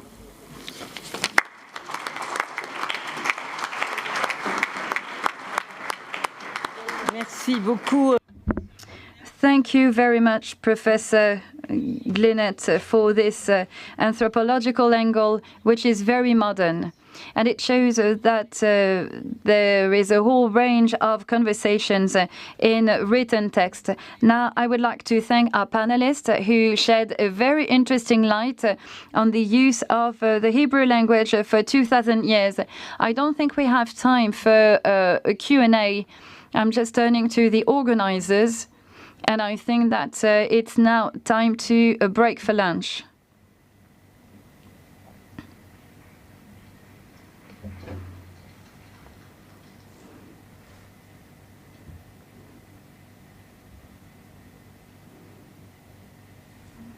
Okay.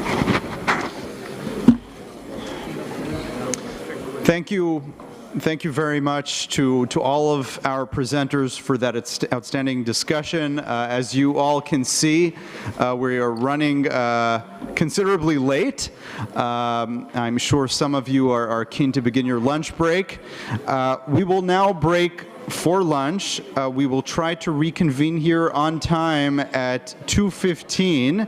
There are many restaurants in the area. Most of you will have to leave the building and come back following lunch. Please do that punctually. We will start on time with a musical performance, another performance by Dalia Dumont at 12:15. Session 3 will start, 2:15, will start on time at 2:30. We ask that panelists for session 3 please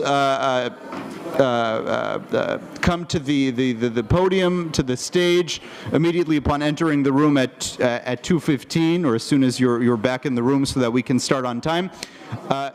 An important note for speakers and organizers only, please remain in this room and we will gather you for lunch.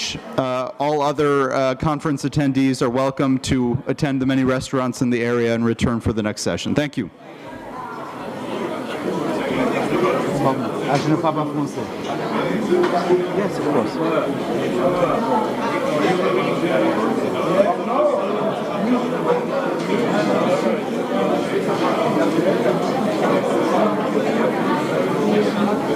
Thank you. It's okay? Merci beaucoup.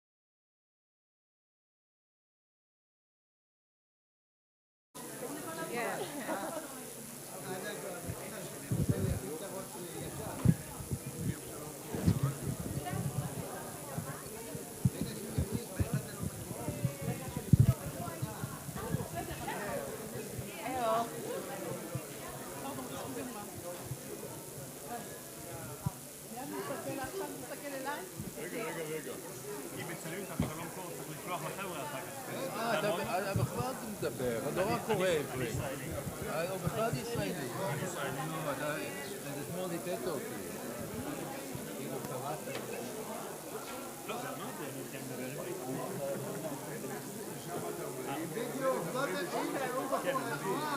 אני עושה את החשבון, זה לא הגיוני. הוא ישראלי.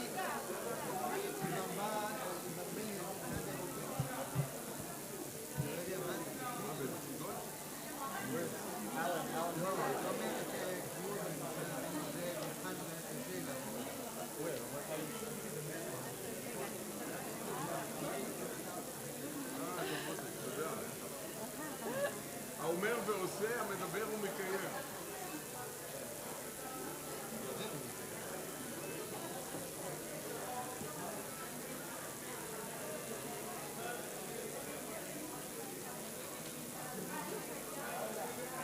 תרצה, תעשי משהו כאלה כזה.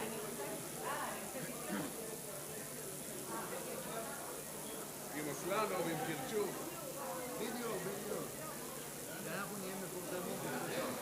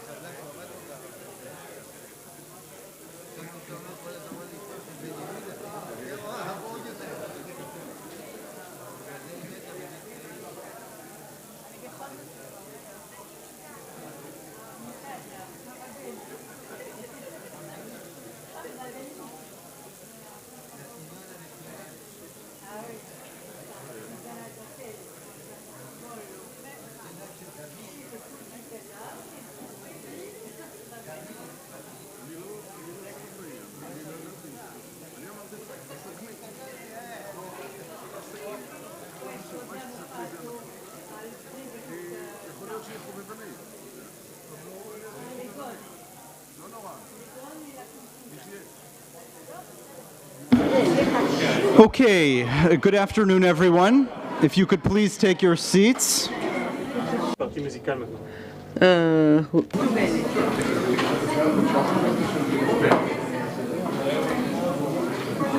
We will begin session 3 shortly, but we'll have fortunate to have one more performance by Dalia Dumont.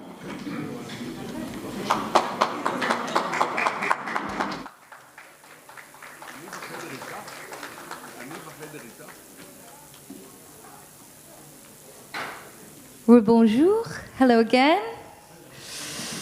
Did everyone have a nice lunch? Tout le monde a bien déjeuné? Super. Moi, je suis ravie, nous sommes ravis d'être ici parmi vous encore. Je suis une fille. So we're delighted to be here once again. I was brought up in New York, and now I live in Paris. So I'm everywhere with you. So we're going to do a classic song and a bit of celebration.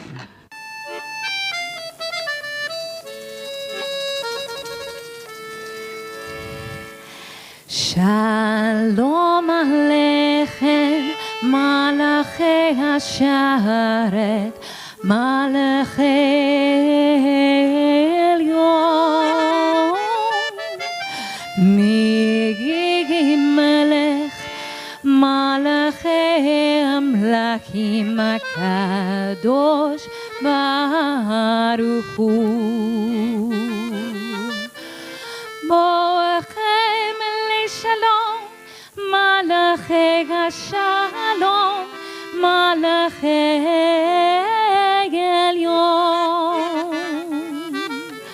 Migi Melech, Malachei Amlakim HaKadosh Baruch Hu. Boechem Shalom, Malachei Shalom, Malachei Elyon. Migi Melech, Malachei Amlakim HaKadosh Baruch Hu.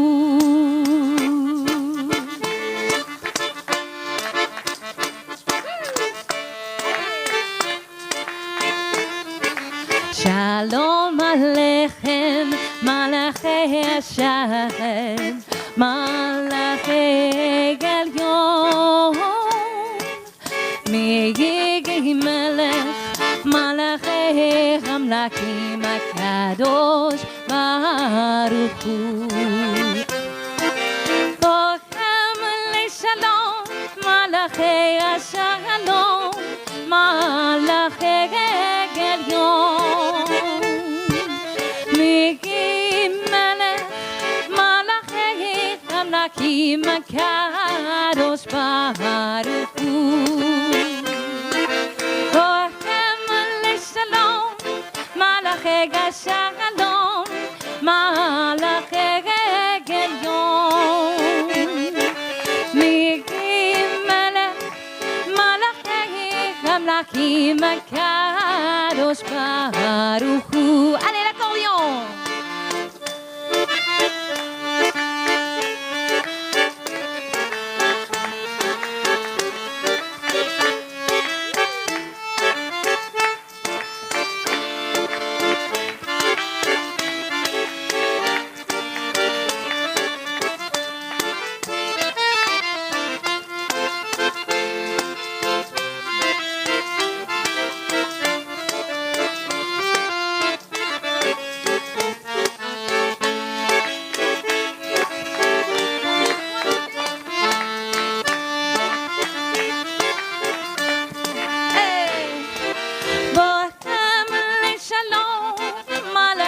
Shalom, Malachei Elyon. Migi Melech, Malachei Amlakim HaKadosh Baruch Hu. HaKadosh Baruch Hu. Baruch Hu.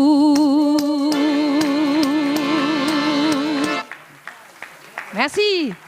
Thank you.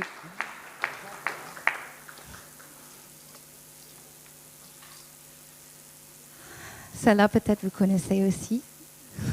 N'hésitez pas à chanter avec nous.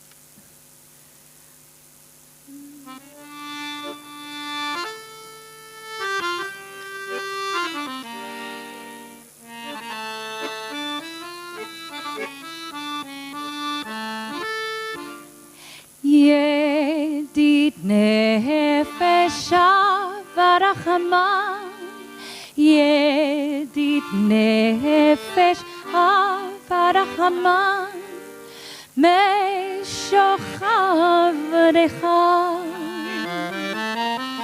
el retzonecha, Meshochav Lai lai lai lai lai lai el retzonecha Yarut savdecha keimu aya yishtachave lai lai lai lai lai lai lai lai lai el mul hadarecha Yishtachave lai lai lai lai lai lai lai lai lai el mul hadarecha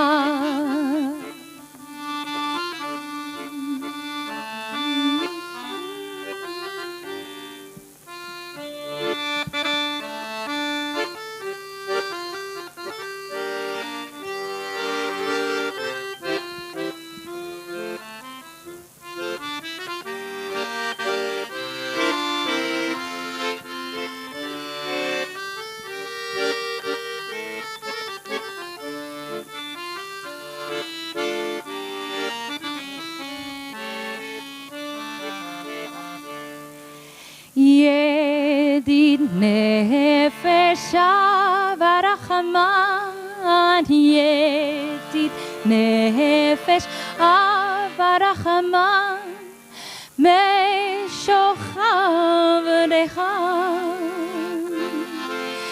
el retzonecha,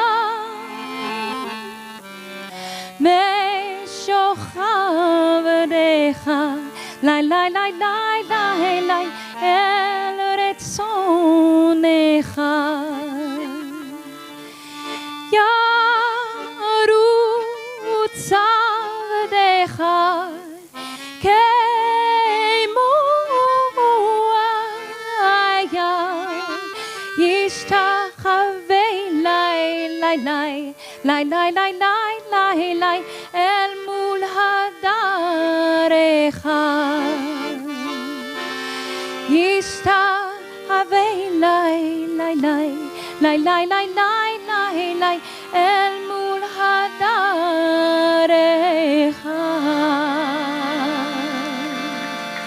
Merci. Thank you. Merci.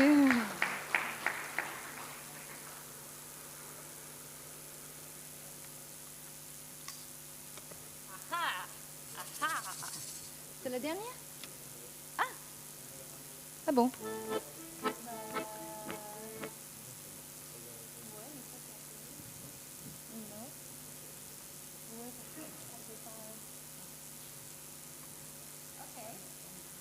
Ben, on va switcher dans plusieurs sens. Et là, vous connaissez bien, donc n'hésitez pas.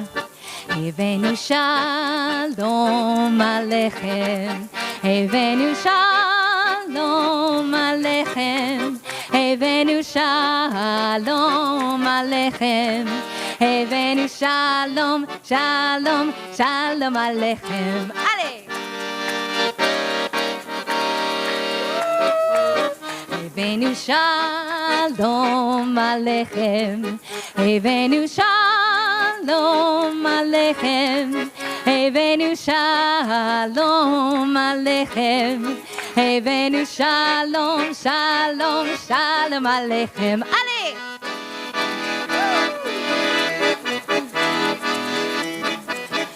הבאנו שלום עליכם, הבאנו שלום עליכם, הבאנו שלום עליכם, הבאנו שלום, שלום, שלום עליכם.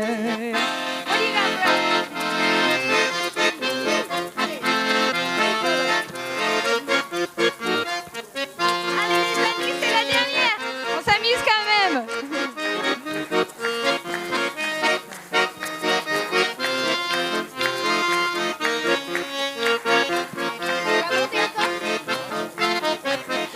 Venu shalom aleichem. Tous ensemble. Venu shalom aleichem. With me.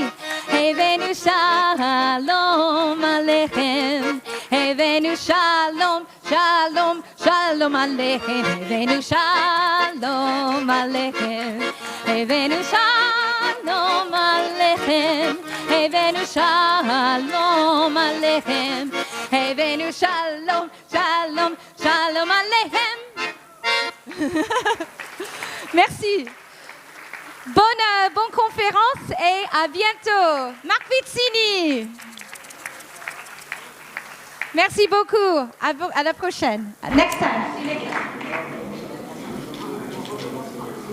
Thank you again so much, Dalia Dumont. One more round of applause for Dalia Dumont for that wonderful performance, and thank you all again for the very prompt return following an expedited lunch. Perhaps not the way things are normally done or ideally done here in Paris. We'll now begin session 3 on the reemergence of the Hebrew language as a lingua franca. Panelists, I believe, are all on the stage. Thank you to all of the panelists. And they will be introduced by our moderator, Professor Paola Molo. Okay, thank you. Welcome back to this session. This session will be dedicated to the revival of Hebrew, and the contributions of today will touch themes like, of course, the figure of Eliezer ben Yehuda, the Hebrew as an everyday language and as a literary language, Hebrew as a mother tongue, relations between modernity and tradition, and the influence of the Bible. Social, historical, and political factors will be taken into particular consideration, as well as the sense of identity which accompanied the revival of Hebrew language. But I give immediately the floor to the speakers. The first speaker of today is Professor Cyril Aslavon. He's professor of linguistics at Aix-en-Marseille Université, and he's also a member of the Academy of the Hebrew Languages in Jerusalem. His contribution is entitled From Yiddish to Hebrew at the Dawn of the 20th Century. Grazie.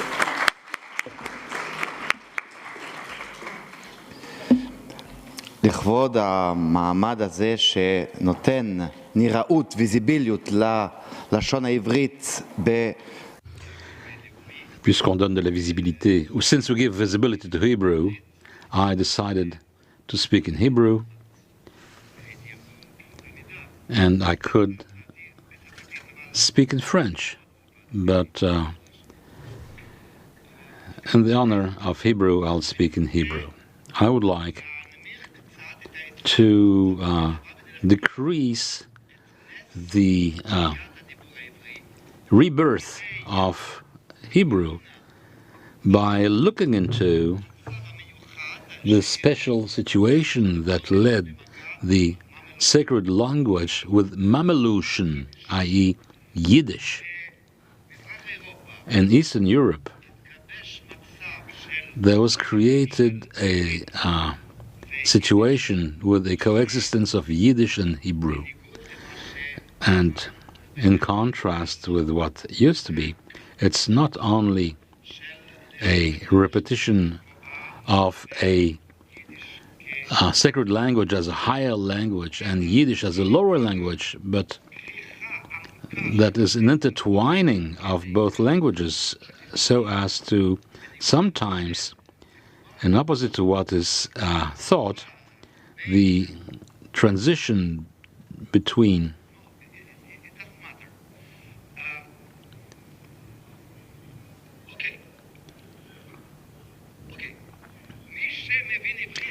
Those who do not understand Hebrew should learn Hebrew so they will hear me. Others can go and take a walk. So,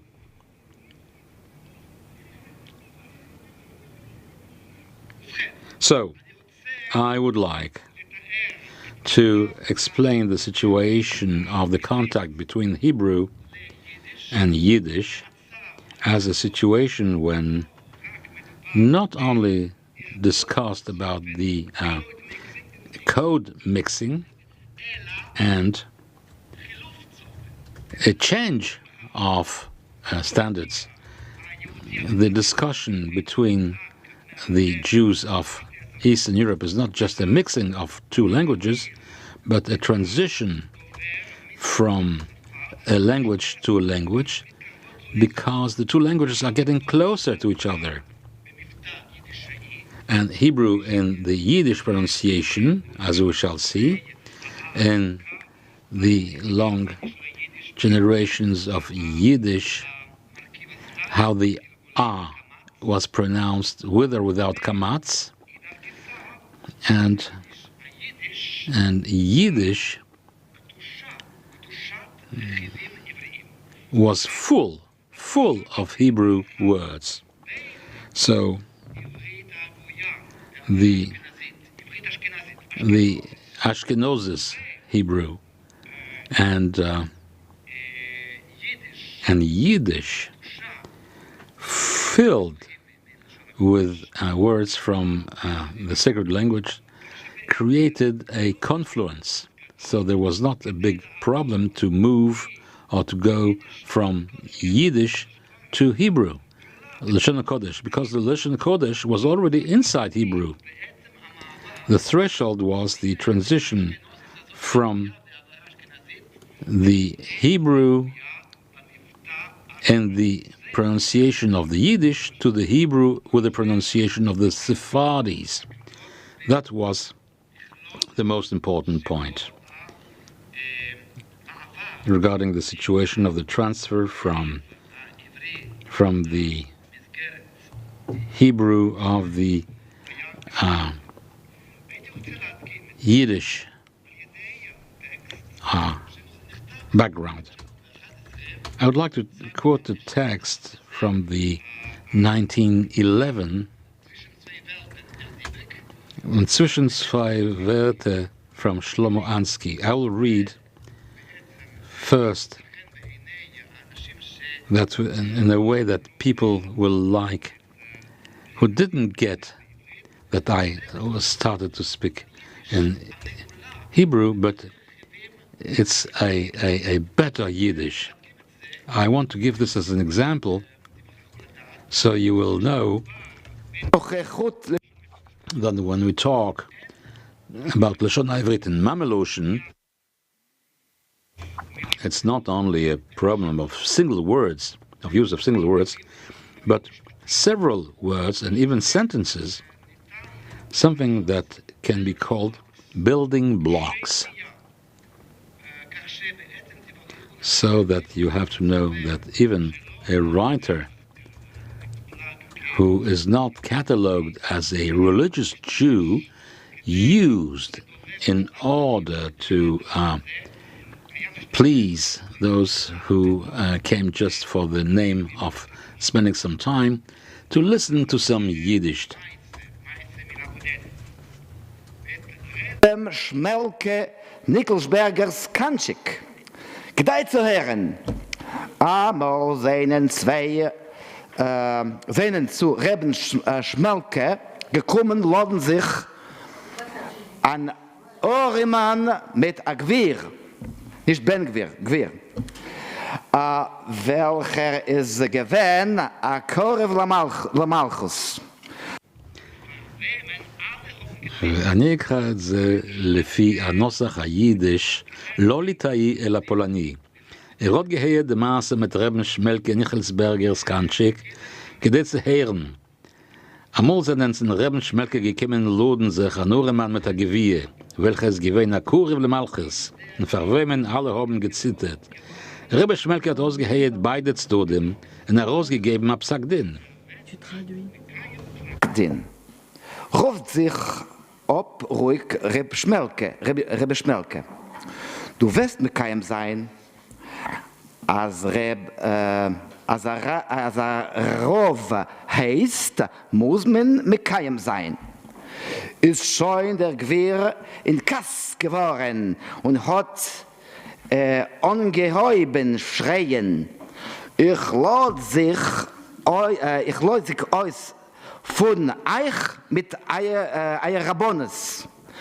Da hat sich Reb Schmelke aufgehäuben, Mloiko Moisoi, und a Geschrei getan. Mloiko Moisoi, 2 מילים, כמעט משפט. ברגע הזה, בזה הרגע, sollst du מקיים sein. Als nicht, nehme ich den Kanschik. Da ist der Gewehr im Ganzen heraus von die Kelim, hat angehäuben, Mecharef und Megadef, sehen dem Reben. Okay, ראיתם פה את השיזור, את שזירת משפטים שלמים, כמעט משפטים, צירופי מילים, בקטע קצר יחסית. עכשיו, תראו את המשפט, דהות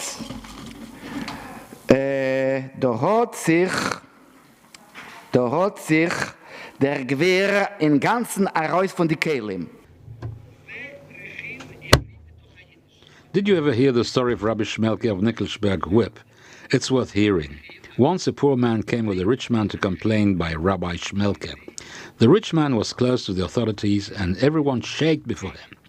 Rabbi Schmelke listened to both sides and he pronounced a sentence according to which the poor man had won the trial. The rich man became annoyed and he said that he wouldn't comply with the sentence. So the rabbi quietly said, "You will go along with the sentence. When a rabbi issues an order, one has to fulfill it." The rich man grew already angry and began yelling, "I'm upset against you and your rabbinical orders." Rabbi Schmelke stood up to his full stature and shouted, "This very instant you have to comply with the sentence. Otherwise, I will take the whip." When the rich man became beside himself, he slightly moved back and started cursing and swearing at the rabbi.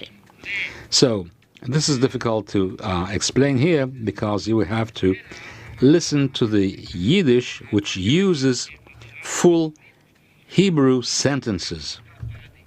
And this is Hebrew that is pronounced with the Ashkenazi accent. Hence, this pronunciation was the beginning of something because we started to use in Eastern Europe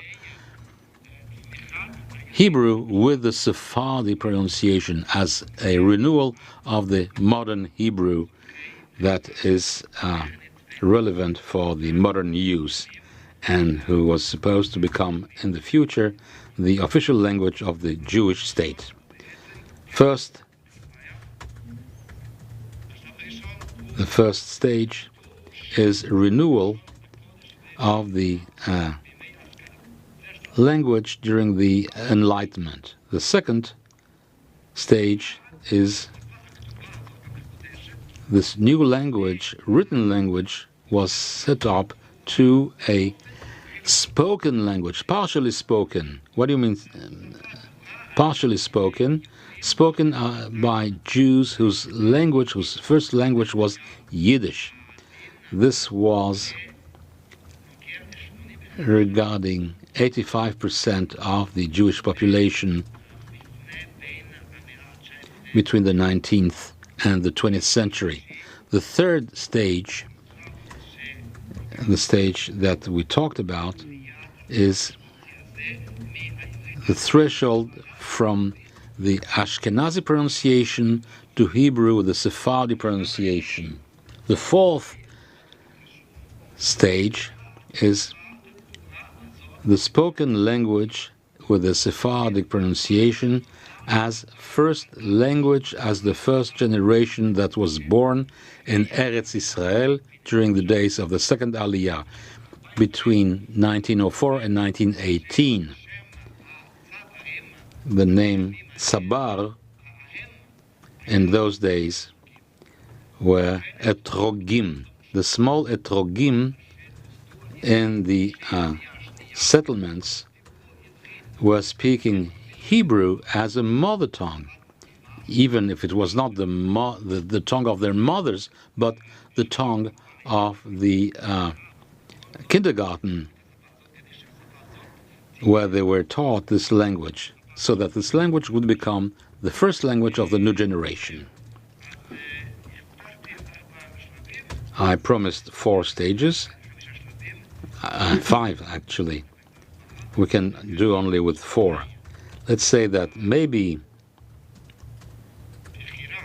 the choice of the Sephardi pronunciation as a threshold, symbolic symbol from the old ancient sacred Hebrew to the modern Hebrew, secular Hebrew. This is explaining the current situation. Yosef Ofer, deputy chair of the Hebrew Language Academy, wrote an article and work to Professor Barasher, where he proves that when Hebrew was used as lingua franca to the different communities that were in Jerusalem at the 19th century and even before, it was pronounced in the Sephardic way, which explains better the choice of Ben Yehuda in favor of the Sephardi pronunciation over the Ashkenazi pronunciation. This was the experience of Ben Yehuda to put it back into the stream or the strain of the semantic language of the languages, Semitic languages. And it was already said that Yehuda Halevi met Jews from Algiers at the Café Le Bréban here on Boulevard Poissonnière in Paris. And those people were not speaking French, they were speaking Hebrew. And they were of the older generation. So I wish to highlight the point that with the Sephardic pronunciation, Yehuda Halevi tried to protect Hebrew by creation of words from Arabic into Hebrew. Adiv comes from adabi, which means polite. Midbach, kitchen. This is madbach in Arabic. Iked, which is a verb that does not exist anymore. Aked, which means to validate, or letzadek. Someone talked about letzadek. Ben Yehuda, on this basis, favored to create le'aked from the Arabic, even if the root ayn kaf lam is not authenticated in Hebrew of today. But even the construction hadavur, banadura, bandura, became badura in the language of Ben Yehuda, and Yechiel Pines choose to transform the badura into a new word, which is a problematic word, agvania, which is the fruit of sex. Wow. Thank you, Professor Aslavon. The second speaker is Professor Ida Zatelli. She is Professor Emerita of Hebrew Language and Literature at the University of Florence. She is also Vice President of the Italian Association for Jewish Studies. Her contribution is entitled The Importance of the Bible for the Rebirth of Hebrew as a Native Language. Thank you.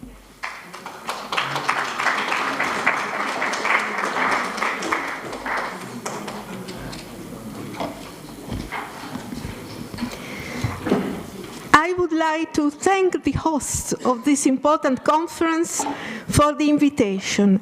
A special thank you goes to Professor Moshe Barasher, whom I warmly greet and who many years ago taught me Hebrew and Aramית shel Eretz Israel at the Hebrew University of Jerusalem. Toda rabba lekulchem. The long, fascinating, and complex history of Hebrew has a surprising ending, uncharacteristic of other languages. Hebrew is revived, reactivated at the end of the 19th century, closing a process that shifted its domain of application from the profane to the sacred, and then back to the profane, to daily life. I will only mention here that the Techiyah was heralded by the splendors of Jewish Italian Renaissance in the works of Azaria de Rossi, 16th century, and Yehuda de Sommi Portaleone, 16th century. In 1573-75, Meor Enaim, enlightenment of the eyes, or The Light of the Eyes by De Rossi, was published in Mantua, a town in northern Italy, a work that was mainly historical in character, the first Hebrew book to use extra-biblical sources in a modern way. The first Hebrew play by Yehuda de Sommi came out in Mantua as well. De Rossi and de Sommi wrote mainly in Biblical Hebrew. Biblical Hebrew alone, in its most elegant forms, could give voice to a new literature in their opinions. This stance was based on ideology, not religion, an idealized conception of biblical times, seen as a golden age of national splendor, motivated the preference for the sacred language, the language of the Bible. Through this ancient tongue, Jews in the diaspora set out to compete with other Western cultures. However, it's worth noting that the nature of the language to be used in literature was a matter of lively and widespread debate in Renaissance Italy, also not among Jews, and elsewhere as well. As an example, the Italian scholar Pietro Bembo defined the literary style of his time by setting the literary language of the great 14th century authors as the standard. These authors lived almost 150 years before Bembo. Unfortunately, Biblical Hebrew, with its limited vocabulary and rigid grammatical structures, left much to be desired in terms of creative expression and variety. The initial purist attitude toward writing in Hebrew was then gradually abandoned, and the post-biblical variety of the language, closer to speech, began to be used to expand vocabulary and to give greater flexibility to the grammar. Lastly, I would just like to mention Hananiah Cohen, 1751-1834. Often forgotten scholar from Reggio Emilia, a small town in northern Italy, where once flourished an important and cultured Jewish community, whose numbers are now greatly reduced, responsible for the production of many Hebrew printed editions. In 1812, Hananiah Cohen wrote in Italian a pamphlet called Discussion of the Language of the Mishnaic Text, or project aimed at expanding Hebrew vocabulary with words drawn from the Mishnah. In it, he argued that Mishnaic words not found in the Bible were actually in use in biblical times, but that their absence in the text was purely coincidental. A Berlin-based German scholar, Chaim Kesslin, expressed a similar view in 1786. Cohen also wrote several works in rabbinic Hebrew. The present paper, which is part of a larger project, will now focus on the role of the Bible and on the use of biblicisms in the literature of the so-called Second Revival period, on their stylistic value and on their relationship to the dominant linguist ideology. The term biblicism, as used here, denotes a linguistic phenomenon specific to biblical Hebrew, whereby a word is used in a non-biblical context to produce unique stylistic results while retaining its obvious archaic features. At the time of the Second Revival, the activation of a spoken variety of Hebrew in Eretz Israel, Ivrit Hadashah, was almost complete. On the other hand, in literature, old and new coexisted in a balanced relationship shaped by the author's varying degrees of innovation. We might say that the language of this specific period, which goes from about the second Aliyah in 1904 until 1935, when the first modern Hebrew grammar by Joseph Klausner was published, shows features that are common to another historical variety of Hebrew, i.e. late Biblical Hebrew. Late Biblical Hebrew represents the transitional stage between standard Biblical Hebrew and Mishnaic Hebrew. In those times, the variety that had become prevalent in spoken usage started to have a considerable influence on classical Hebrew, assuming a prominent role in shaping the literary language. In a similar fashion, the prose of the authors who were active during the Second Revival shows important transitional linguistic features as evidenced by the significant proportion of freely adapted biblical forms and structures. Some of these authors write in a traditional language which shows an infrequent use of biblicisms, while others purposely emulate a biblical style. I will limit the scope of this presentation to style emulation in the works of Agnon, Bialik, and Yaakov Kahn. The attitude of these writers toward biblical Hebrew is far removed from the strict purism of an author like, for instance, David Frischman, who in the Bible alone saw the nobility and purity required to develop a new literary aesthetics. He distances himself from Eliezer ben Yehuda efforts to reactivate Hebrew. The notion that Hebrew could be revived as a spoken language had always seemed futile to him, even a form of desecration. The use of biblical Hebrew in Frischman's works is therefore to be regarded as ideological. In this respect, I remember vividly how Professor Chaim Rabin, Zichrono Livraka, once mentioned Dante Alighieri and compared the introduction of Mishnaic Hebrew in writing to Dante's transformation of the Italian vernacular into elevated poetry in the Divine Comedy. Coming back to the authors in question, the fact that Bialik and Kahn were first and foremost poets that showed a secondary interest in prose, two short stories will be considered here, cannot be ignored. Their Hebrew is intensely lyrical. The style favors archaism features and the use of biblicisms. On the other hand, Agnon shows a clear preference for Mishnaic Hebrew. Far from resorting to Ivrit Hadashah, the language he uses is based on a kind of Mishnaic purism that produces the highest artistic results.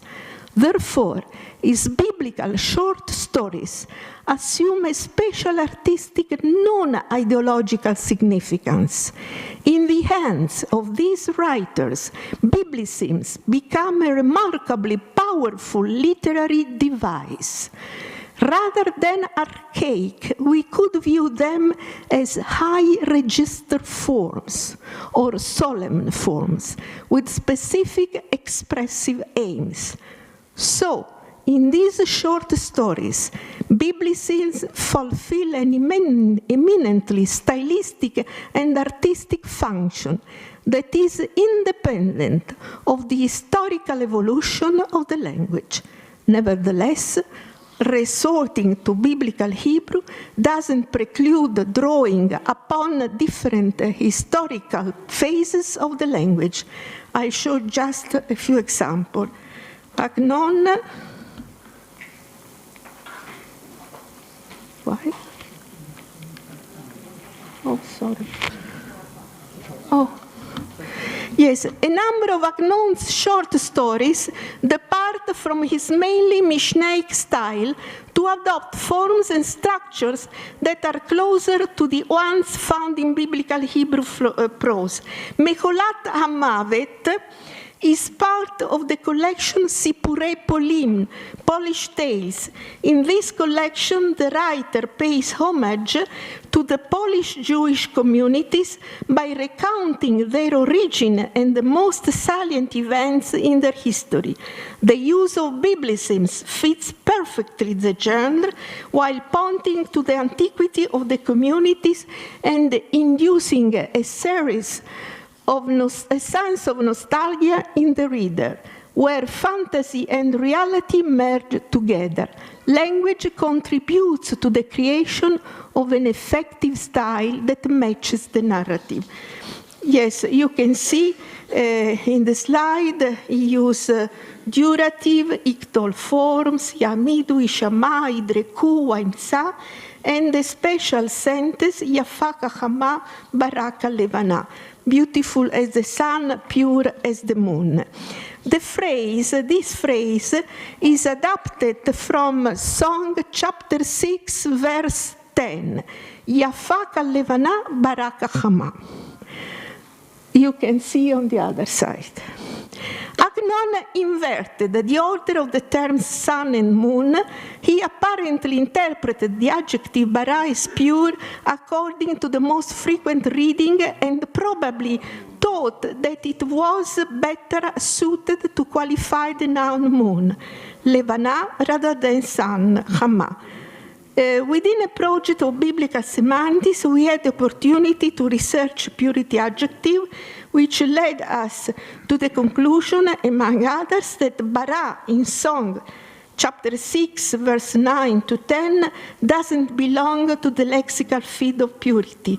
The analysis of the lexims distribution in Song 6 reveals a prevalence of the emotional and natural elements, where the ethical candor and purity of the Psalms and Job is overshadowed by natural integrity and radiance or brightness.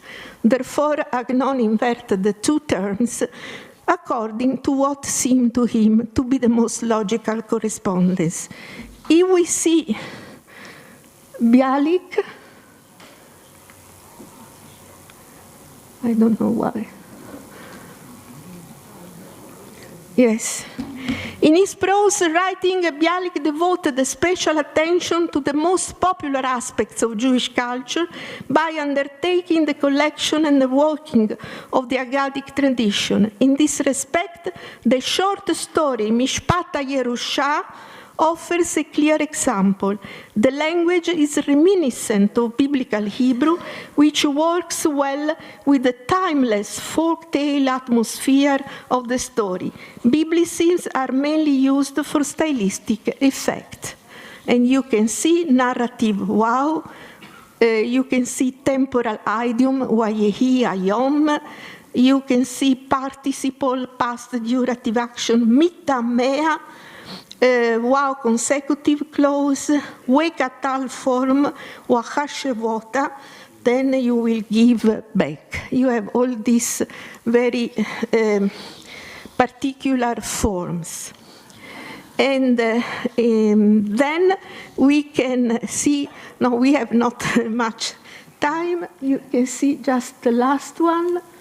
Okay, Yaakov Kahn brings themes that are typical to the ancient Greek or Roman world to the Jewish tradition.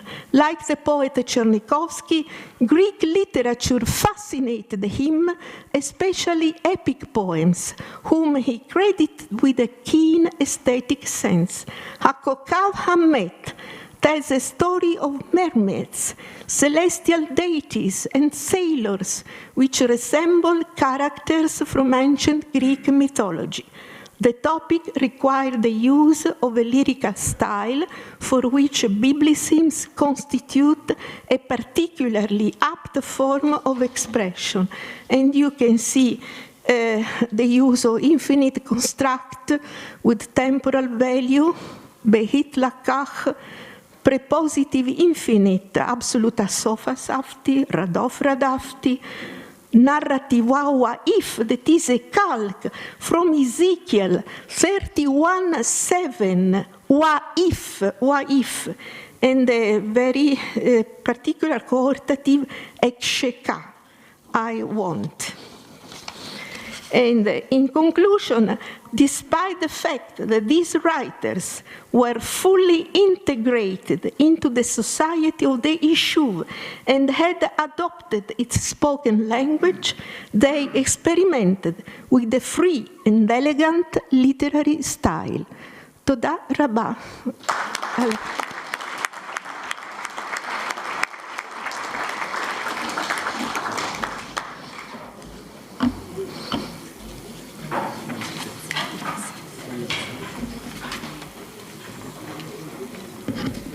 Thank you, Professor Zatelli.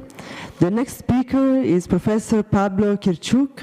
He's professor of Hebrew at the Académie de Versailles, and he also teaches Neo-Aramaic at the Institut National des Langues et Civilisations Orientales in Paris. His contribution is entitled Decisive Factors in the Success of the Struggle for the Revival of Hebrew, Retrospective and Prospect.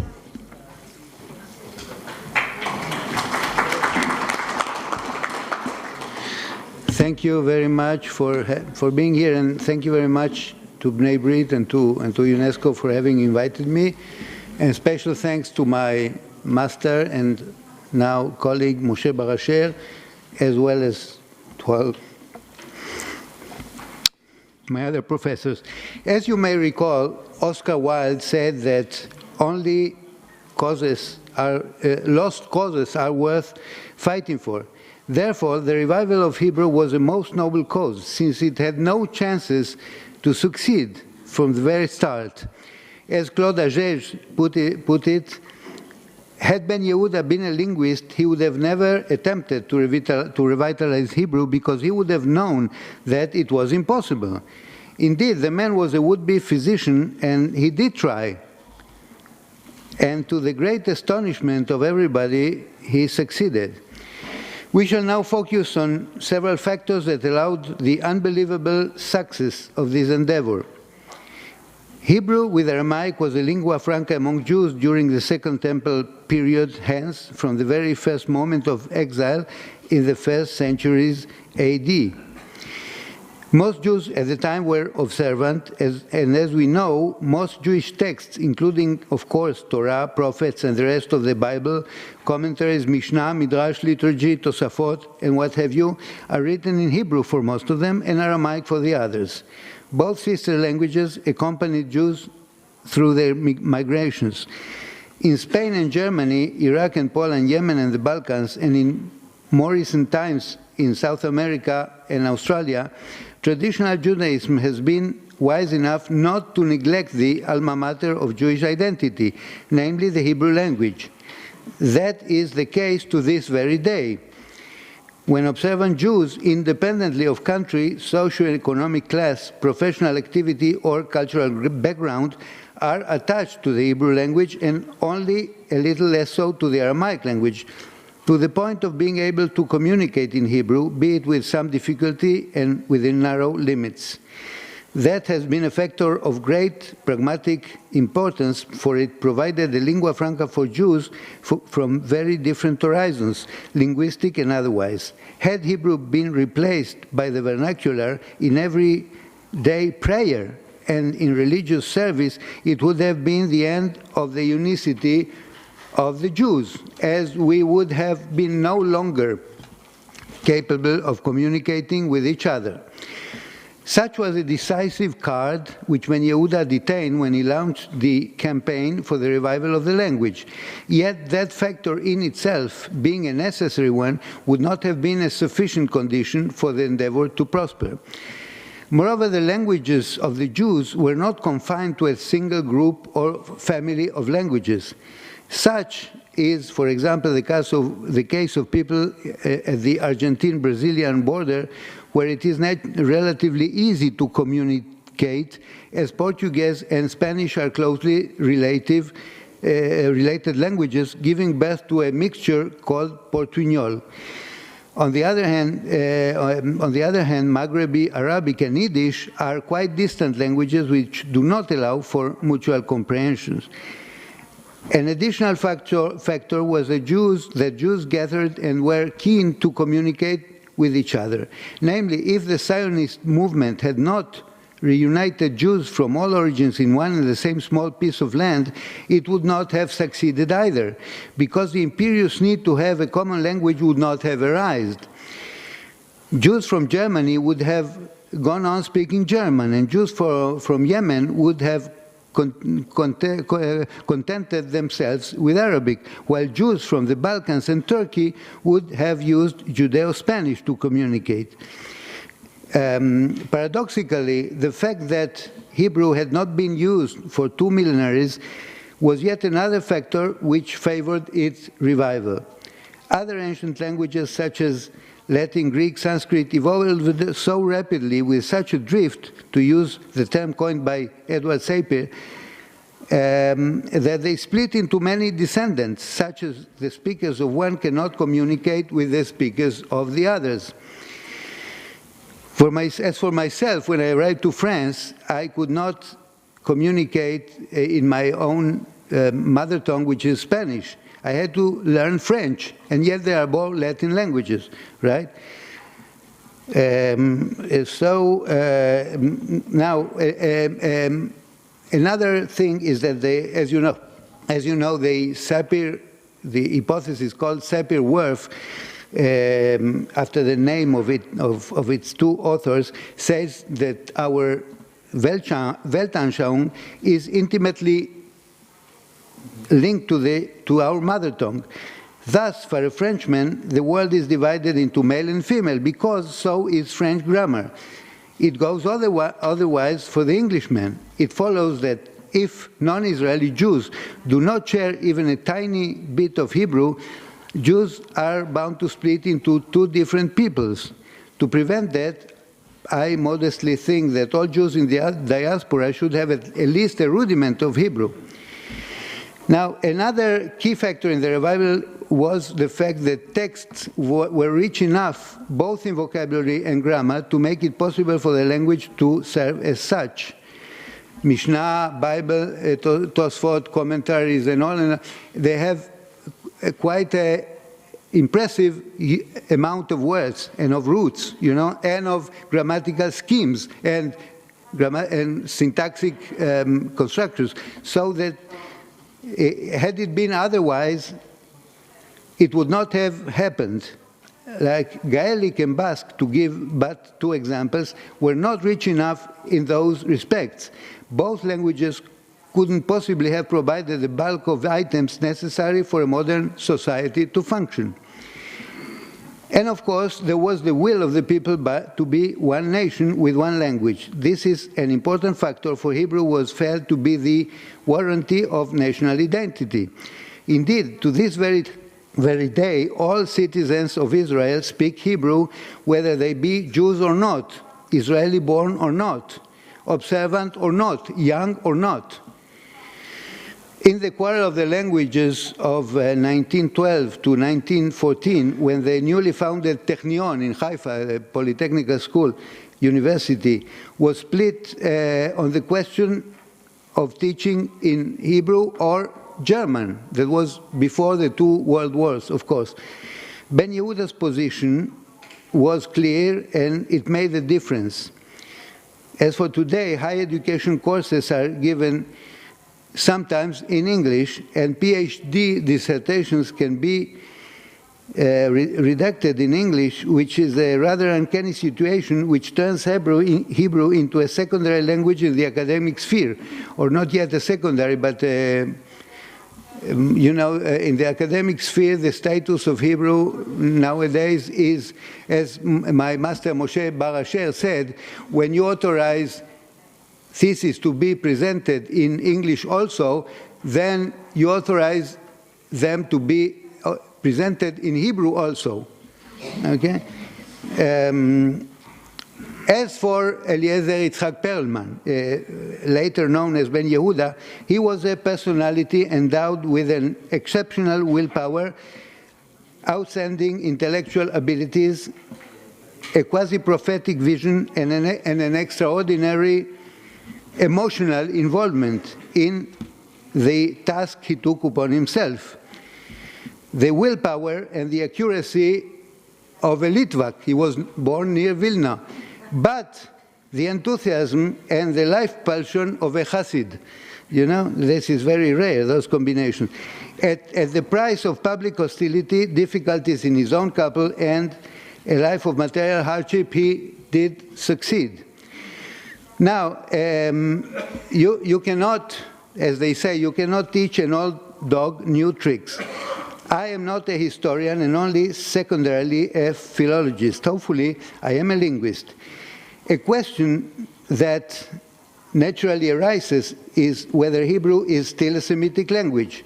You know Edward Ullendorf's skeptical stance on this matter from 58, and we know David Cohen's answer from 69, which can be resumed as thus, and I quote as I remember from his lessons, a Semitic language is a Semitic language.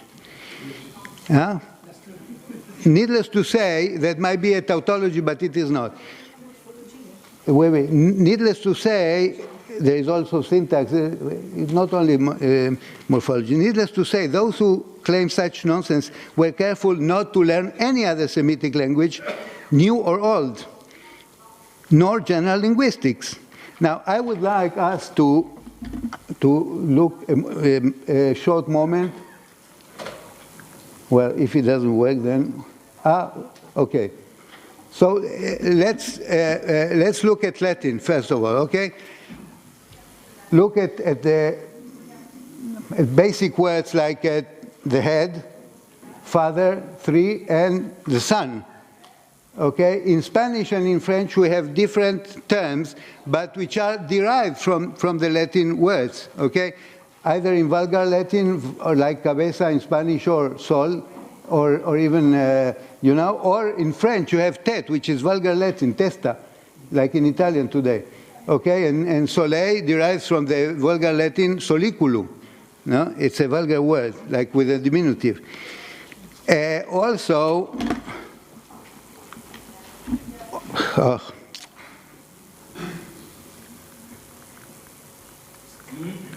no.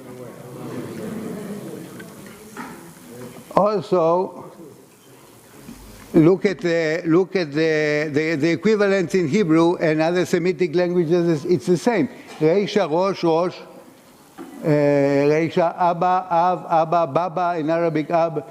Shalosh, Shalosh, Shalosh in Aramaic, Tlata in Arabic, Salas.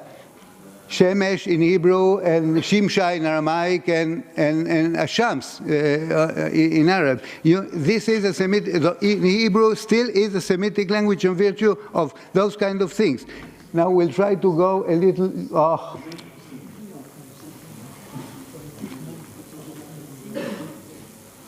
Okay, what I aim to show here is the great change in the history of Hebrew occurred when Hebrew became from biblical Hebrew to Mishnaic Hebrew, as my colleague Zatelli just said.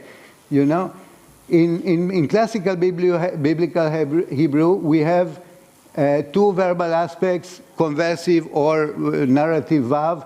The relative particle is asher, and it is synthesis. We have synthesis or asynthesis. in the Mishnaic Hebrew or contemporary Hebrew, the verb has three tenses, not two aspects, you know? And it is not necessarily in initial position. There is no conversive vav, and the relative particle is she. It is not asher anymore. Okay, so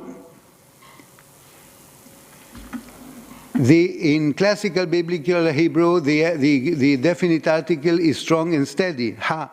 But in Mishnaic Hebrew, on account of Aramaic influence, it declines. And it also declines nowadays under the influence of English. You know, only last week I saw at the airport, Leulam Nos'im, namely to the hull of passengers. But in Hebrew, in classical Hebrew, even modern, it should be Leulam Hanos'im. It was written Leulam Nos'im with no definite article. It's exactly the same process that Hebrew underwent in the Mishnaic times. Okay, now let's look at two other Semitic modern Semitic languages. Okay, and if you look at modern Aramaic, coined after our colleague Geoffrey Kahn, New Aramaic, the article is not functional anymore because it is agglutinated to the noun, okay? And a very, very important change syntax-wise is the change in the structure of the verb, because in modern Aramaic we have a present or non-perfect verb which derives from the active participle, and a perfect tense which derives from the passive participle. That's why we say patich, patchen, I have opened, and ptichli, it is open to me, namely I opened in the past. Okay? There is no such change in modern Hebrew. So modern Hebrew is more Semitic, so to say, than modern Aramaic. Also, in modern Aramaic, the copula is obligatory. You cannot say, as you can in Hebrew, Ani Pablo, I am Pablo. Me Pablo, okay? You must say, Shemi Paulus ile. My name, Paulus is. Is obligatory, okay? And if my memories are good, in Amharic we have a situation which is very similar. Now, the last slide, you can see two sentences in Amharic. In Amharic, as you see, the children whom Kasa saw are going, but the structure of the sentence is completely different from the Semitic one, because the relative clause precedes the main one, okay? And so we can say that Amharic underwent a very significant syntactic change, whilst Hebrew did not. So Hebrew is, in a way, more Semitic or more faithful to its Semitic origin than Amharic. Now this is a Rehov Ben Yehuda Street in Jerusalem, just to show you that in the street which bears his name, people are conversing, are talking, probably in Hebrew, thanks to him, to Ben Yehuda. Okay, thank you very much.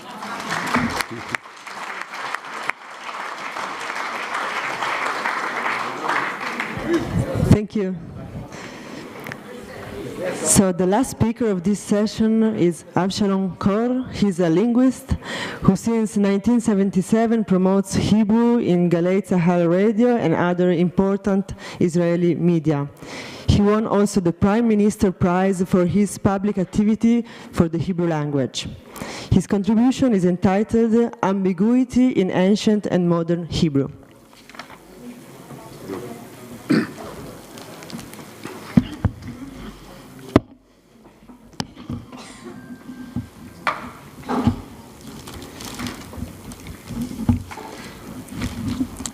גברתי היושבת-ראש, פרופסור פאולה מולו.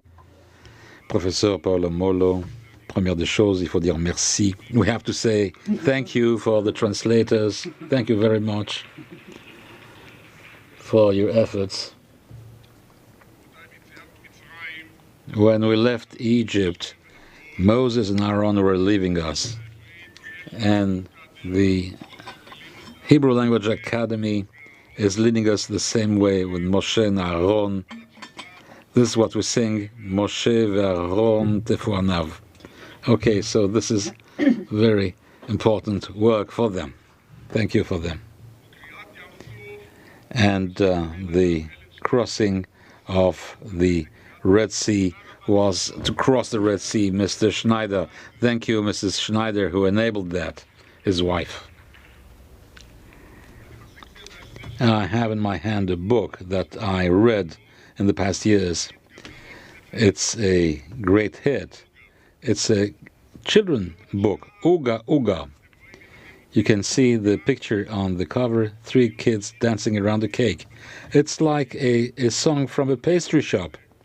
And there, I checked the song, there's no single piece of dough.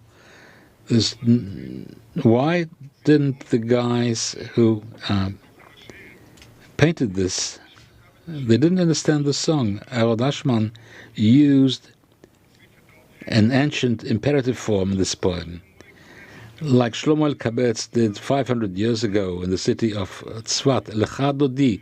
What does it mean, Lecha Dodi? Go, Dodi, towards a bride. And so did Nachman Bialik over 100 years ago. I want to fly day and night. Why? Cake in the children's song goes around, and Uga means go around. This is the language of the Bible. Ag Uga. Ag Uga. In the Bible, there is the name Uga. Eliyahu, the prophet, ate a cake. And the following was very bad, so don't try. But in today's modern Hebrew, the noun for the pastry cake survives. And above pronunciation, Uga. So they understood, those who printed the book, according to the meaning of today of the word Uga, not the meaning of the ancient Hebrew. So there are double meanings in many words. So maybe sometimes the same root. The first example, the root Kuf Dalet Mem. The Hebrew language indicates, according to them, that the Jew cannot step into the future without knowing the past. The evidence in the mouth is the fact that both meanings are defined by the same root. In order to walk forward, you need to look what preceded. It exists also in Arabic. Kadim means ancient, and Kadem means what is to come. And Lefanim in Hebrew, same goes for that word Lefanim. We see what is in front of us, and we have to see what's behind us so as to know what to do in front of us. And there is something which is very important here. I will not get into it. I can find an example of something and the opposite in the same root. So, what is the barrier, the threshold between what used to be the meaning and what is the new meaning? So the word shachar, for instance, has 2 totally different meanings. So same word, for instance, for 2 different things. And it's in the night of Yom Kippur, in the verse, we are in your hand, you are doing with us teref. Teref means 2 things. Either it's written with 1 letter or with another letter, i.e., it's a medicine or a disease. So our 2 great prophets are bringing mazor as a medicine, but also, according to Yeshayahu, the other prophet, it's a disease. So according to the way you write the same word, it has 2 different, totally different meanings. So during Yom Kippur, Mazor is a curse or a salvation. We have two senses in Hebrew. Before, as for future, Shachar, Shachor, same root, and Mazor, which is also a curse and a benediction. Second group of double meanings in Hebrew, with a foreign word, with the Greek, the Aramaic, and English. Let's start with the Greek. Alexander the Great conquered the land of Israel in 333 before the Common Era. 160 years followed of friendship between Jews and Greeks. And we imported some Greek words into Hebrew. Same goes with English, with Hebrew. Even here we heard some English words here. For instance, lesocheach means to discuss. You can hear people speaking in Hebrew. Instead of saying sochachnu, they said discussnu, using the English word. I talked to a guy coming from the US. Netanyahu was a Trump metu. I said, I'm sorry, what do you mean? I mean, they met each other. But I promised to show this regarding what happened with the Greeks. How can we present the combination with Greek can cause a double meaning in Hebrew? For instance, the Seder night, we have to praise and to glory with several words which say and mean more or less the same thing. And the last word is lekales, because in the biblical Hebrew, kalas means mockery. How can we come up with mockery to the Holy Lord? But in Greek, kalos means beautiful. So the Jews of Israel created the verb kales, which means make beautiful in those days. Another word of double meaning with the Greek, taking an example from the Bible again, Tachat Alon, and the name of the place was Alon Bachut. It's the tree of the cries, but the meaning is different. The oak of weeping in Genesis 8. Weeping oak means the tree of weeping, but ancient Jewish commentators already interpreted another cry on the basis of alos in Greek, which means other. So, at the 6th century, continues with an example, with the mixing of Greek. Yanai, the first of the Hebrew bards who recited rhymes in the land of Israel in the 6th century AD, wrote about Moses who threw his staff before Pharaoh, the king of Egypt, and the staff was a snake. Exodus 7:8. Yanai wrote, throw it and it will become 3 species. Le'ex, ve'letanin, ve'lerosh patanim. So, X is written Ein Chaf Samech. But in the Bible, this means jewels. In Greek, it means a snake. The bard lives in a multilingual reality, and the meaning of the root in Greek is woven into the prayer as if the word is Hebrew. So let's go with the Aramaic. The reading of the Torah every Shabbat, which accompanied the reading of the translation in Arabic and Aramaic, penetrated into the Hebrew. For example, in the Yanai poetry for the Passover holiday, the memory of the first month was brought out openly. It is certainly not the same revelation of the head which is taught, a head that is not covered, such as in the Talmud, What do they need? What are they talking about? So the Aramaic language of the translation lived in the Bard and in its surrounding. And the children of Israel went out with a high hand.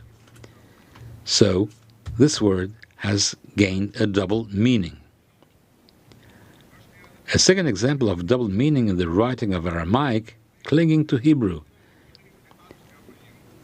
which is still existing today, the root shin kaf hey, which comes from memory. But in Aramaic, it's exactly the opposite. And quoting an excerpt from Genesis, and translated by Onkelos, and he forgot in that cell. And so in the Talmud, precisely in the generation of the Hebrew revival, the best writers tended to interweave in the Hebrew the term common.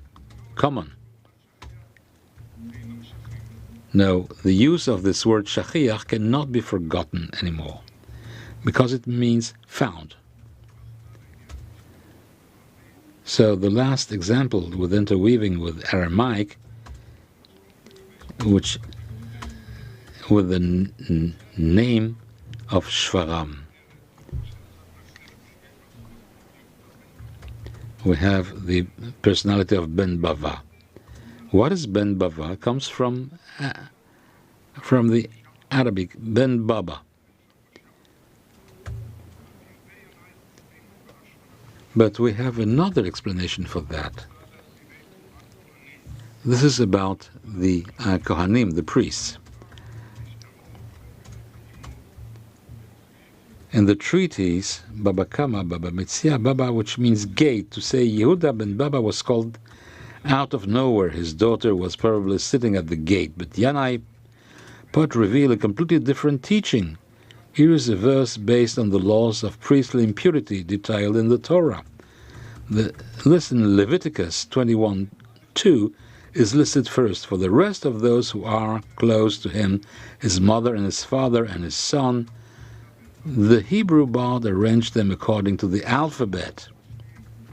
So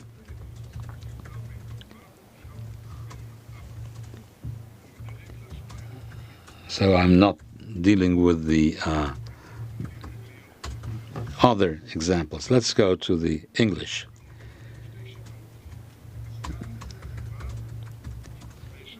You had two ways of traveling by taxi cabs in the beginning of the mandate: Share, Plut, and Special. We all use today in Hebrew Sherut. This comes from share, root. But today Sherut means service.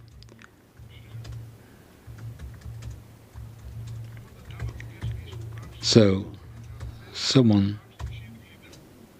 sometimes when you meet someone for the second time in Israel, you say, third time I buy you an ice cream.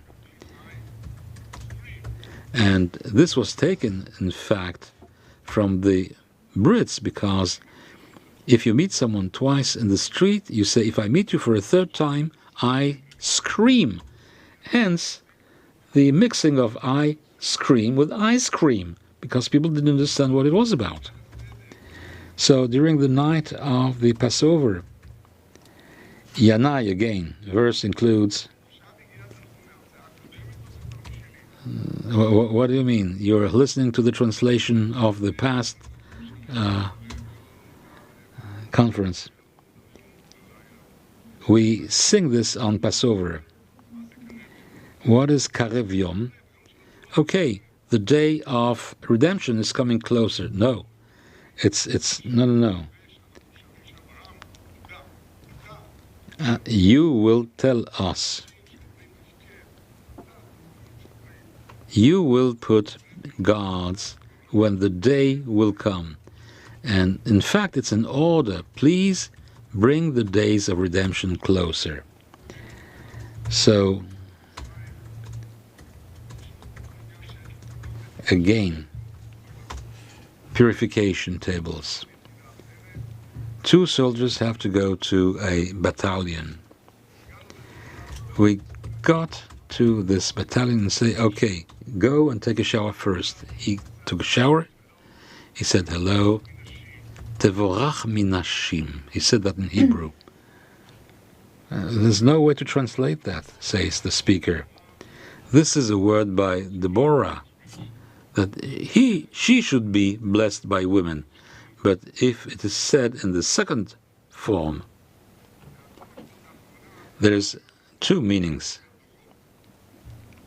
And the last meaning is, I opened my speech with this booklet, Uga Uga. And the R was in Hebrew who took a totally different meaning. An old singer went to a studio to record a song, and a very young sound engineer said, well, the song Chaval Lazman, sorry about the time we spent. And the singer said, wow, how does he dare to say that my song is terrible? But that's not the case. Today, sorry about the time means something totally different. It's a positive saying.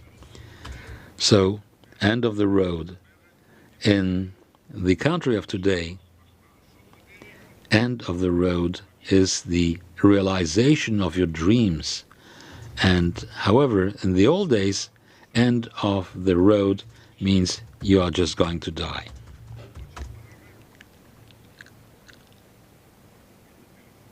Can you please turn off your phone? Thank you. Says the speaker again. The friend said, Nina, you love your grandmother? Tell her that you love her. And she stood up on the chair and she said, Grandma, you are end of the road. Wow. Those present understood that she wanted to say something nice, but the grandmother didn't digest it easily, that she was at the end of the road. So, thanks to the Lord, the Hebrew is the link between the generations and is developing. Thank you.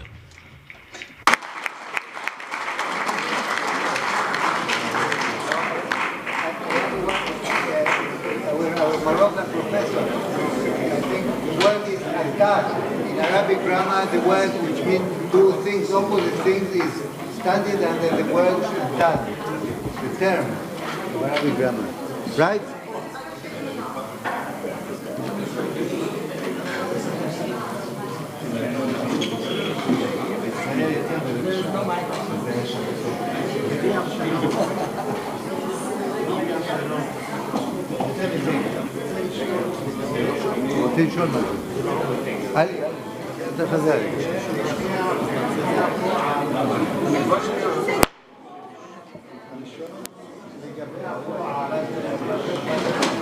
Who's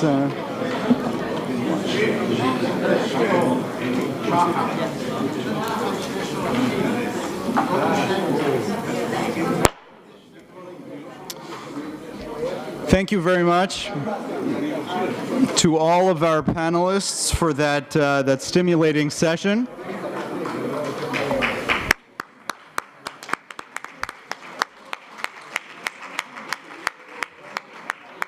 I think we can all join in thanking Sylvia Schneider for sharing Alan with us.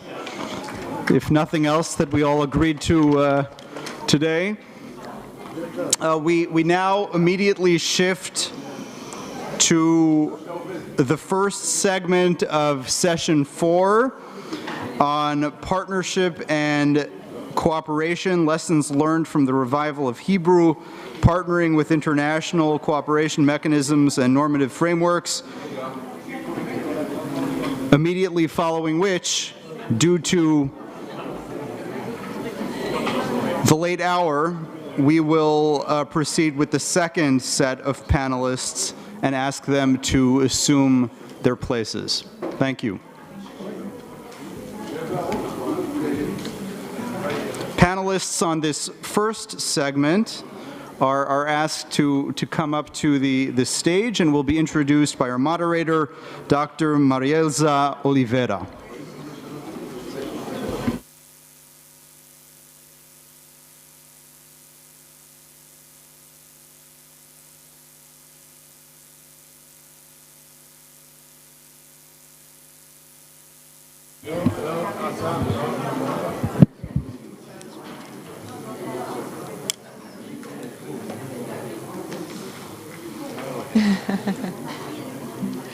Thank you.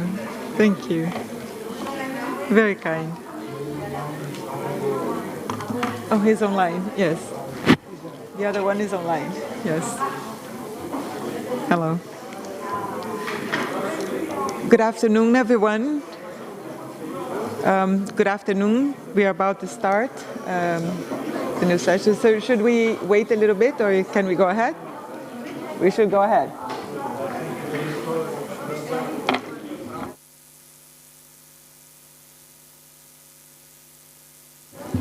Okay. All right, so we'll go ahead. Dear colleagues, it is my great pleasure to be moderating this fourth panel discussion, which concerns the lessons learned from the revival of Hebrew, partnering with international cooperation mechanisms and normative frameworks at this fruitful and very rich event. As we have seen through the previous interactions and interventions, the Hebrew language has played a very crucial role in the promotion of intercultural dialogue, multilingualism, and linguistic diversity worldwide. Hebrew language speakers have acted as facilitators for global movements of cross-cultural exchange in the past and will continue to do so in the future. Pardon me? Yes, is that okay? Better now? Thank you. Very pleased. So during the panel, we have two excellent speakers joining us. Dr. Vals Ernstreitz, did I pronounce it correctly?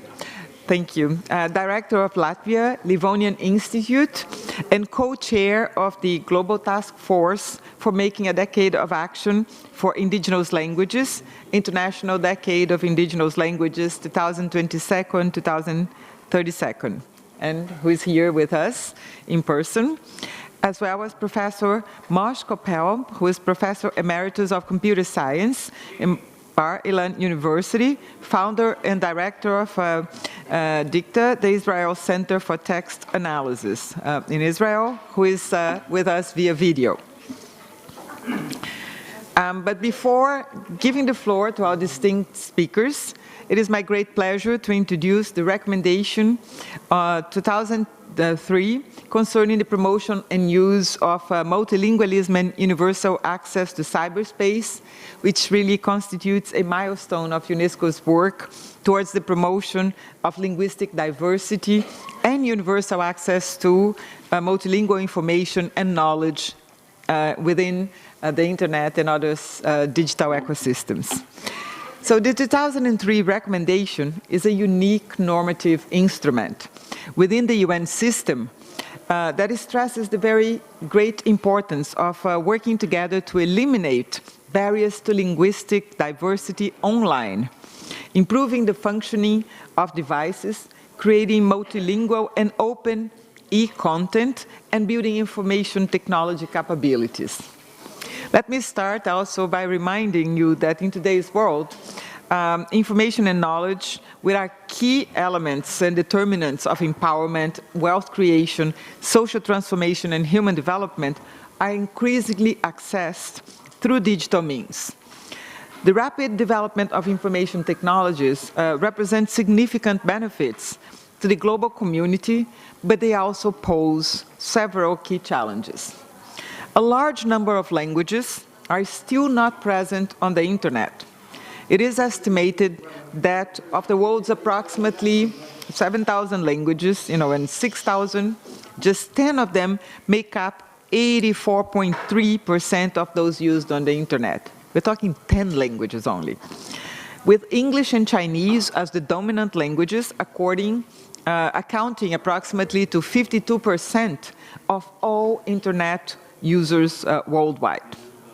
The Hebrew language presents examples of the way in which joint efforts towards a common goal of linguistic revitalization can yield significant results. Its use has expanded to encompass approximately 9 million users, of which about 5 million are native speakers. However, we have to make sure that it would be widely used online. And why is that? Because technological progress provides enormous potential for languages, including those in danger or in the process of becoming endangered, to be present on the internet and for the content to be accessible to all and by all. Furthermore, effective language policy, which is a powerful political instrument for promoting the coexistence of different languages, should include measures to be applied for the promotion of languages in cyberspace. This is why it is really important to develop comprehensive language policies. Those policies should be supported by concrete measures, resources allocated for their implementation, and effective language tools that should be designed by public and private sector and made available for everyone to enjoy. So within the context of the recommendation, UNESCO has played a very important and active role in developing the case for multilingualism in cyberspace. And we've done that by doing several things. First, elaborating diverse policies and tools. Second, initiating capacity building initiatives. Third, by promoting local multilingual content on the internet. Fourth, by measuring linguistic diversity and advocating for the use of internationalized domain names. And that's why the recommendation of 2003 represents thus an important step towards the preservation of and access to valuable resources in digital form, and in all together will greatly contribute to reflecting the diversity in terms of languages, education, and culture in cyberspace.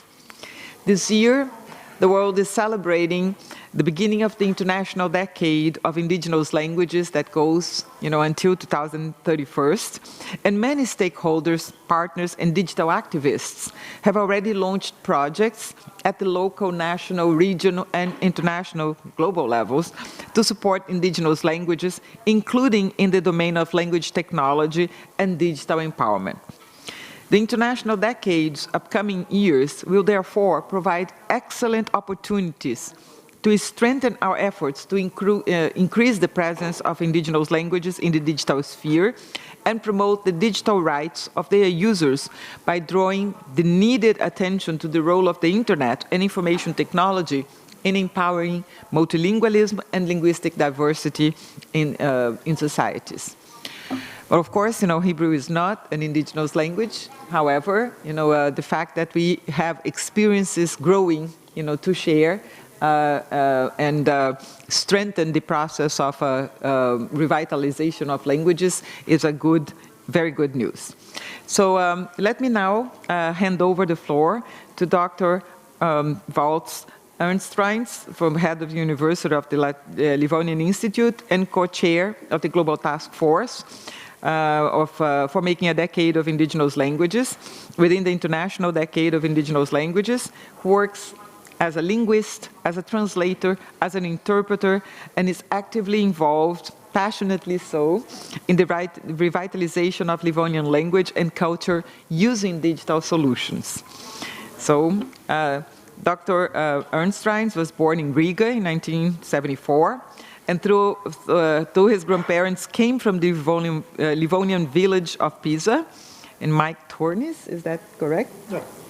And his ancestry goes back to the first Livonian poet, Jan Prince. He writes poetry in both Livonian and Latvian, and he has published 2 collections in Latvian and edited several collections of Livonian poetry. So thank you, Dr. Ernstreins, and for your intervention, and the floor is yours now.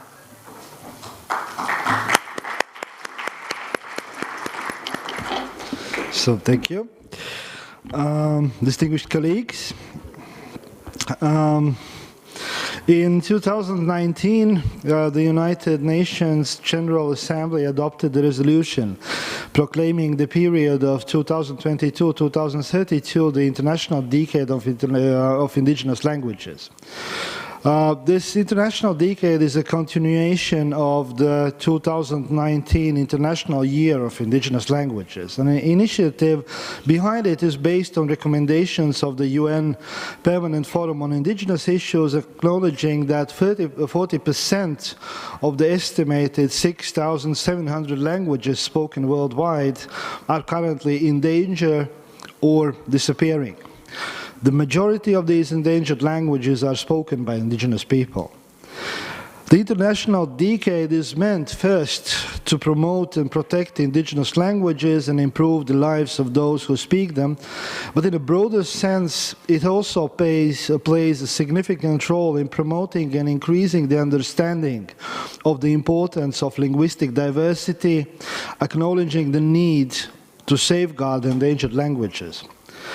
Understanding that it is necessary to ensure diversity in nature and to protect endangered species for the sake of ecosystems of the world has already been reached in many aspects. Understanding the role of linguistic and cultural diversity, the need to protect endangered languages and cultures for the sake of well-being and sustainability of mankind, however, is yet to be achieved. The importance of the decade is also amplified by the simple truth that language, it's not just vocabulary and grammar. It's a tool of communication and integration. It's a vehicle of intangible cultural heritage, a significant part of identity, religion, and knowledge systems that are lost or wounded once the language is gone. For the organization of the International Decade, UNESCO has established a global task force for making a decade of action. It's a multi-stakeholder platform, an international governance mechanism to ensure the equitable participation of all stakeholders in the decade and mobilize different players for coordinated action around the world to provide guidance on the preparation, planning, implementation, and monitoring of activities in line with the objectives of the Global Action Plan of the decade. One of such key objectives of the decade included in the plan is undertaking immediate action to promote, preserve, and revitalize indigenous languages. In this context, the return of the Hebrew language is outstanding, if not the greatest language revitalization example of all time. Experiences in bringing the Hebrew language back to everyday use and shaping its future are of great value for indigenous and endangered language communities. The Hebrew language is a powerful example and proof that bringing the language back truly is possible. But it is also a proof that above all, it takes the will, enthusiasm, and effort of the people, like Ben Yehuda and many others, to make it happen. And it is proof that preservation, promotion, and revitalization of the language starts from within the community itself. And whether language finds alongside its past also a future depends above all on communities and their decisions. In a way, it mirrors the core principle of indigenous rights today: nothing for us without us. Regarding indigenous and endangered languages, it is also extremely important that the willingness of communities is met with means and support, such as official recognition, infrastructure, solutions and know-how, and two of the most crucial things: motivation, even in the form of understanding and moral support of others, and resources, people, finance, and time, that some of the languages in danger are taking out. We try to answer all this at the University of Latvia Livonian Institute.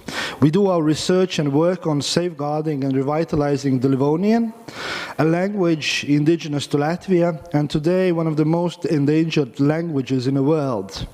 Livonian roots date back for thousands of years, but over the centuries, as a result of crusades, wars, and changing borders, Livonians have gradually melted with their neighbors, leaving a significant imprint on the history, culture, and languages of the Baltics.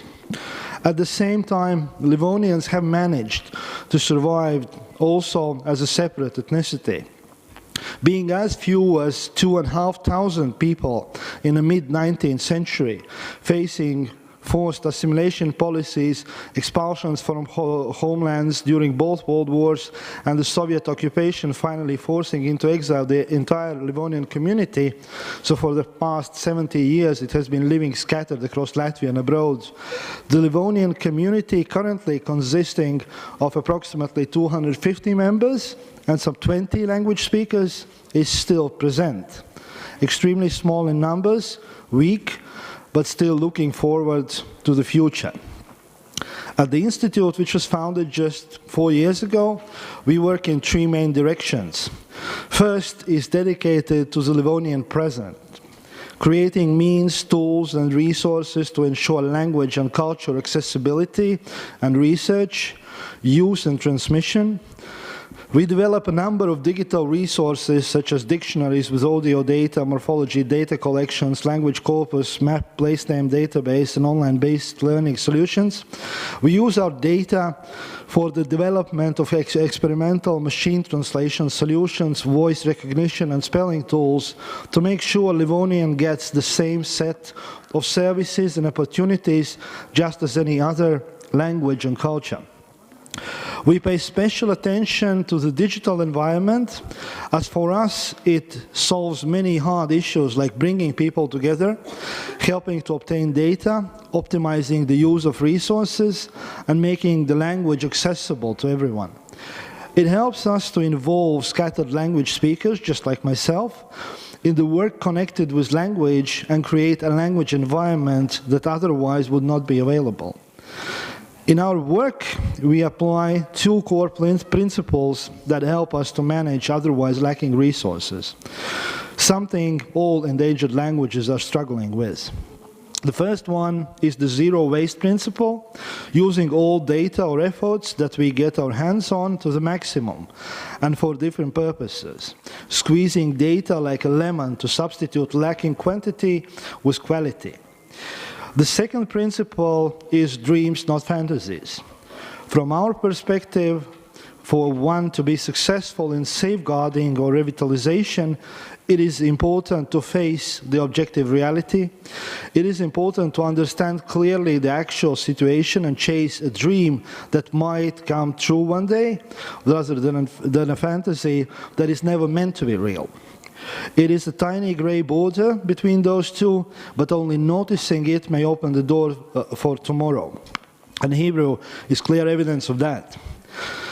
The second direction we work is the Livonian heritage. We explore and spotlight the Livonian traces found elsewhere, for example, in Livonian loanwords in Latvian language, or Latvia's capital, Riga, which is built 800 years ago over Livonian villages. This helps us to build understanding within society and institutions and find support when it comes to the needs of the safeguarding and revitalization of Livonian. And the third direction is the Livonian experience.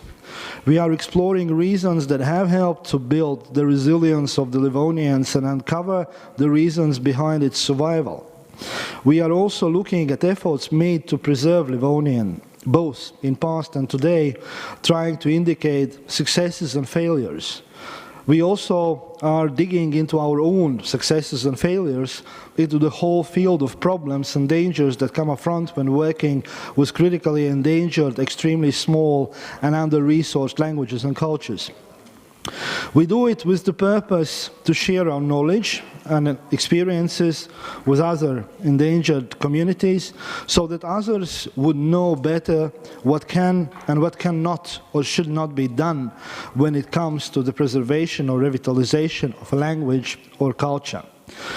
Summarizing up, On behalf of the Global Task Force, I express my hopes for support and contributions by those involved in the revival of Hebrew to help implement ideas of International Decade of Indigenous Languages and its action plan, whether it be in a form of becoming members or observers of the Global Task Force, sharing knowledge, experiences, ideas, technologies, know-how, or offering any other kind of helping shoulder. And I'm sure those struggling for the preservation and revitalization of the languages will accept this help with the greatest gratitude. Thank you. Tiano, toda raba. Thank you. Thank you, Vaus, and thank you for pointing out that revitalization is an effort that requires all of us. So now I would like to give the floor, or the screen actually, to Professor Moshe Koppel, Professor Emeritus of Computer Science at Bar-Ilan University and founder director of Dicta, Israel Center for Text Analysis in Israel, who will make a virtual intervention. Thank you. Hello, everybody. It's my pleasure to be here with you, and thank you to Alan Schneider for the kind invitation. I'll begin with a few words about my lab, Dicta. Dicta is a Jerusalem-based, privately funded, nonprofit lab devoted to using the latest innovations in artificial intelligence and machine learning and computational linguistics for the study of Hebrew and Jewish texts. We work both with modern Hebrew texts as well as with classical rabbinic texts. The modern ones, for example, we're able to add punctuation. Usually that's not an issue, or we can fix bad punctuation. We, most significantly, we're able to put in vocalization in an unvocalized Hebrew text. We're able to identify possible mistakes in the text and so forth. But most of our work is devoted to working with the entire corpus of Jewish literature from the Bible until today, which of course includes both Hebrew and Hebrew Aramaic texts. So I'm going to show you today the kind of things that we do with Hebrew texts. So let's first upload the show. So what we see here is a scan of a book. The book is the Avkat Rochel, written by Rabbi Joseph Caro. It was written in the 16th century. The book was printed, this particular edition was printed in the 19th century. Okay, and as you can see, it would not be simple for even for a well-versed reader of Hebrew to handle this text for a number of reasons. First of all, obviously the text is not searchable. It's just a hard copy. There are errors in this text. There are scribal mistakes. There are printer's errors. Okay, this isn't a text that's undergone OCR. That is, it hasn't been digitized, but texts that are digitized often have OCR errors. The text, of course, is not vocalized. It's not punctuated. There are many abbreviations in the text that are ambiguous. And there are many citations that are unmarked, that is, references to earlier literature with no indication that that's the case. So our task is to take a text like this and using completely automated tools from artificial intelligence to make this text more accessible to the average reader. So we begin with this. I'm showing you a portion of the text that you just saw now, marked in yellow on the left. If you look on the right, what you see is our version of the text, which has now been completely digitized. That is, this is now it's not a picture of a text, but we've actually changed it to text. This is a text that you can change the font, you can search in this text, etc. Now, the important thing is, however, that this text would typically not be a perfect text. OCR, which is the technology that takes a printed book and turns it into a searchable text, is extremely imperfect. So the first thing that we can do is fix the text up. So for example, if you look at the text now on the right, of course it's in an old Rashi font, but those who can read it will see that the word that is marked there in yellow it says kamefur sas. There is no word in the Hebrew language kamefur sas, but of course, an intelligent engine is able to look at this and say, well, there's a very similar word that would be very appropriate in context, and that would be kamefur sam, with a final mem instead of a samach there. And what we are able to do using our technology is automatically fix errors like that in the text. The OCR, of course, will have a samach there, but after we go over it, not manually, but automatically, we're able to change that into a mem sofit as it should be. And if you look at the bottom underneath the our text, you will see that it shows you all the different options, words that are similar to that option from, and that would be appropriate in that context, and from which we're able to choose the one that is most similar to what the OCR got. So we come up with kamefur sam.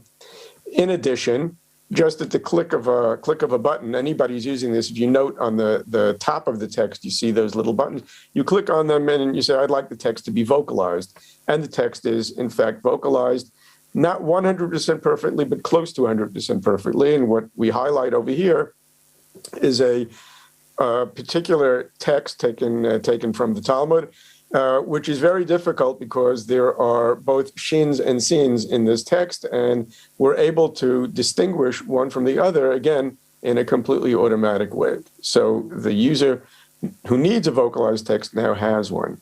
Okay, the next thing we do is we add punctuation to the text. So usually these texts, the raw text that you saw had no punctuation in it. And now if you notice, after Siman Gimel, which is a header, we automatically insert a colon at the end of the first sentence. We put in a period, and then commas are put in along the way as appropriate. Again, I remind you that all this is done in a completely automatic way, no manual intervention, and it takes a few seconds for us to do this to an entire book. The next thing that we do to this text is open up abbreviations. So if you follow the cursor here, you can see that right here in the text, we have an abbreviation. And here it's opened up, right? LaHashem Yitbarach. Here we have another one, Bet Pei Bet, which is Beperik Bet. Now, the important thing to know is that the abbreviations that one finds in books like this are extremely ambiguous. They are, there's certainly well more than one possibility for opening them up. The example that you see here, LaHashem Yitbarach, it would in almost all cases be LaHashem Yitbarach, but Bet Pei Bet can actually be lots of things. And we're able to use the context. We're able to use the context and, based on the context, disambiguate the abbreviations.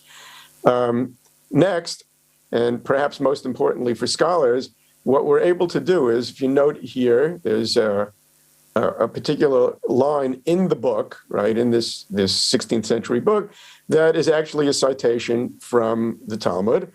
And what we do is automatically we put on the side every time that there's a citation from any earlier book. It doesn't have to be the Talmud. It could be any book at all that preceded the author. In fact, it could be any book that succeeded the author. That's the user's choice. We'll just show you any place where one finds a line of text that has appeared elsewhere or appeared in subsequent books, and we put it on the side. So we show you the main source here. We identify this as a verse from the Talmud in Tractate Sukkah. But we mentioned above, if you notice here, it says that there are actually 20 such parallels to this text. And what's more, if you choose so, right, if you ask for it, you click on this, you will see all the parallels lined up in synoptic form so that you can then determine what probably is the original or correct text, or what are the different variations of the text. Here we show you all the different places where the text appears. And of course, the user can say, well, I only want to see some of them, only some of them are relevant, maybe those from a certain period, and so forth. So we're able to help the user see any text within the book that was scanned to see it in all its other contexts. Okay, so all that is not easy, just so you understand what went on behind the scenes to make all that possible. We first needed a list of all the vocalized words in Rabbinic Hebrew and Aramaic, including all possible conjugations, including those that don't actually occur but are just theoretically possible. But we mark the ones that are very rare, so that those are so that we know in advance not to expect to see those for all of the applications that you just saw. We need a large manually vocalized corpus because we use that for training. Machine learning takes examples and generalizes on their basis. So among other things, we actually vocalized the Babylonian Talmud from scratch and many, many other books. What we did is it's a bootstrap. We used our method to vocalize the text, and then we had manual editors go over it and fix it, and it slowly got better. And by now, there's very, very little that the manual editors need to actually change in what they get from us.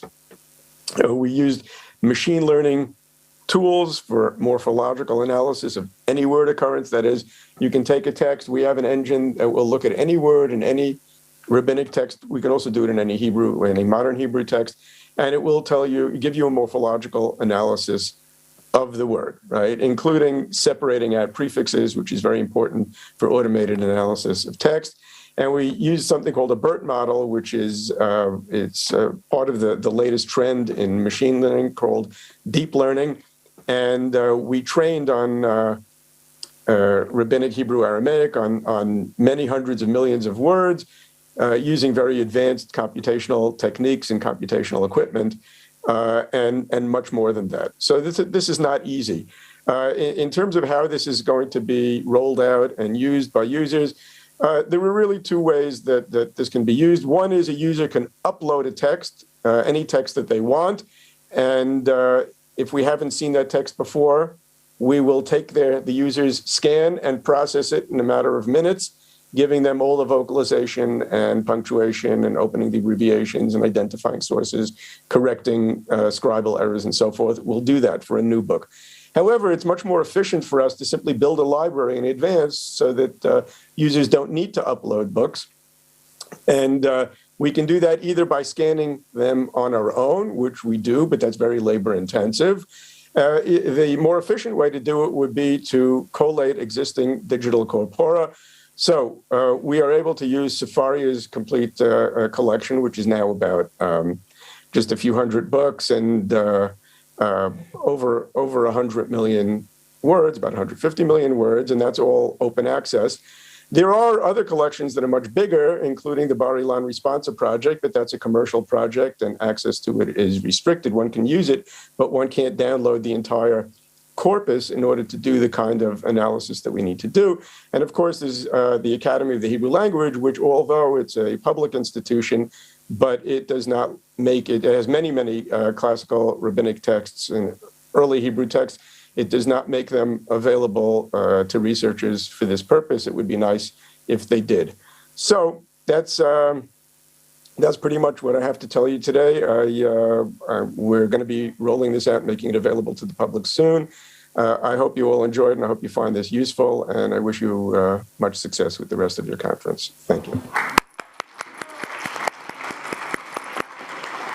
Thank you. Thank you, and it was extraordinary to see the work of Dr. Koppel, is American-Israeli computer scientist and Talmud scholar who works on machine language applications, and we got to see some of the amazing work that he's doing.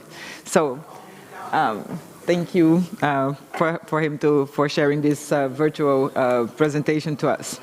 Now, we are running a little late so on the schedule, so I'm not going to open for questions. I'm just going to take the opportunity, since we talked about the International Decade for Indigenous Languages, to remind everyone that UNESCO will be hosting the launch, the high-level event that will be launching the International Decade on the 13th of December here at UNESCO's headquarters. This event will bring approximately 500 high-level representatives of national governments, heads of national agencies, research and language institutions, indigenous leaders, and other public and private organizations. So, of course, you're all welcome to join us in person or remotely to this event, and the registration will be open to all participants. So, with that, let me say that in our agenda we now have a 15 minutes break, and I would like to invite you for that. Thank you very much. Thank you. Unfortunately, I have the difficult task of noting that because we're past time, we'll have to forego the formal break and put that off until after the conference shortly. But thank you to you, Dr. Oliveira, and to our two panelists for their important contributions. And we'd like to call up to the stage the members of our final panel. With a focus on lessons learned. This panel will be moderated by our own Alan Schneider, who I think needs no introduction.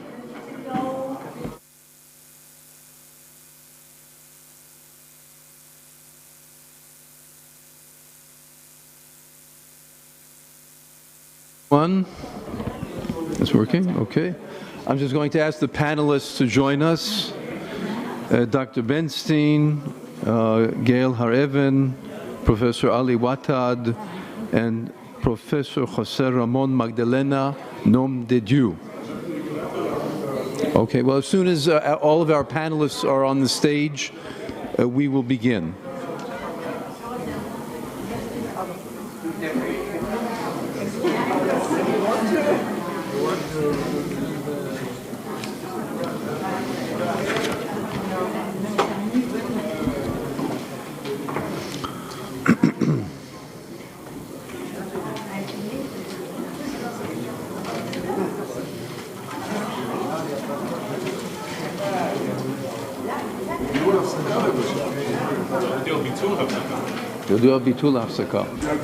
Okay. For those who may not have heard, we're not in a formal break. We've since we shot over time. Those who need to step out for a minute are welcome to do so. But as soon as we have all of our four panelists on the stage, we will begin the session. אז למי שלא שמע לא תהיה עכשיו הפסקה, אלא אנחנו נמשיך במושב הזה ברגע שכל ארבעת המשתתפים יעלו לבמה.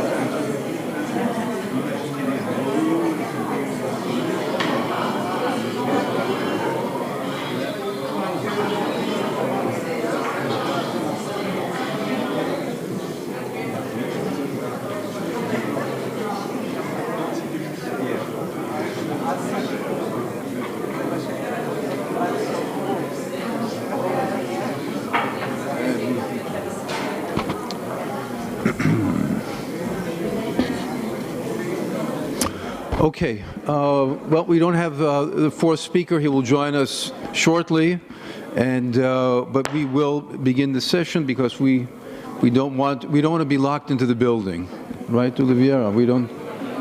We can't have that, right? Okay. אז אם כן, אני מבקש מכולם לתפוס את Please. seats, and I will open this session. Please take your seats. If you could cease the discussions over there. Could you please take your seats? Okay, we're going to begin. אל המתרגמים, אני אדבר בעברית. אז Ladies and gentlemen, we are getting closer to the end of the meeting, and I really would like to thank all those who stay bared with us.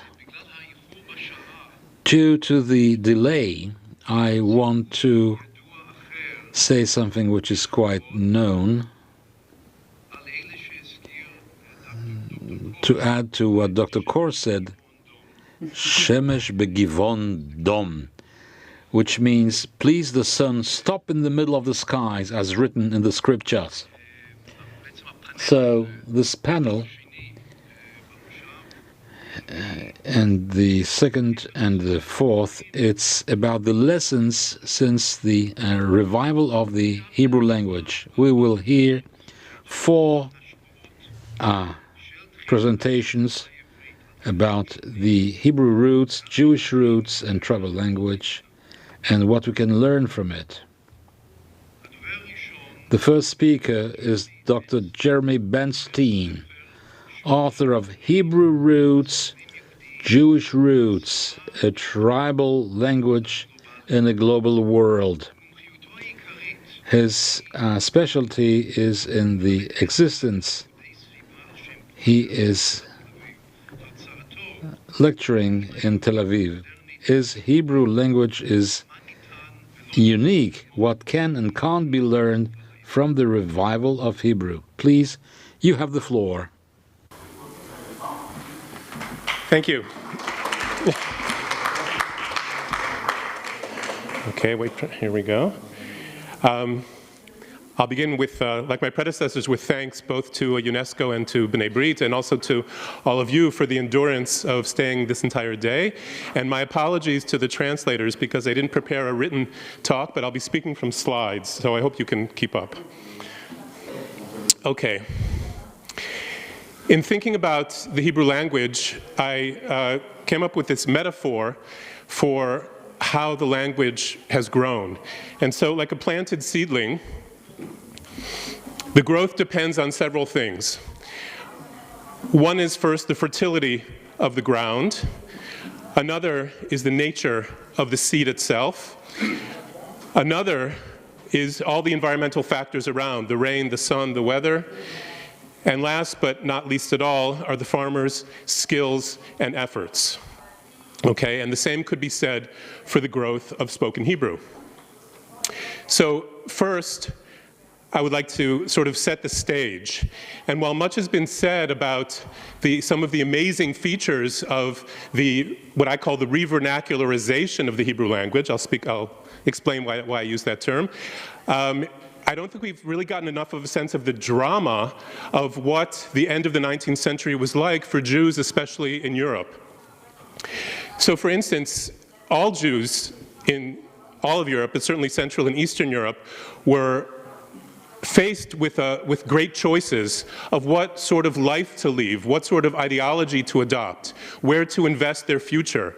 So they could choose to become ultra-Orthodox and invest in retaining Jewish tradition.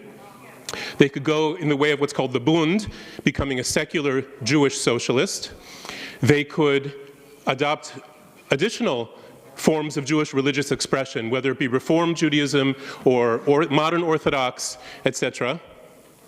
Of course, you could be drawn into Marxist thought, Marxist revolutionaries, the incipient Bolshevik revolution. And of course, one could choose to assimilate into one's host country. Many, of course, like my ancestors, immigrated to the New World, North America, and some South America. There's, of course, the choice of cosmopolitanism, of trying to work for a world beyond national identities and borders. And of course, there was this other trend that was called Zionism and the idea of possibly moving to another part of the world, Palestine. Now, what's interesting about this as part of linguistic history is that each of these ideological and lifestyle choices also incorporated a linguistic choice. If you were going to be ultra-Orthodox, then you, of course, would choose to speak Yiddish. If you were going to be a Bundist, you would also speak Yiddish, but a different kind of Yiddish, a secular Yiddish. If you were going to go the route of either Reform Judaism or the modern Orthodoxy of Shimshon Raphael Hirsch, then perhaps German would be a language of choice. And of course, things were happening in the Marxist world in Eastern Europe in Slavic languages, and of course, eventually Russian. If you were going to choose to assimilate in your host country, then you would adopt the vernacular of that country, whatever it be. It could be Romanian or Hungarian or wherever you happen to be. If you were going to immigrate to the New World, of course, you would have to learn English. Otherwise, you would be a greenhorn forever. And if cosmopolitanism was represented by a different language, founded and promoted by a different Eliezer, actually, Eliezer Ludwig Zamenhof, and I'm referring to Esperanto.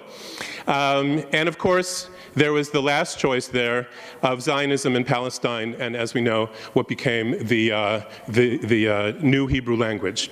So that is just to dramatize the existential dilemmas that were also linguistic dilemmas for the Jewish people, at least in the Ashkenazi world at that time.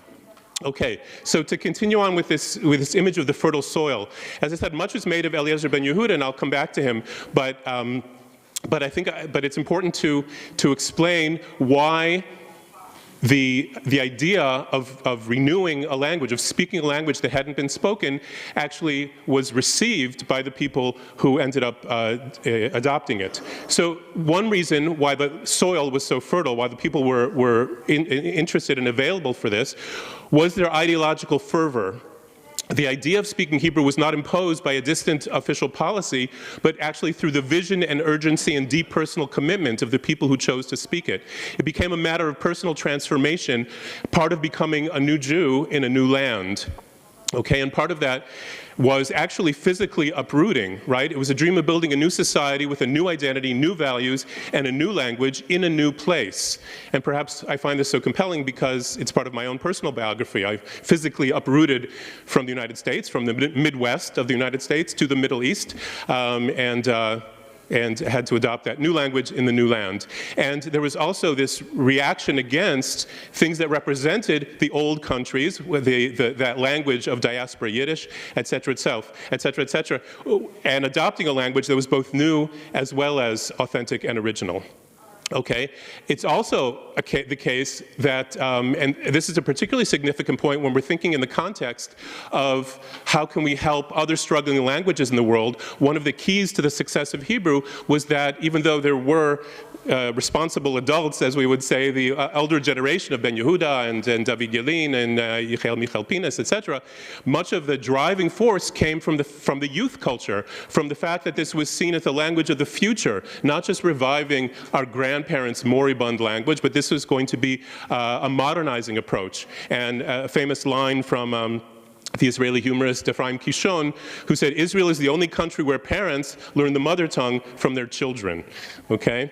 And also another factor that has been mentioned already in several of the lectures is that there was this need for mutual communication, both between Ashkenazim and Sephardim, Jews from different countries, for whom Hebrew was the only shared language, but also here's a piece from an English clerk at the time that Bernard Spolsky writes about. He says, the hotel keeper talks Greek, his cook Amharic, one waiter Polish Hebrew, another Italian, another Arabic, the barber speaks French, the washerwoman Spanish, the carpenter German, the dragoman, the interpreter speaks English, and the pasha Turkish, and sepoys from India mutter English oaths. That was the reality of Palestine at the end of the century. Okay. So that's a little bit about why the soil was so fertile. What about the seed itself? What inherent to the Hebrew language made it revivable, to use that term? So first of all, Hebrew has a long and rich and well-documented living textual heritage. And again, this has been mentioned in previous lectures. Both sacred and secular texts and poetry, of course, the correspondence throughout the Jewish world, written, and as has also been mentioned, Hebrew used as a common language between Ashkenazim and Sephardim. The Israel National Library has over 100,000 titles that were of books that were printed from the invention of the printing press in the 15th century to the end of the 19th century. That is not a dead language, right? And more than 80,000 manuscripts. So that's why I say it wasn't revived. When we say Tchiyat HaSafa, it's almost reminiscent of Tchiyat HaMeitim, which isn't just revived, that's resurrected. And so when we say re-vernacularized, it's basically saying taking it off from the printed page and into a spoken language, and I will correct that in future presentations from what I learned from Professor Glinert this morning, that talking isn't only just a spontaneous conversation. Okay, so that's now what about the environment? There were elements of the situation in pre-state Palestine that aided the dissemination of Hebrew. Eretz Israel, Palestine, is not a very big place, so the fact that it was a relatively small geographic area meant that innovations could diffuse relatively quickly. And there was also a certain amount of passive or active support by the political authorities, that the Turkish Empire never imposed Turkish as a language, and so there was a multilinguistic reality there. And the British mandate in, I believe it was 1922, actually accepted Hebrew as one of the 3 official languages of the mandatory powers, which gave the language, of course, a big push in terms of institutional credibility. Now we get to the farmers, okay? And I say farmer with S in parentheses, but of course, because of course we focused on Eliezer ben Yehuda, but of course there were many others. He couldn't have done it alone. I'll just read this short paragraph by the way that Rubik Rosenthal, a scholar of Hebrew in Israel, described the personality of Eliezer ben Yehuda. He said he was a bitterly contentious man, an object of veneration who attracted 5 adversaries for every admirer. He was an opportunist and a zealot in the same breath.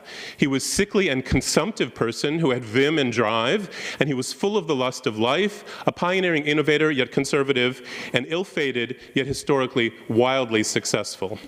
So just there are many stories, real stories of his life, as well as all kinds of urban legends, but just a little bit about how he succeeded. So they say about Ben Yehuda that before Ben Yehuda, Jews could speak Hebrew, but after him, they did.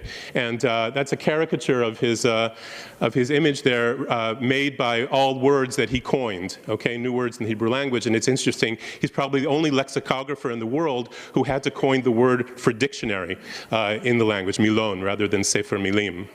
Okay, so I'm going to briefly describe 7 strategies that he used, and again, I'm presenting these in the context of thinking about other languages in the world and what can and cannot be transferred.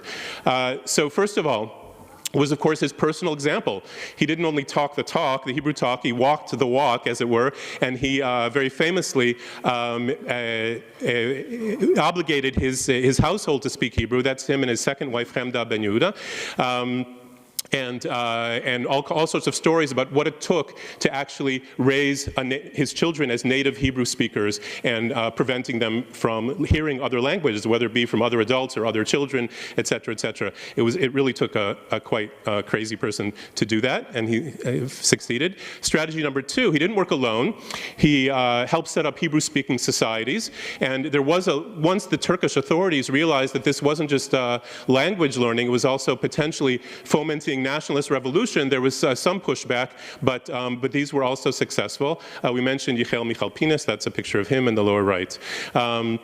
Strategy number 3, he addressed the masses through all the various newspapers that he worked with, and these were sort of bottom-up appeals to the public, both in Palestine and in the diaspora, because HaChavatzelet and other newspapers were distributed in Jewish communities elsewhere, and that was crucially important because subsequent waves of Aliyah, after the first Aliyah, but into the second Aliyah, the beginning of the century, they came with this enthusiasm that he had already spread to them.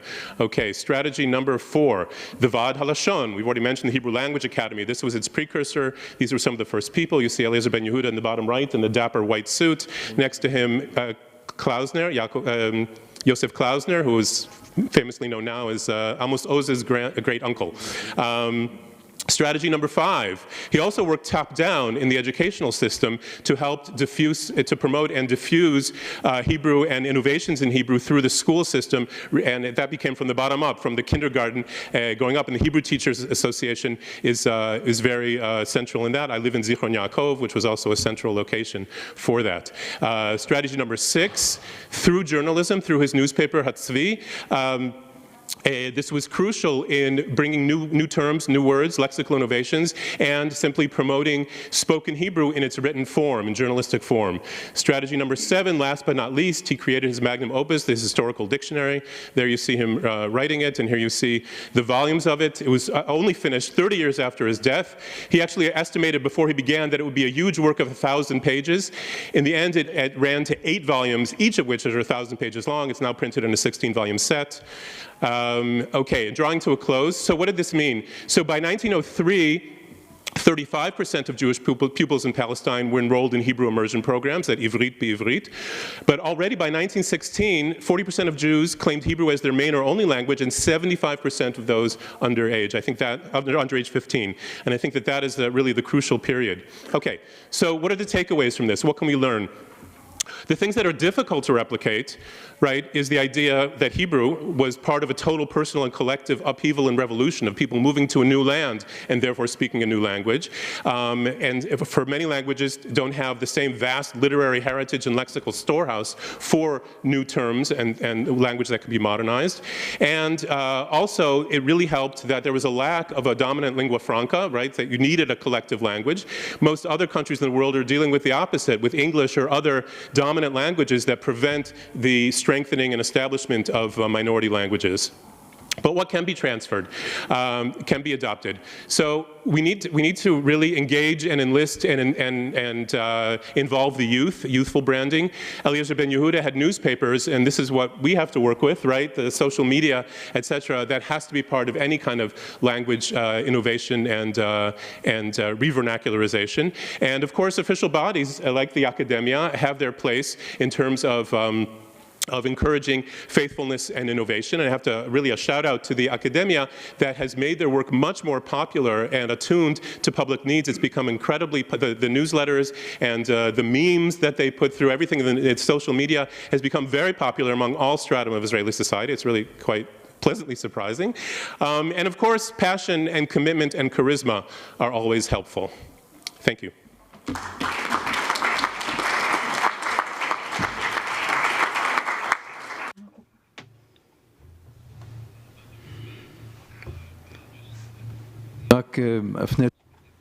Thank you, Jeremy. I want you to show you the pictures, all friends of neighborhood Jerusalem.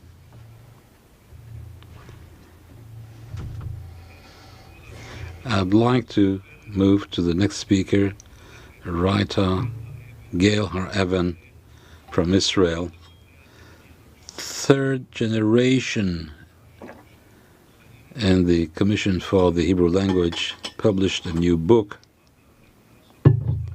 18th book of her, Imagining Hebrew, Imagining in Hebrew. Gail, you have the floor.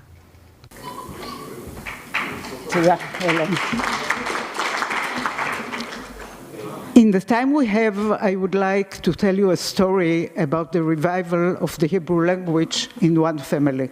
Actually, my family.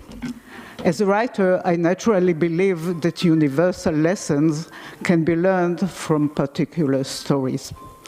The particular story which I will present could fill a 3-volume novel, so we'll have to do with a synopsis.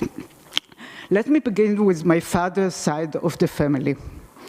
My grandmother's father, Yitzhak Epstein, was a Hebrew teacher, a doctor of education and linguistics, and a member of the language committee, which I'll talk about soon. Yitzhak Epstein was born in the city of Minsk, in what is today Belarus. As a Jew, he was denied acceptance to university, so in 1886 he immigrated to the land of Israel with an idea which seemed totally fantastical and unrealistic: reviving Jewish life and Hebrew culture in the ancient land of the Jewish people. When Epstein arrived in the land of Israel, about 50,000 Jews were living there. Among them, only about 100 families actually spoke Hebrew. The ultra-Orthodox Jews vigorously objected to the use of Hebrew for secular matters, but even for people who didn't object on principle, the idea that Hebrew might become a widely spoken language seemed like a fantasy. Epstein settled in the ancient city of Tzfat. For a few years, he worked there as a principal of a small school for girls. He was very successful in his teaching. The clever girls quickly became Hebrew speakers, which got him into trouble with the ultra-Orthodox community. The man was blamed for spoiling girls by teaching them the holy language, a language that wasn't meant for women, and providing them with an education that would make it hard for them to find a decent bridegroom. At some point, he was officially excommunicated in a religious ceremony.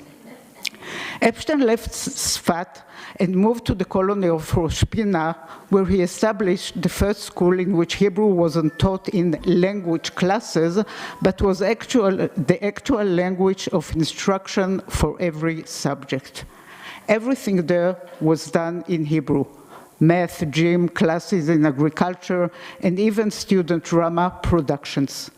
Because what Epstein actually aimed at was moving the learning out of school, integrating the language into people's daily experience in a process which involves all the senses in concert with the environment. If we are looking for lessons, this may be one. We can call it a holistic attitude.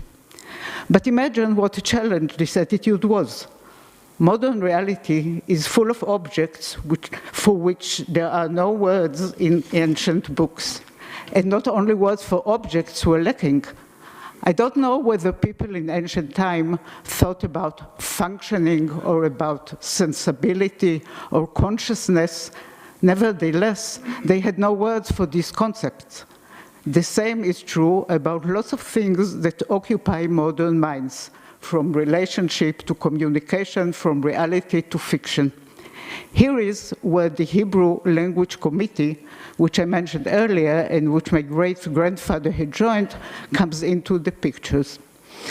Members of the committee included great scholars in the field of Hebrew linguistics and Hebrew literature of all periods, writers and translators.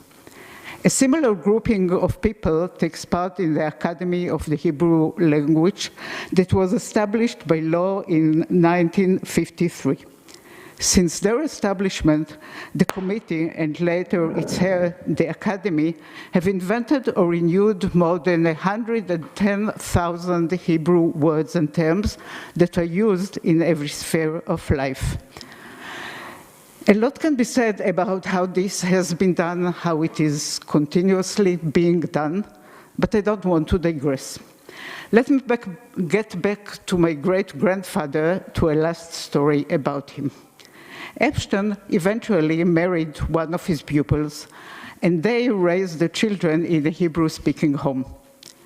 I often think what an effort it must have been singing lullabies or telling children stories in a language that hadn't been used before for communication of this kind. Every daily common act can be seen as a manifestation of commitment. Many years later, after my grandmother had died, my father found a bundle of love letters which his grandparents had written to each other in Hebrew. To be more precise, the letters that he found were passionate, erotic letters. After giving these letters a short glance, my father did the decent thing. He burned them. I believe that this act was right. I believe that this act was right. Nevertheless, I'm curious not about the love life of my great-grandparents, but about the language which they used.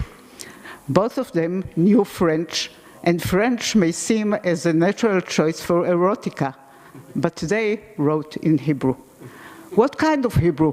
Did it reflect the Song of Songs? Did they create their own love language? I do not know. But if we are looking for lessons, we may find another one here. It is passion. Passion for the language and passion being expressed by it. Now to the story of my mother's family, which I think may offer some other lessons. Unlike my father, my mother, Shulamit, wasn't raised as a Hebrew speaker. She was born in Warsaw, where my grandmother's family had lived for hundreds of years.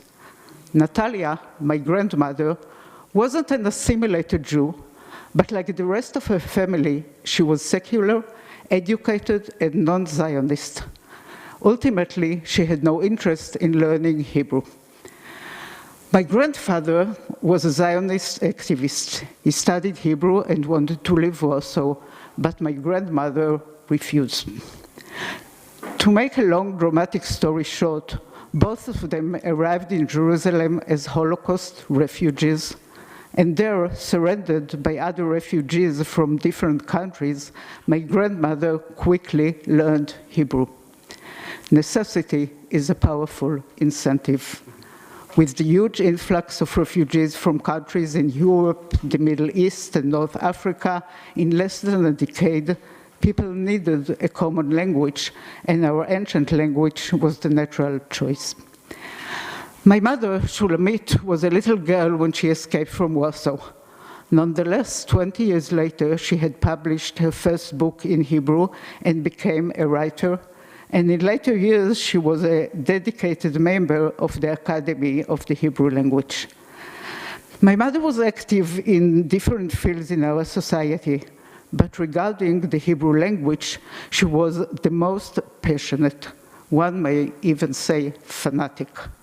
Her English, Polish, and French were excellent. She could also get by in Arabic, Spanish, German, and Russian. But there is no doubt that Hebrew was her homeland, the homeland which she embraced after she had been forced into it. For her, Hebrew wasn't just a means of communication. Hebrew was her true self. And only in Hebrew could she do her work as a writer, a work which involves a constant exploration of the language and a brilliant creative attitude towards it. As a mother, it was extremely important for her that her kids would inherit her passionate attitude towards Hebrew. Her commitment was such that when I was little and my father's work required us to live in Paris for 2 years, she didn't want her kids to learn French. In fact, she actively tried to prevent our learning the language by sending us to a local Israeli school. She wanted us to have the best education and master more than one language, but she also believed that at a young age, when mind and personality are being molded, you have to learn where you belong. In other words, her belief was that a person can't be deeply rooted in more than one cultural soil. Was she right in this belief? Is this a lesson to be learned? I leave this question open. Let me end with a few words about myself. Like my mother, I too am a writer. And like my mother and my great-grandfather, I'm honored to be a member of the Academy for the Hebrew Language. Unlike my father, as a writer, I spend a lot of time in imaginary situations with imaginary characters. And since I experience the world through Hebrew, all my imaginary worlds are rooted in Hebrew culture. As I see it, even when I write science fiction, it is Hebrew science fiction.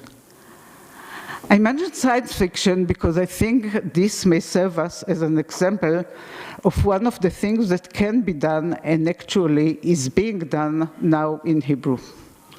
The continuous and rapid development of Hebrew as a spoken language enables contemporary Israeli writers to work in all kinds of genres and create stories that couldn't have been written in the early decades of the revival of our language. As the language grows, So do the options writers have for literary choices. And now, not only the treasures of 3,000 years of Hebrew at our disposal, but also countless behaviors of a vital language which is being used by millions of different people. The story of the Hebrew language, which may seem like a wonder, made me who I am. Yet, when what had once been unimaginable becomes part of daily life, one naturally tends to lose the earlier sense of wonder. So every once in a while, as I do my work, trying to create plausible imaginary worlds, I remind myself of what is written in the Hebrew entry in the Encyclopedia Britannica in its 11th edition, published in 1911. And whenever I think about it, my sense of wonder is rekindled. Because this is what Theodor Nolde, a prominent scholar in Semitic languages, wrote in it. The dream of some Zionists that Hebrew, a would-be Hebrew, that is to say, will again become a living popular language in Palestine, has still less prospect of realization than the vision of a restored Jewish empire in the Holy Land. As I see it, Professor Nolde was not only a great scholar, but also a realistic man. He surely was realistic, and this brings me to the last lesson I dare to offer. It may be helpful to remember that reality doesn't necessarily act according to the rules of the realistic genre. And in Hebrew, המציאות לא בהכרח מצייתת לכללי הסוגה הריאליסטית. תודה.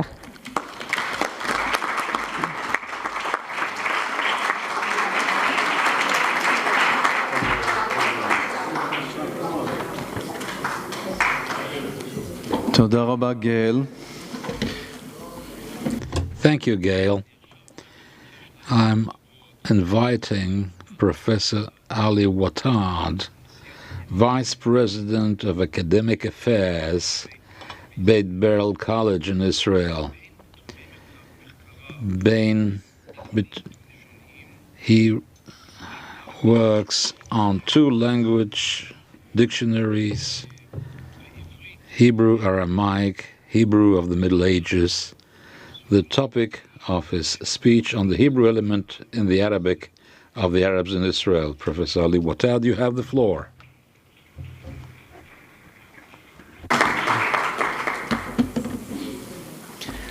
Shalom likula. Hello, everybody. Masa al-khair al-jamiyya. I would like to thank, I'm very glad to be associated to this very important colloquium. Thanks, Professor Ba'asher, outgoing chair of the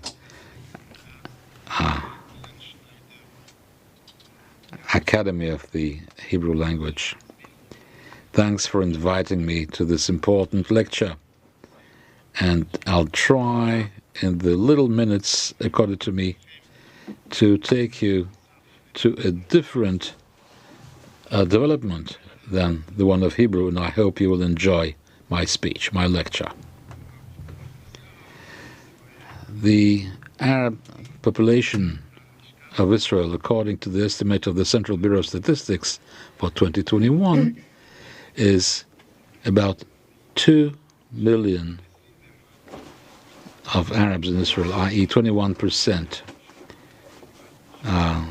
except East Jerusalem, who have a status of resident. The number is about 1,600,000 souls, which is 17%. The geographic distribution is north of Israel, 52%, what's called the Triangle Center of Israel, 19%, Negev, the south, 17%, Jerusalem, 1%, the rest of the country, 2%. Distribution of the Arabs by religion is Muslims, 83%, 83. Christians, 8%, Druze, 9%. In general, Arabs use their Arabic language in two main layers: literary Arabic and spoken Arabic. There is a clear distinction between these two layers. When an Arab uses the first layer, he makes sure to follow the rules of standard literary Arabic language: phonology, morphology, syntax, and semantics. While when he uses the second layer, i.e. the layer of spoken Arabic, he doesn't adhere to the existence of these rules. Moreover, there are differences in this layer between one dialect and another, and even between a settlement and a neighboring settlement, and even within the settlement itself, there is sometimes a difference in the level of spoken Arabic for social-linguistic reasons. Recently, in the era of development of social media, this practice is increasingly undermined. The Arabs allow themselves to write emails or messages in the WhatsApp application in the level of spoken Arabic.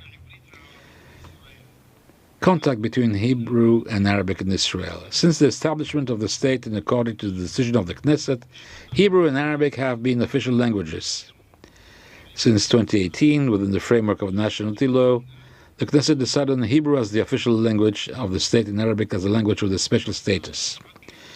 Knesset also decided on the obligation to study Hebrew for Arabs in Israel. So the Arabs in Israel learn Hebrew as a second language in the Arab schools as a compulsory subject. They study Hebrew from grade 2 to grade 12 and take the Hebrew matriculation exam. About 7 years ago, according to the decision of the Ministry of Education, Naftali Bennett, Hebrew studies began in grade 1. One of the goals of studying Hebrew among the Arabs in Israel is their integration in the country in the fields of education, society, politics, trade, and economy and everyday life. Arabs in Israel, as a minority, see the study of Hebrew as a very essential thing in order for them to be able to integrate into the country in these fields. From this, the dependence of the minority on the majority develops, and so that the minority will be able to manage its affairs, it must master Hebrew at different levels depending on its purpose. The acquisition of Hebrew, at least in the first years of the establishment of the state, is not only done in a formal way in the schools, but also in an informal way through daily contact and the increasing exposure among the Arabs in Israel to the language Hebrew and Hebrew culture.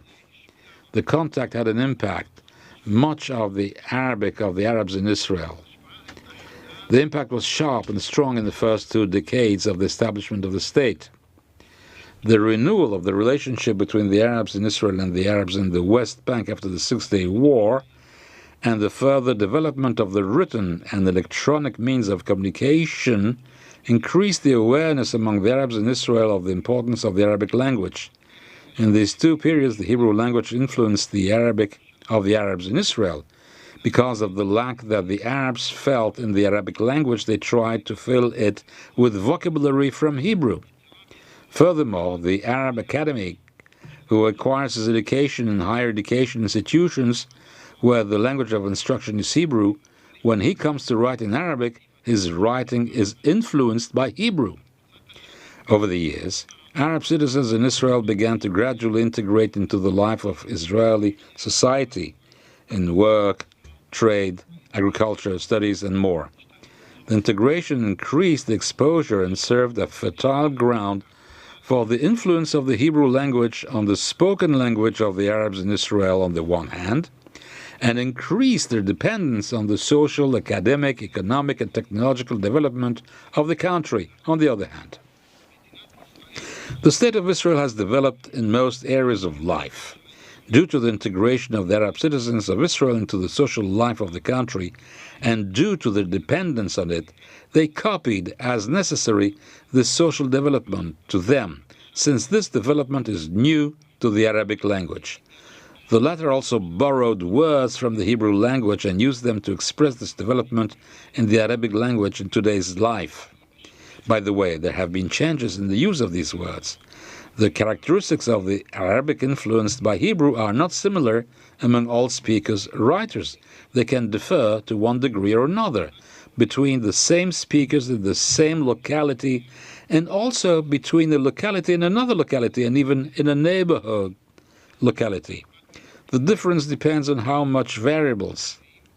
Educated versus uneducated, young versus old, men versus women, workers in Jewish cities versus workers in Arab settlements, place of residence close to a Jewish settlement or remote.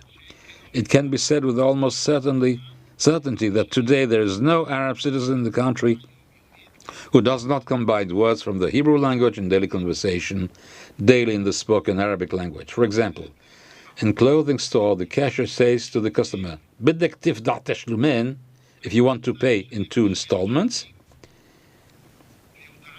In Facebook, Shabab Dahov, Kasharabi Sayarat al-Dafikash. Friends, urgent. The electrician car is coming, payment in cash. Continuation of the previous message. Walak Umar, kus islak uhabrain min bara lab'ara. Hey, Omar, cut the threads and connect them from the outside. A conversation between 2 workers on the eve of May 1st, Labor Day. بكرة يوم العمال ليش المدير إذا اليومنا 12 نقد and وانتنا نقد. Tomorrow is the workers' day. Why is the manager making that arrangement? If on our day you don't take it off, when will you take it off? So, number of words at the rate of speech. When you are born, تقدر تشرح شوية على المنهجين أو المسارات الخبراتيين اللي بالخبرة العربية والبدوية. Can you explain a little bit about the social customs and traditions in the Arab and Bedouin society? From here we witness the emergence of a Hebrew element in the Arabic spoken by the Arabs in Israel. This foundation is not uniform and depends on several variables, as I mentioned above. Below I will present some examples of this Hebrew element according to different variables. The first is the word query. Many words are asked in the eyes and sometimes with a slight phonetic change. The speaker weaves them into the sequence of his everyday Arabic speech. The following are some of the many examples which I personally heard and hear in my locality, Kvarjat, which is a village located in the north of the Sharon area near the Green Line. To the south of it is Kibbutz Magal, and to the north is the city of Baqa al-Gharbiyah, and to the west is Kibbutz La'avat Habib. Today the village has about 12,000 inhabitants. Percentage of academics in the village is among the highest in the Arab society in Israel.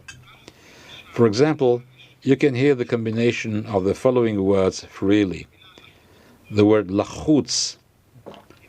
امبارح بكيت لحوتس كتير. I was very stressed yesterday. Elevator. أنا بحبش أطلع في المعاليت. I don't like to go up in the elevator.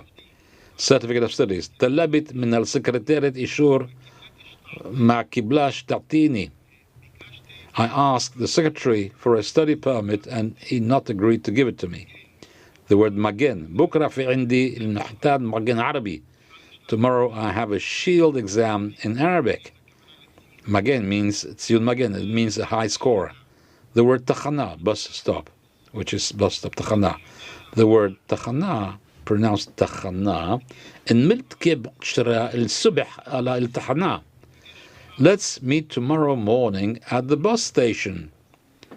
The word Tachana, station, was picked up by the resident of Jet back in the 60s, when the Egged Bus Corporation connected the settlement to public transportation and placed a bus stop at the eastern entrance of the settlement. And there was no other bus stop, so the word Tachana, station, was picked up by everybody, old and young, with the pronunciation of Tachana, because this is the first accent they heard by the people from the Yishuv, from the mouths of those in charge of placing the station. I.e., it's a word borrowed from its own right with a phonetic which became from Hey to Cha, in spite of the fact that Arab speakers have no problem pronouncing Het, receiving the spoken Arabic El. Semantically, this word indicates the entrance area of the settlement.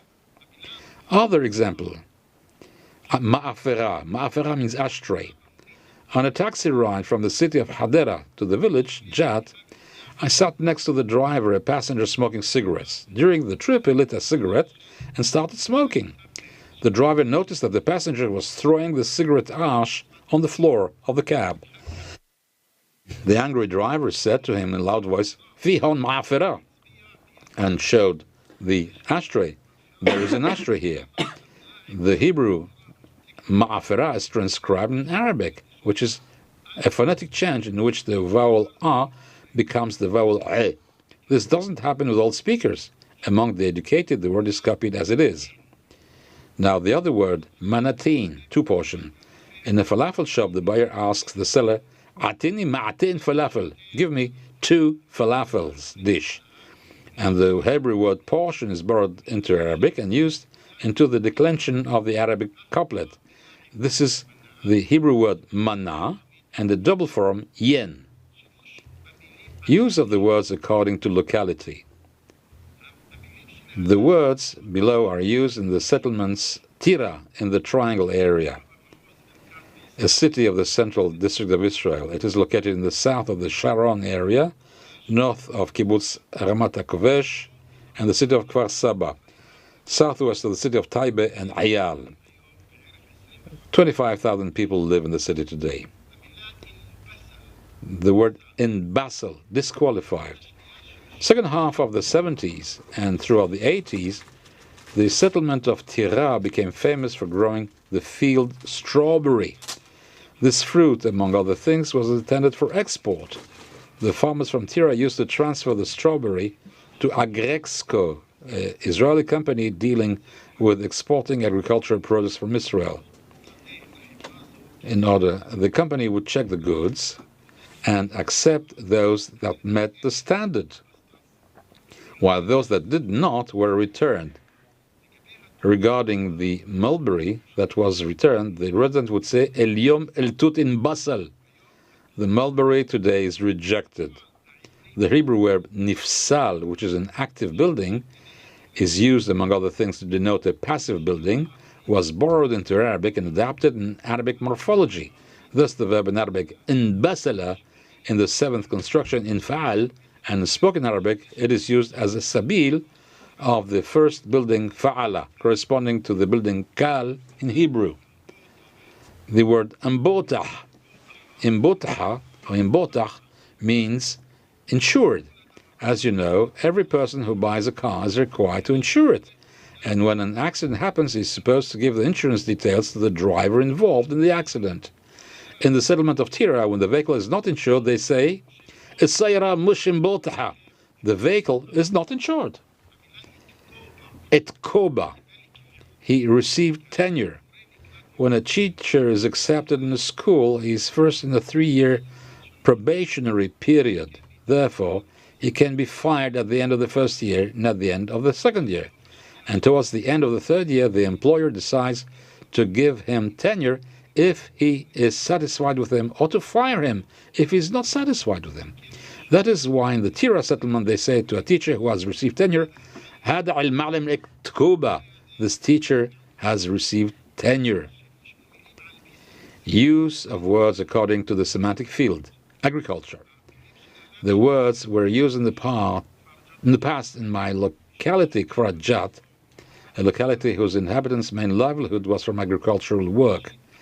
At the beginning of the state, modern agriculture replaced the agriculture that was common among the inhabitants, the husbandman agriculture that did not need irrigation.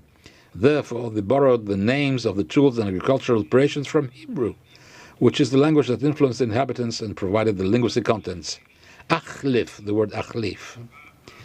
In the transition from owner-occupied agriculture to agriculture with irrigation, the farmer started to use water pipes so that he would connect several pipes together according to the length of the field, connect the chain of pipes to a water tap, and close the last pipe with a stopper. Each pipe has one sprinkler through which the water comes out in a certain radius, and after the land received the requested amount of water, the farmer moved the water line to another place. The activity is said in the locality, "Ana rayih achlif al-kaf."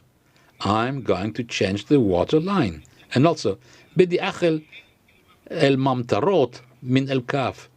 I want to release the sprinklers from the water line. When the farmer prepared the land for sowing, he preceded a number of actions such as plowing and cutting the land.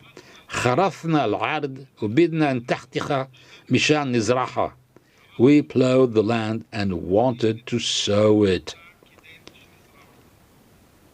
And another advanced stage of modern agriculture. I have 3 more minutes. In the writing of the Arabs, both in the written Arabic press, which is not spoken but standard Arabic, in items, academic items and advertisements, we find elements of the Hebrew language.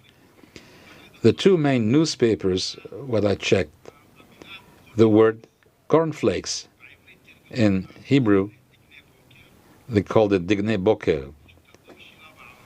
And in Arabic, it's called Habub al-Sabah. It's a copy, carbon copy. And Zman Avir, airtime. Same, Zman Hawa, Zaman Hawa. Zaman Hawa is airtime. The word Park al-Lawmi, Al-Hadiq al-Watani. The dryer, Meyabesh Kvasil. From the items in the press, the media, we see the word Tamiz Musallah, affirmative action, Sukar Bism al-Amal,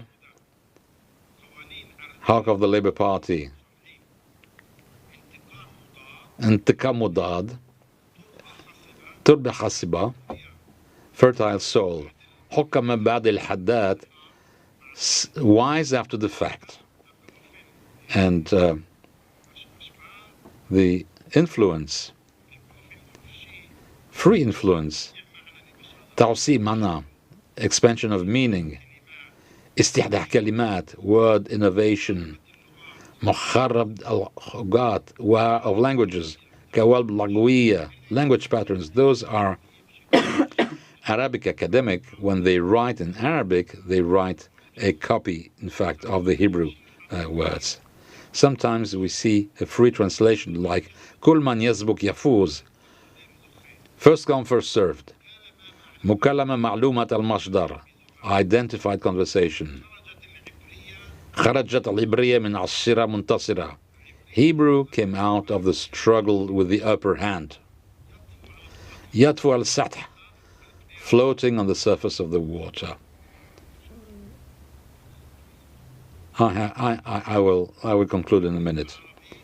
Hebrew and Arabic are very close one to the other. When in contact between the two languages, it leaves its mark on the tongue with a dominant clang or a underdog.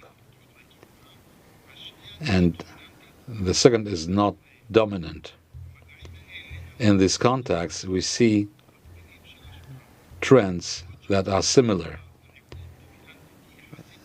Since in the period in which Hebrew is dominant relatively short and the Arabics have recently started to write spoken Arabic using electronic tools, I foresee the borrowing of many words from Hebrew into spoken Arabic and the writing of these Hebrew words in Arabic letters such as Weslet Lema'on,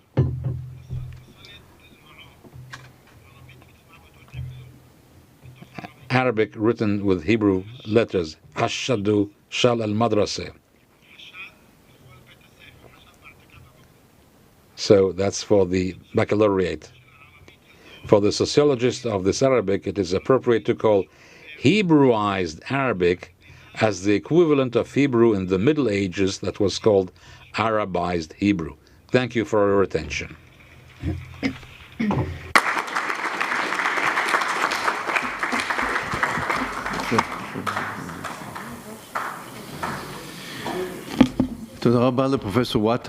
Thank you, Professor Watad, and I will get to the last speaker in this panel, Professor Jose Magdalena Nondedieu, who's Professor Emeritus in the Faculty of Philology in the University of Barcelona in Spain.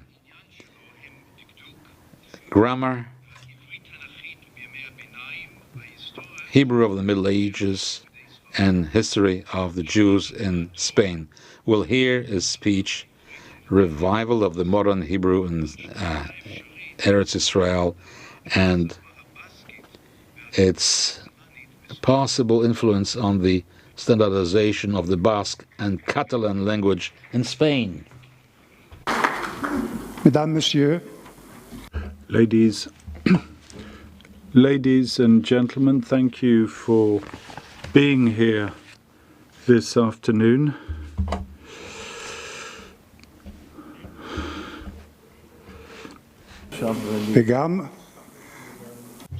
I am the last, and it is used to say in Hebrew that the last one is the beloved one. David Ben-Gurion prononce en hébreu. David Ben-Gurion announces the Declaration of Independence of the State of Israel, 14th of May 1948 in Hebrew, a 3,000-old Semitic language conveys the text, the most sacred of the Hebrew, Israeli, and Jewish people, of their prayers, their most exaltic poems, their most prolific legal and philosophical commentaries, their scientific treatises, and various literary genres. This language, an instrument of cohesion and identity of the Jewish people throughout history, especially in the precarious diasporas, a language that lives today, fresh, luxurious, creative and vibrant in the soul of over 10 million speakers and users. That's to say, the official language of the State of Israel. And this reality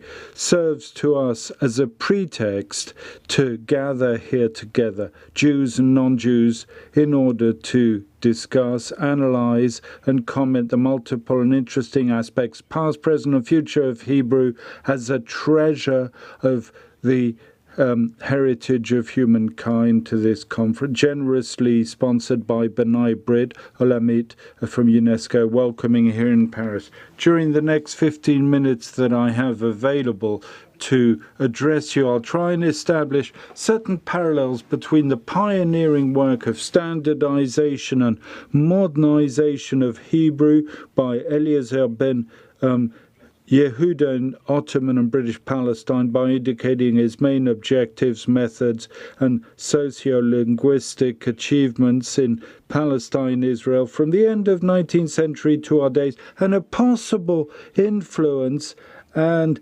inspiring incentive of such achievements in results in the attempts to normalize and renovate the two languages long time neglected, even proscribed in Spain, the Catalan language, Català to the east of the Iberian Peninsula, and the Basque language, Euskar.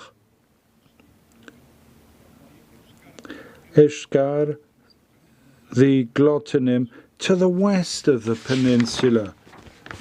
Eliezer Yitzhak Perlman, born in Lithuania, he studied in Latvia, subsequently in Paris, and in Algeria he contacted Jews who spoke Hebrew fluently. In 1881, convinced Zionist, he emigrated to the land of Israel to establish in Ottoman Jerusalem. He changed his diasporic name into Eliezer ben Yehuda. There he began his campaign to Hebraize the Jewish population. Ivri David. Jews speak the Hebraic language, arguing that only with the Hebrew language Israel will live in its land. Between 1884 and 1915, he edited Hapsidi, the newspaper. In 1890, he's a founding member of the Vadas Alashon Language Committee. In 1953, become the Academy of the Hebrew language. His seminal work, as we know, is the dictionary in 17 volumes of the Hebrew language. The great work of Ben Yehuda and his colleagues, the new institutions, the committee, the academia, the publications, the educational system, and the Zionist nationalist idea at last made possible in Hebrew the verses of hope, tikwa, that the Jews would one day establish. Is this effective example of the renewal of Hebrew in Eretz Yisrael? Might it influence the politicians and scholars of Catalonia at the end of the 19th century, early 20th century, also determined to lay claim to their nationalist identities of free people through the reconquest of the battered, despised vernacular languages persecuted and banned Catalan in Catalonia, or Euskar in the Basque Country? The range of Catalan dialects, a Roman language spoken today as a mother tongue by over 10 million inhabitants in Catalonia, Valence, the Balearics, French, Roussillon, Andorra, even Alger in Sardinia, as well as the various variants of the Basque language, isolated and pre-Roman language currently spoken by 500,000 inhabitants of the Basque and French Basque Country and Navarre. These two languages, Catalan and Euskar, as of very restrictive and hard laws imposed by the first Bourbon king of Spain, Philip V, early 18th century, as mere patois or dialects reduced to family usage in a diglossic situation through a collective awareness as people, the idea of nation, the desire of liberty. Intellectuals and nationalist politicians, Catalonia and the Basque Country, as of the 19th century, reproduced, in my view, almost exactly the same methodology of modernization and recovery of Catalan and Euskera as the Jewish scholars of Ottoman and British Palestine did with Hebrew, new dictionaries, grammar, spelling, academic institution, and teaching the new standard languages. Catalan is a language with Latin Romans roots similar to Occitan Limousin, whose literary texts such as the homilies of Orgagna, the costumes of Tortosa, date back to the 12th century, whereas the most ancient document written on literary of feudal sermons dating back to the 11th century. It's a language of administrative use, profane and regular, in the chancelleries of the Crown of Aragon, coexisting with Aragon and Latin, and largely cultivated as a vehicle of artistic expression up until the 18th century, date at which it entered a phase of sharp decline up until the second half of the 19th century, experienced a revival, a renaissance in cultural and political nationalist circles in Catalan, very similar to the renewal process initiated in Palestine by Ben Yehuda with Hebrew. Our Catalan Ben Yehuda was an industrial engineer, Pompeu Fabra, 1868-1948, who devoted his life with strength and vigor to the study, modernization, and standardization of the Catalan language, compiling and editing a grammar of the Catalan language, 1912 in Spanish, then in Catalan, Gramática Catalana in 1918, a spelling dictionary in 1917, a general dictionary of the Catalan language,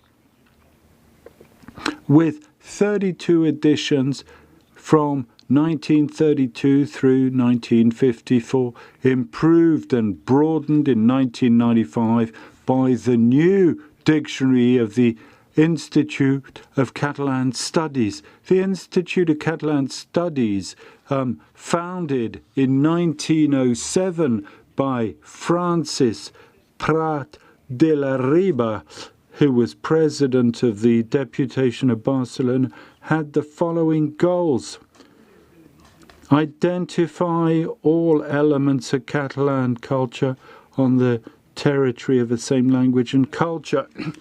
The philological section of the Catalan Institute assumes the function of Academy of the Catalan language across its geographic scope and regulates spelling matters by adapting the norms of Castello of 1932, following a proposal by Pompeu Fabra, who was already rector and professor of the University of Barcelona and president of the Institute of Catalan Studies from 1917 until 1939, when the Nazis arrived, of course, with the collaboration of the Academia of the Valencia language. It's actually the same as the Catalan Academy, with a few variations after political changes in Spain from 1979 to the present day. Gradual development of the democratic state and autonomy. We can say the Catalan language, with some 10 million native speakers with certain problems and conflict with Spanish, that's true, is considered as a co-official language in Catalonia, Valencia, the Balearics, and was declared of public usefulness only in France, Perpignan, Alger, Sardinia a few years ago. Interesting fact, Catalan language is the only official language of the Principality of Andorra. Under the Andorra Constitution 1993, and spoken by 45% of the population that also speaks Spanish and French. In this small principality, there are around 6,000 resident Israeli citizens, and we can hear Hebrew spoken in the shops. The Catalan Valencian diaspora of Mexico and Argentina numbers over 300,000 speakers, as well as certain communities of gypsies or manouche of Catalan origin in Provence and Roussillon. Basque is the oldest living language in Europe, pre-Indo-European of unknown origin, perhaps already spoken in the prehistoric Bronze Age, isolated ergative that maintained essentially in the Basque country, Spanish and French, part of Navarre, as well as in certain Basque-speaking communities of the Basque diaspora, Europe and America. Today, it numbers over 800,000 native speakers, half of whom have complete linguistic competence. Now, the written sources are rare. Notices in Basque that appeared in certain ancient Latin epigraphs and brief annotations in legal documents, but the literary texts that I can refer to are quite tardive and date back to the 16th century, and it's a corrupted text of doubtful origin, copy of an original presumed lost, the funeral of Don Jacob de Guevara, and the text, the Christian priests of a school make fun in Basque of certain Jews who were attending an impossible funeral ceremony in the honor of a certain Don Jacob, former deceased Jew, as a baptized Christian. A fantastic story. It was analyzed by the great linguist Koldo Michelena in 1964. Previous traces, 14th, 15th century, are writings in Hebrew graphemic that I can contribute, come from Hebrew documents of the General Archives of Navarre, and a Basque anthroponym and toponyms very abundant in the texts that my friend Yom Tov Assis and myself have already published in Navarra Hebraica, Barcelona, 2003, 2 volumes. Let me take this opportunity to indicate that our universal traveler, Benjamin de Tudela, second half of the 12th century, author of the famous book of voyages, had as a vernacular language Arabic of his native city in his long Hebrew. There isn't even a single word in Neushka. We must therefore discard a possible Basque speaking. The renewal of the Basque language begins with the figure Sabino Arana, nationalist, and he's viewed as the father of Basque nationalism.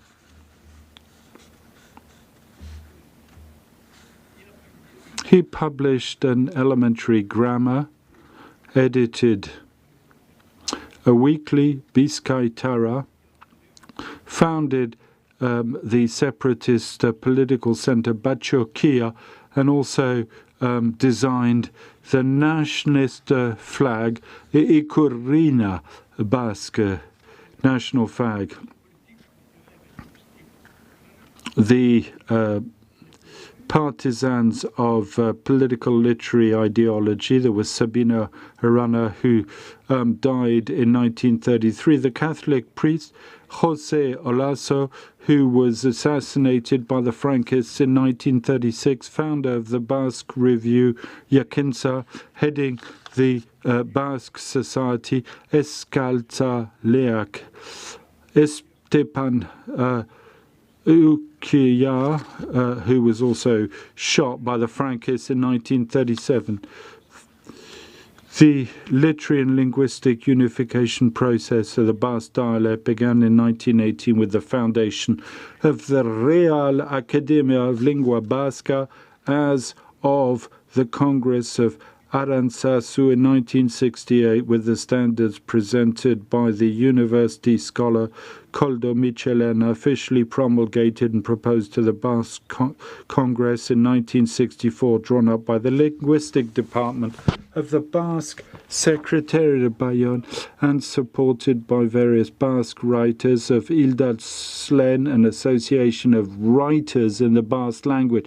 These standards are controlled, supervised by Euskalgant, or the Real Academy, an institution which in France was only recognized to be of public use as of 1995. The proposal and Koldo Michelena's document as of for the unification of Basque, or Batua, was articulated in the following 6-point bases: spelling, the form of the words, ancient Basque word, neologisms and borrowings, morphology, noun, pronoun, verb, syntax. Koldo Michelena was the Ben Yehuda of Basquism. He published the most seminal work in 1963, History of Basque Literature, and in 1963, Language and Proto-Language, Archaic Basque Texts in 1964 on the past of the Basque language. As of 1970, the Real Academy of the Basque language offered him to prepare General Basque Dictionary, 16 volumes, the first in 1984 and the last in 2005. As of 1979, numbered the cooperation of a colleague from Barcelona University, the linguist Sarah Sola. Thank you.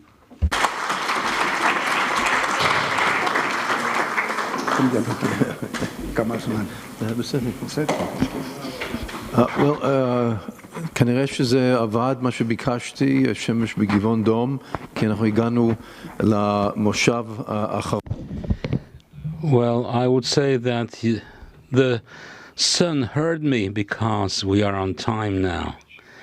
And I'll ask David, who will lead us to the last part of the meeting. Thank you for listening. I think it's okay.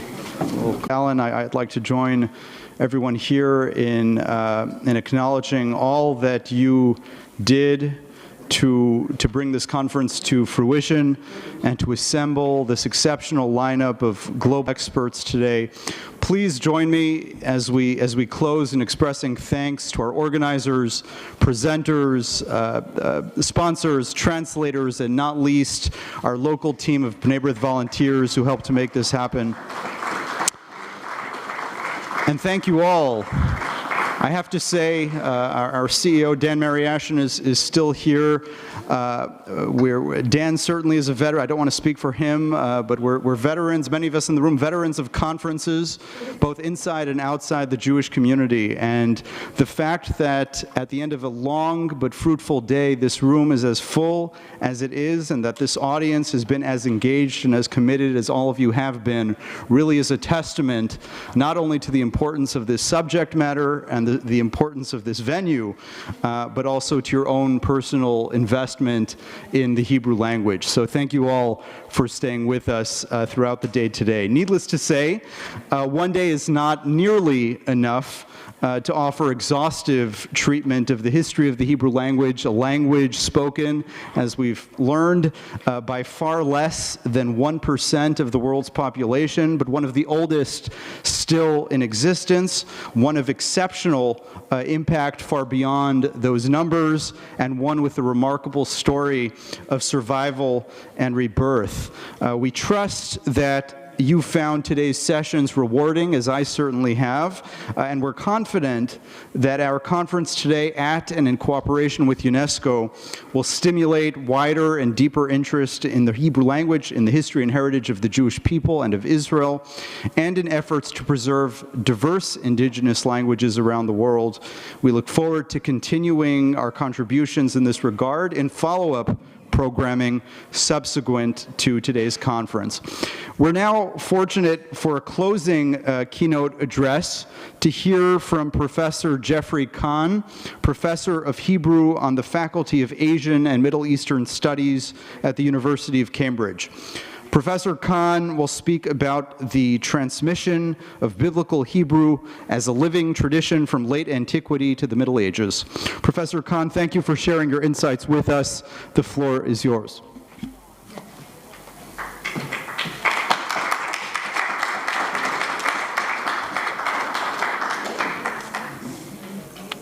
So I'd like to start by saying how much I've enjoyed today, and just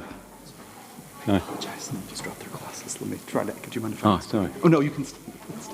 I apologize. Someone dropped their glasses, nearly stood on before you leave the room. I apologize, Professor. Have you got? What do I? How do I change this?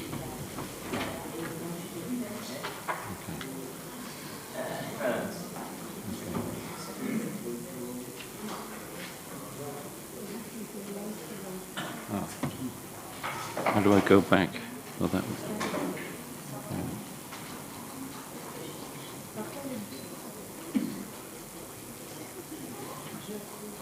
Okay, so I'd like to start by saying how much I've enjoyed today. This has been a wonderful conference. I know it's been a very long day, and I'd like to thank Alan and the B'nai B'rith team for the wonderful organization, and for giving me the privilege of making the final lecture in this conference.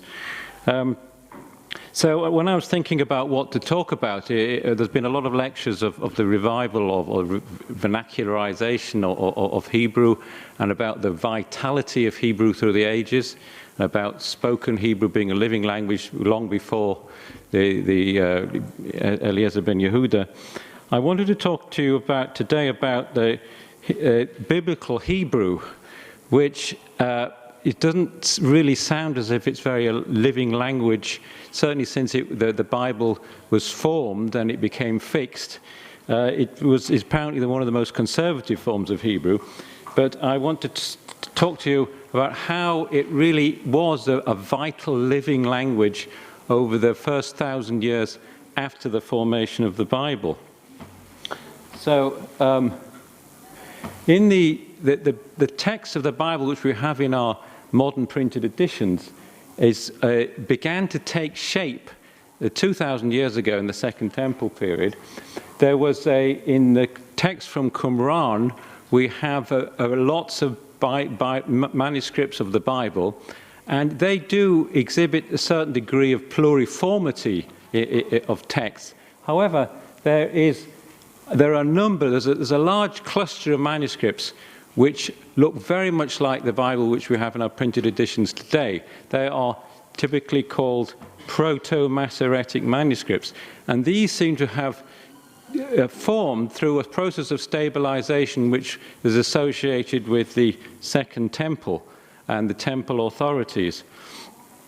And this is what we see in our Bibles today, which are based on these medieval Masoretic codices. So already in the Second Temple period, we have the formation of the written form of the biblical text. Now, in the Second Temple period, we have to remember that the Bible was also read out orally. There was an oral tradition of reading the Bible. And this also began to be stabilized in the Second Temple period. And this is what is this is the basis of what we find in the vocalization signs of the medieval Hebrew Bible manuscripts, these codices, which form the basis, and these codices of the Middle Ages form the basis of our modern written editions of the Bible. So, and this oral reading also started to be stabilized, and this also seems to be associated with the temple authorities in the Second Temple period, and this is what I call the Proto-Masoretic reading. So, we see that there were forces of stabilization that were exerted on the written form of the biblical text and on its oral reading in the Second Temple period. Furthermore, the written text of the Hebrew Bible was transmitted in later centuries after the destruction of the temple in a fixed form. It is important to emphasize, however, that after the Second Temple period, the Hebrew Bible exhibited pluriformity and innovative vitality in various dimensions of its transmission. Although the written text was fixed and the Proto-Masoretic reading tradition gained authority and prestige, there was a pluriformity of oral reading traditions of the written text during the first millennium CE. Some of these were not direct descendants of the Proto-Masoretic reading tradition. Moreover, local transmissions of reading traditions descending from the Proto-Masoretic reading underwent change due to adaptation to the local linguistic environment. Innovative growth developed in some of the oral reading traditions in later centuries in order to enhance the accuracy of their performance, which was an emblem of their prestige. Furthermore, the physical form of the written text underwent adaptation to the codicological structures of books in the local cultures of later centuries. The script of the text also underwent change through convergence with the script of the local cultures.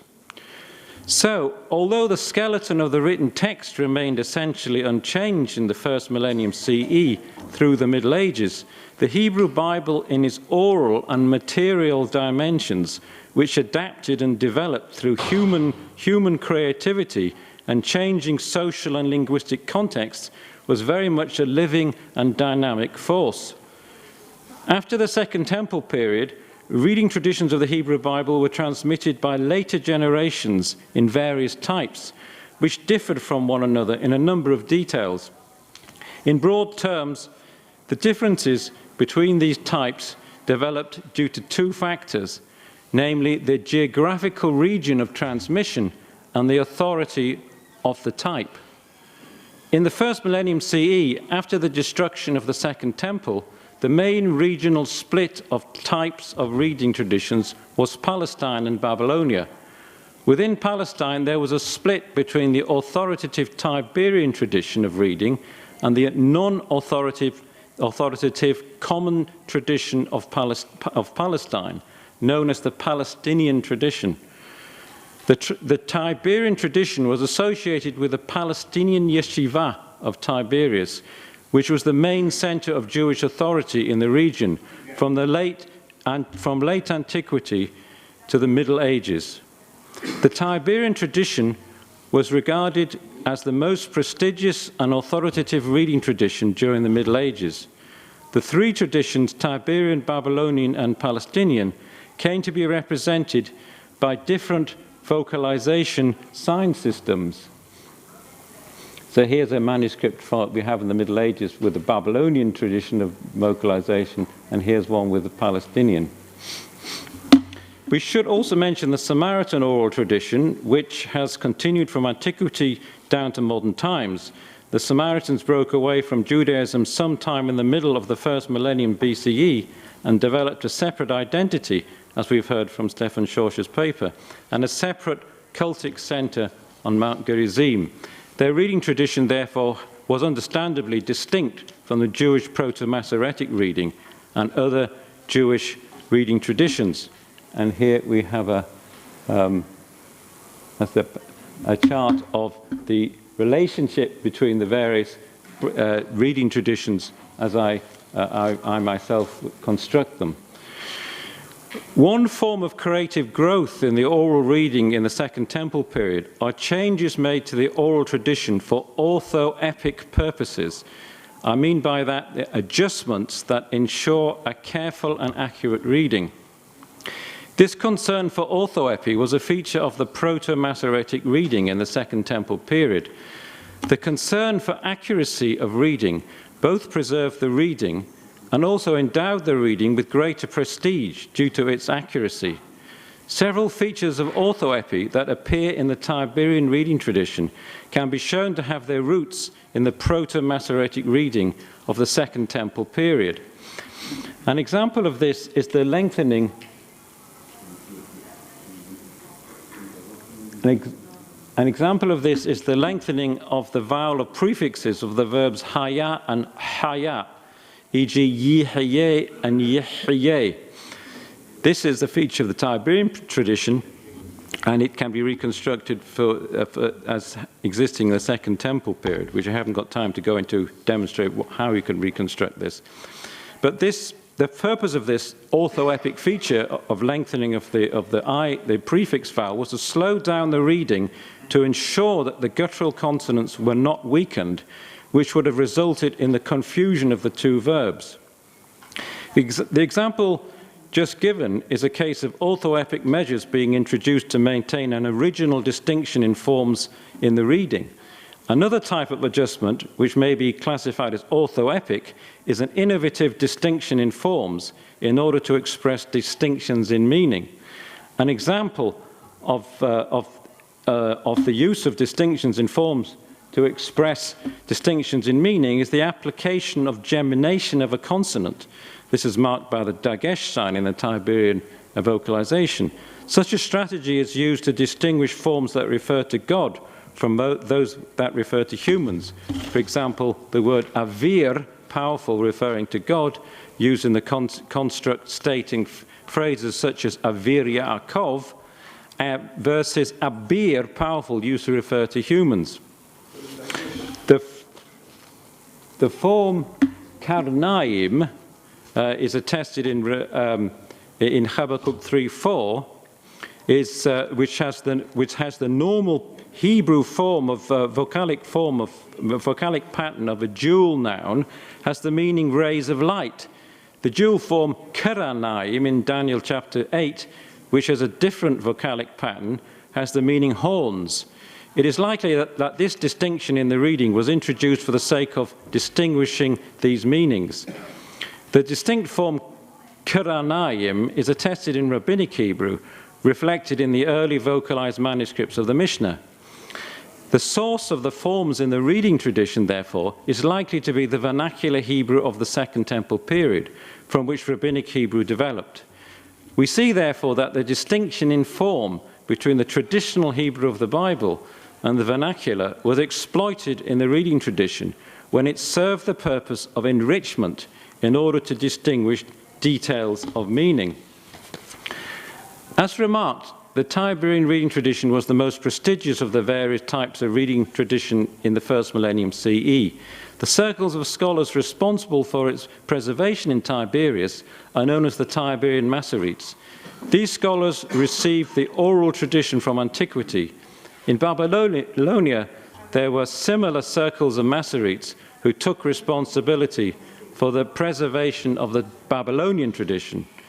The Masoretes undertook several major innovations in the transmission of the Hebrew Bible, that represent convergences with the culture surrounding the Jews in the early Islamic period. One of these was the textualization of the oral reading tradition by a system of written signs added to the written text. The textualization of the Jewish biblical reading traditions in the form of written signs was the result of a general shift to written transmission in the Islamic world. Another innovation that the Masoretes introduced was the use of the Codex for writing Hebrew Bibles. Up until the early Islamic period, Hebrew Bibles were written as scrolls, but the Codex was adopted for writing the Arabic Quran. And the Codex already in the first Islamic century, that's the 7th century CE. The activities of the Tiberian Masoretes lasted until the 10th century CE. There was not complete uniformity in the Tiberian school regarding the oral tradition. There were various streams of oral tradition in the Tiberian Masoretic school that differed from one another in the reading of particular words. The standardization process of the oral tradition is reflected in particular by Masoretic treatises collating differences between Masoretes, the best known being the Book of Differences of Mishael ben Oziel, who was active in Jerusalem at the end of the 10th century or early 11th century. This work concerned differences between the two foremost Masoretic authorities at the end of the Masoretic period in the first half of the 10th century, Aharon ben Asher and Moshe ben Naphtali. At the close of the Masoretic period in the 10th century and the early 11th century, the traditions of Ben Asher and Ben Naphtali were considered to be equally authoritative. A passage in an anonymous Masoretic treatise indicates that the precise details of reading have been transmitted from the hearts of the two masters, al-Ustadain, i.e. Ben Asher and Ben Naphtali, and they cannot be explained, i.e. their form is fixed by tradition and readers cannot exercise any personal initiative with regard to them. This text makes it clear that the ultimate basis of authority of the Tiberian reading tradition were the individual Masoretic scholars, Ben Asher and Ben Naphtali. This can be compared to the way reading traditions of the Quran, the Qira'at, were anchored to the authority of particular scholars. Although readers had to adhere to the traditions of Ben Asher and Ben Naphtali in most details of their reading without personal initiative, the masters themselves did, it seems, take some degree of personal initiative in fixing their traditions. This applies in particular to Ben Naphtali, whose reading tradition exhibits more innovative orthoepic measures than the more conservative tradition of Ben Asher. The Tiberian Masoretes produced a series of monumental Masoretic codices, which came to be deposited in synagogues and study houses as models for copying. Due to the great labor and cost involved in their production, these were relatively few in number and had a small dissemination. The oral reading tradition, however, could be widely disseminated by private teaching or public oral performance without the reading support of a model codex. Instead, individuals had private manuscripts as a reading support for their oral performance. The Cairo Geniza collections have preserved hundreds of such non-model manuscripts. The model Tiberian codices formed the small tip of a large iceberg of Hebrew Bible manuscripts. Biblical manuscripts with Palestinian vocalization, which in general should be considered to be private texts, reflect the common reading tradition of Palestine in the Middle Ages.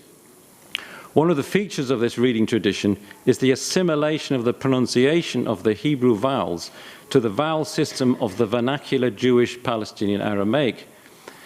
In the Middle Ages, the Palestinian reading tradition converged further with the Tiberian tradition, which was the authoritative descendant of the Proto-Masoretic tradition. Many manuscripts with Babylonian vocalization exhibit convergence with the Tiberian tradition of reading, eliminating thereby distinctly Babylonian features. The activities of the Tiberian Masoretes came to an end in the 10th century after the generation of Aharon ben Asher and Moshe ben Naphtali. The knowledge of the Tiberian reading tradition, which was the most prestigious form of pronunciation, rapidly fell into oblivion after this period. During the period in which the Tiberian Masoretes were active, the oral tradition of Tiberian reading was transmitted alongside the vocalization sign system. After the close of the Masoretic period and the death of the primary Masoretic authorities, Ben Asher and Ben Naphtali, the anchoring of the written vocalization signs to an authoritative oral tradition was broken. The primary base of authority shifted to the written vocalization sign system, which was the textualization of this oral tradition. As the orally transmitted Tiberian reading was lost and the primacy of its authority was transferred to the written sign system, the signs were read with reading traditions that differed from the Tiberian tradition. The Tiberian written sign system was no longer a graphic representation of an oral tradition, but rather became itself the primary vector of tradition. In most communities other than Yemen, the oral reading traditions of the Bible that came to be used to read the standard Tiberian vocalization signs were derived ultimately from the Palestinian pronunciation of Hebrew. The transition of authority to the written signs can be regarded as a strategy to maintain the authority of the Tiberian reading tradition when the knowledge of the oral performance of this tradition was lost. The process of taking an increasing number of orthoepic measures to ensure a maximally careful reading was no longer required, since the authoritative Tiberian oral tradition was now a written fossil in the form of the written vocalization signs. There was no longer convergence of the regional reading traditions with the Tiberian authority, with the Tiberian tradition, but rather the written Tiberian vocalization came to replace other signs. Due to the authoritative status of the signs, however, the local reading traditions in some communities was adapted in some details in order to conform to the written signs. This was the case, for example, with regard to the distribution of komets and patach in post-14th century Ashkenaz. We see, therefore, that after the Second Temple period, the Hebrew Bible remained a dynamic, diverse, and indeed open text in the dimensions of its oral performance and its materiality. This allowed it to respond to the human need for creativity, individuality, and the adaptation to changing socio-historical circumstances. Thank you.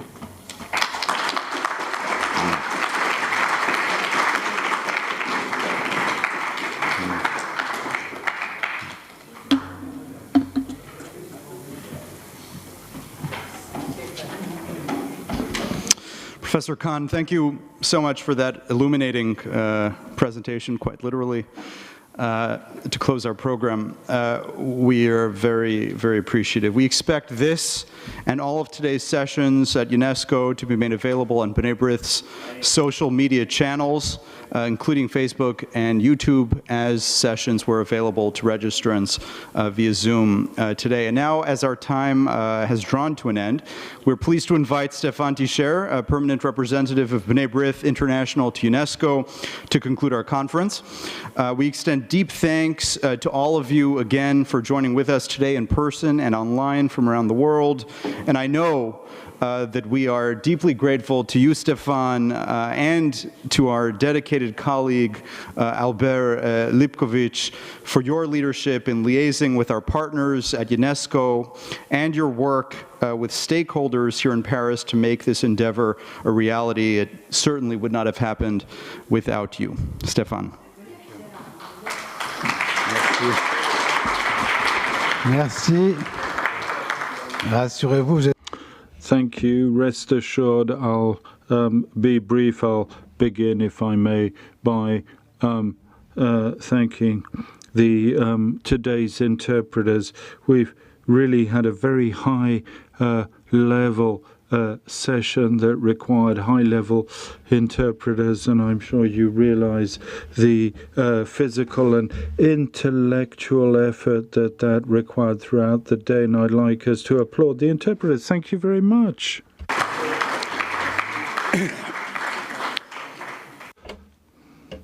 Well, in fact, during the course of today, We had some remarkable speakers.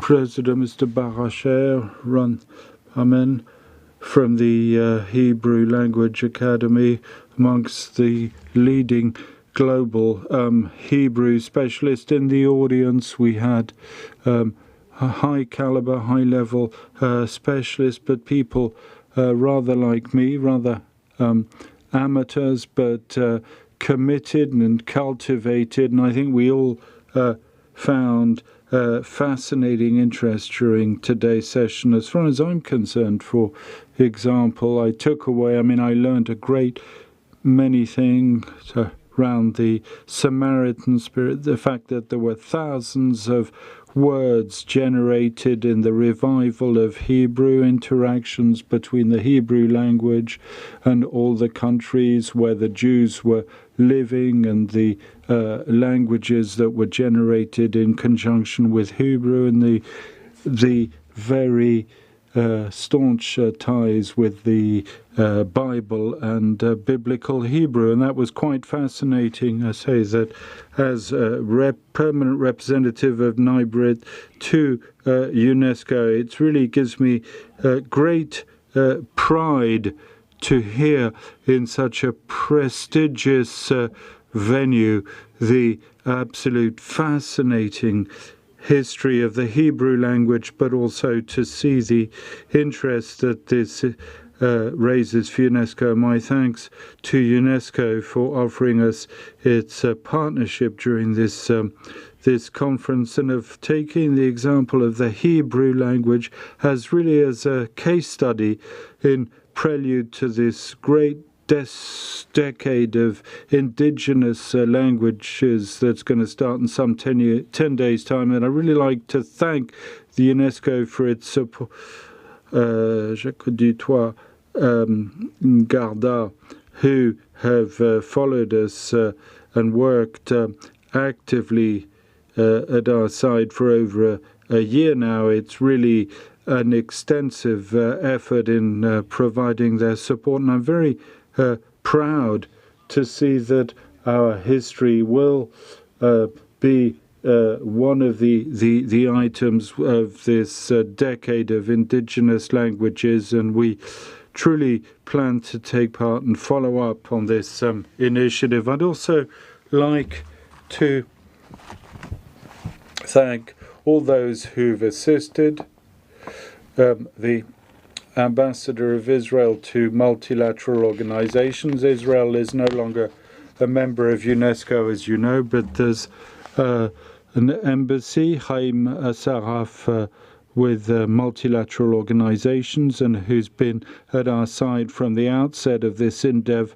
I'd like to thank B'nai B'rith International, B'nai B'rith Europe, represented by Serge Daran, B'nai B'rith France by its president, Philippe Meyer, the World Center of B'nai B'rith, Alan Schneider, Dan Mariashin, with David Michaels, who traveled from the United States to be with us today, to thank them all warmly for their support during this event. And I'd warmly like to thank the team that has worked for over a year now on this project. Aber Likovitz in Paris, David Michaels and colleagues in Europe, and Alan Schneider in Jerusalem. I believe all four of us were on deck, hands on deck. I've said where we're coming from. We worked from time to time through to 11 p.m., burning the midnight oil, early morning. I'd also like to thank our sponsors, the Federation for the Holocaust Memorial that supported us, the personal donors who also provided, Agnes Simon Pauli, who did all the graphics, the material there were very well done. We're going to print the proceedings of this conference, probably take a little while, but we do indeed plan to use all this material, and we'll be present. We're really very proud that as a prelude to this ambitious program, the Decade of Indigenous Languages, and we plan to continue to be present. throughout the next 10 years that will begin in taking actively part in this endeavor by better disseminating our language. Thank you all for your attendance. Safe trip home, and see you all very soon, I hope.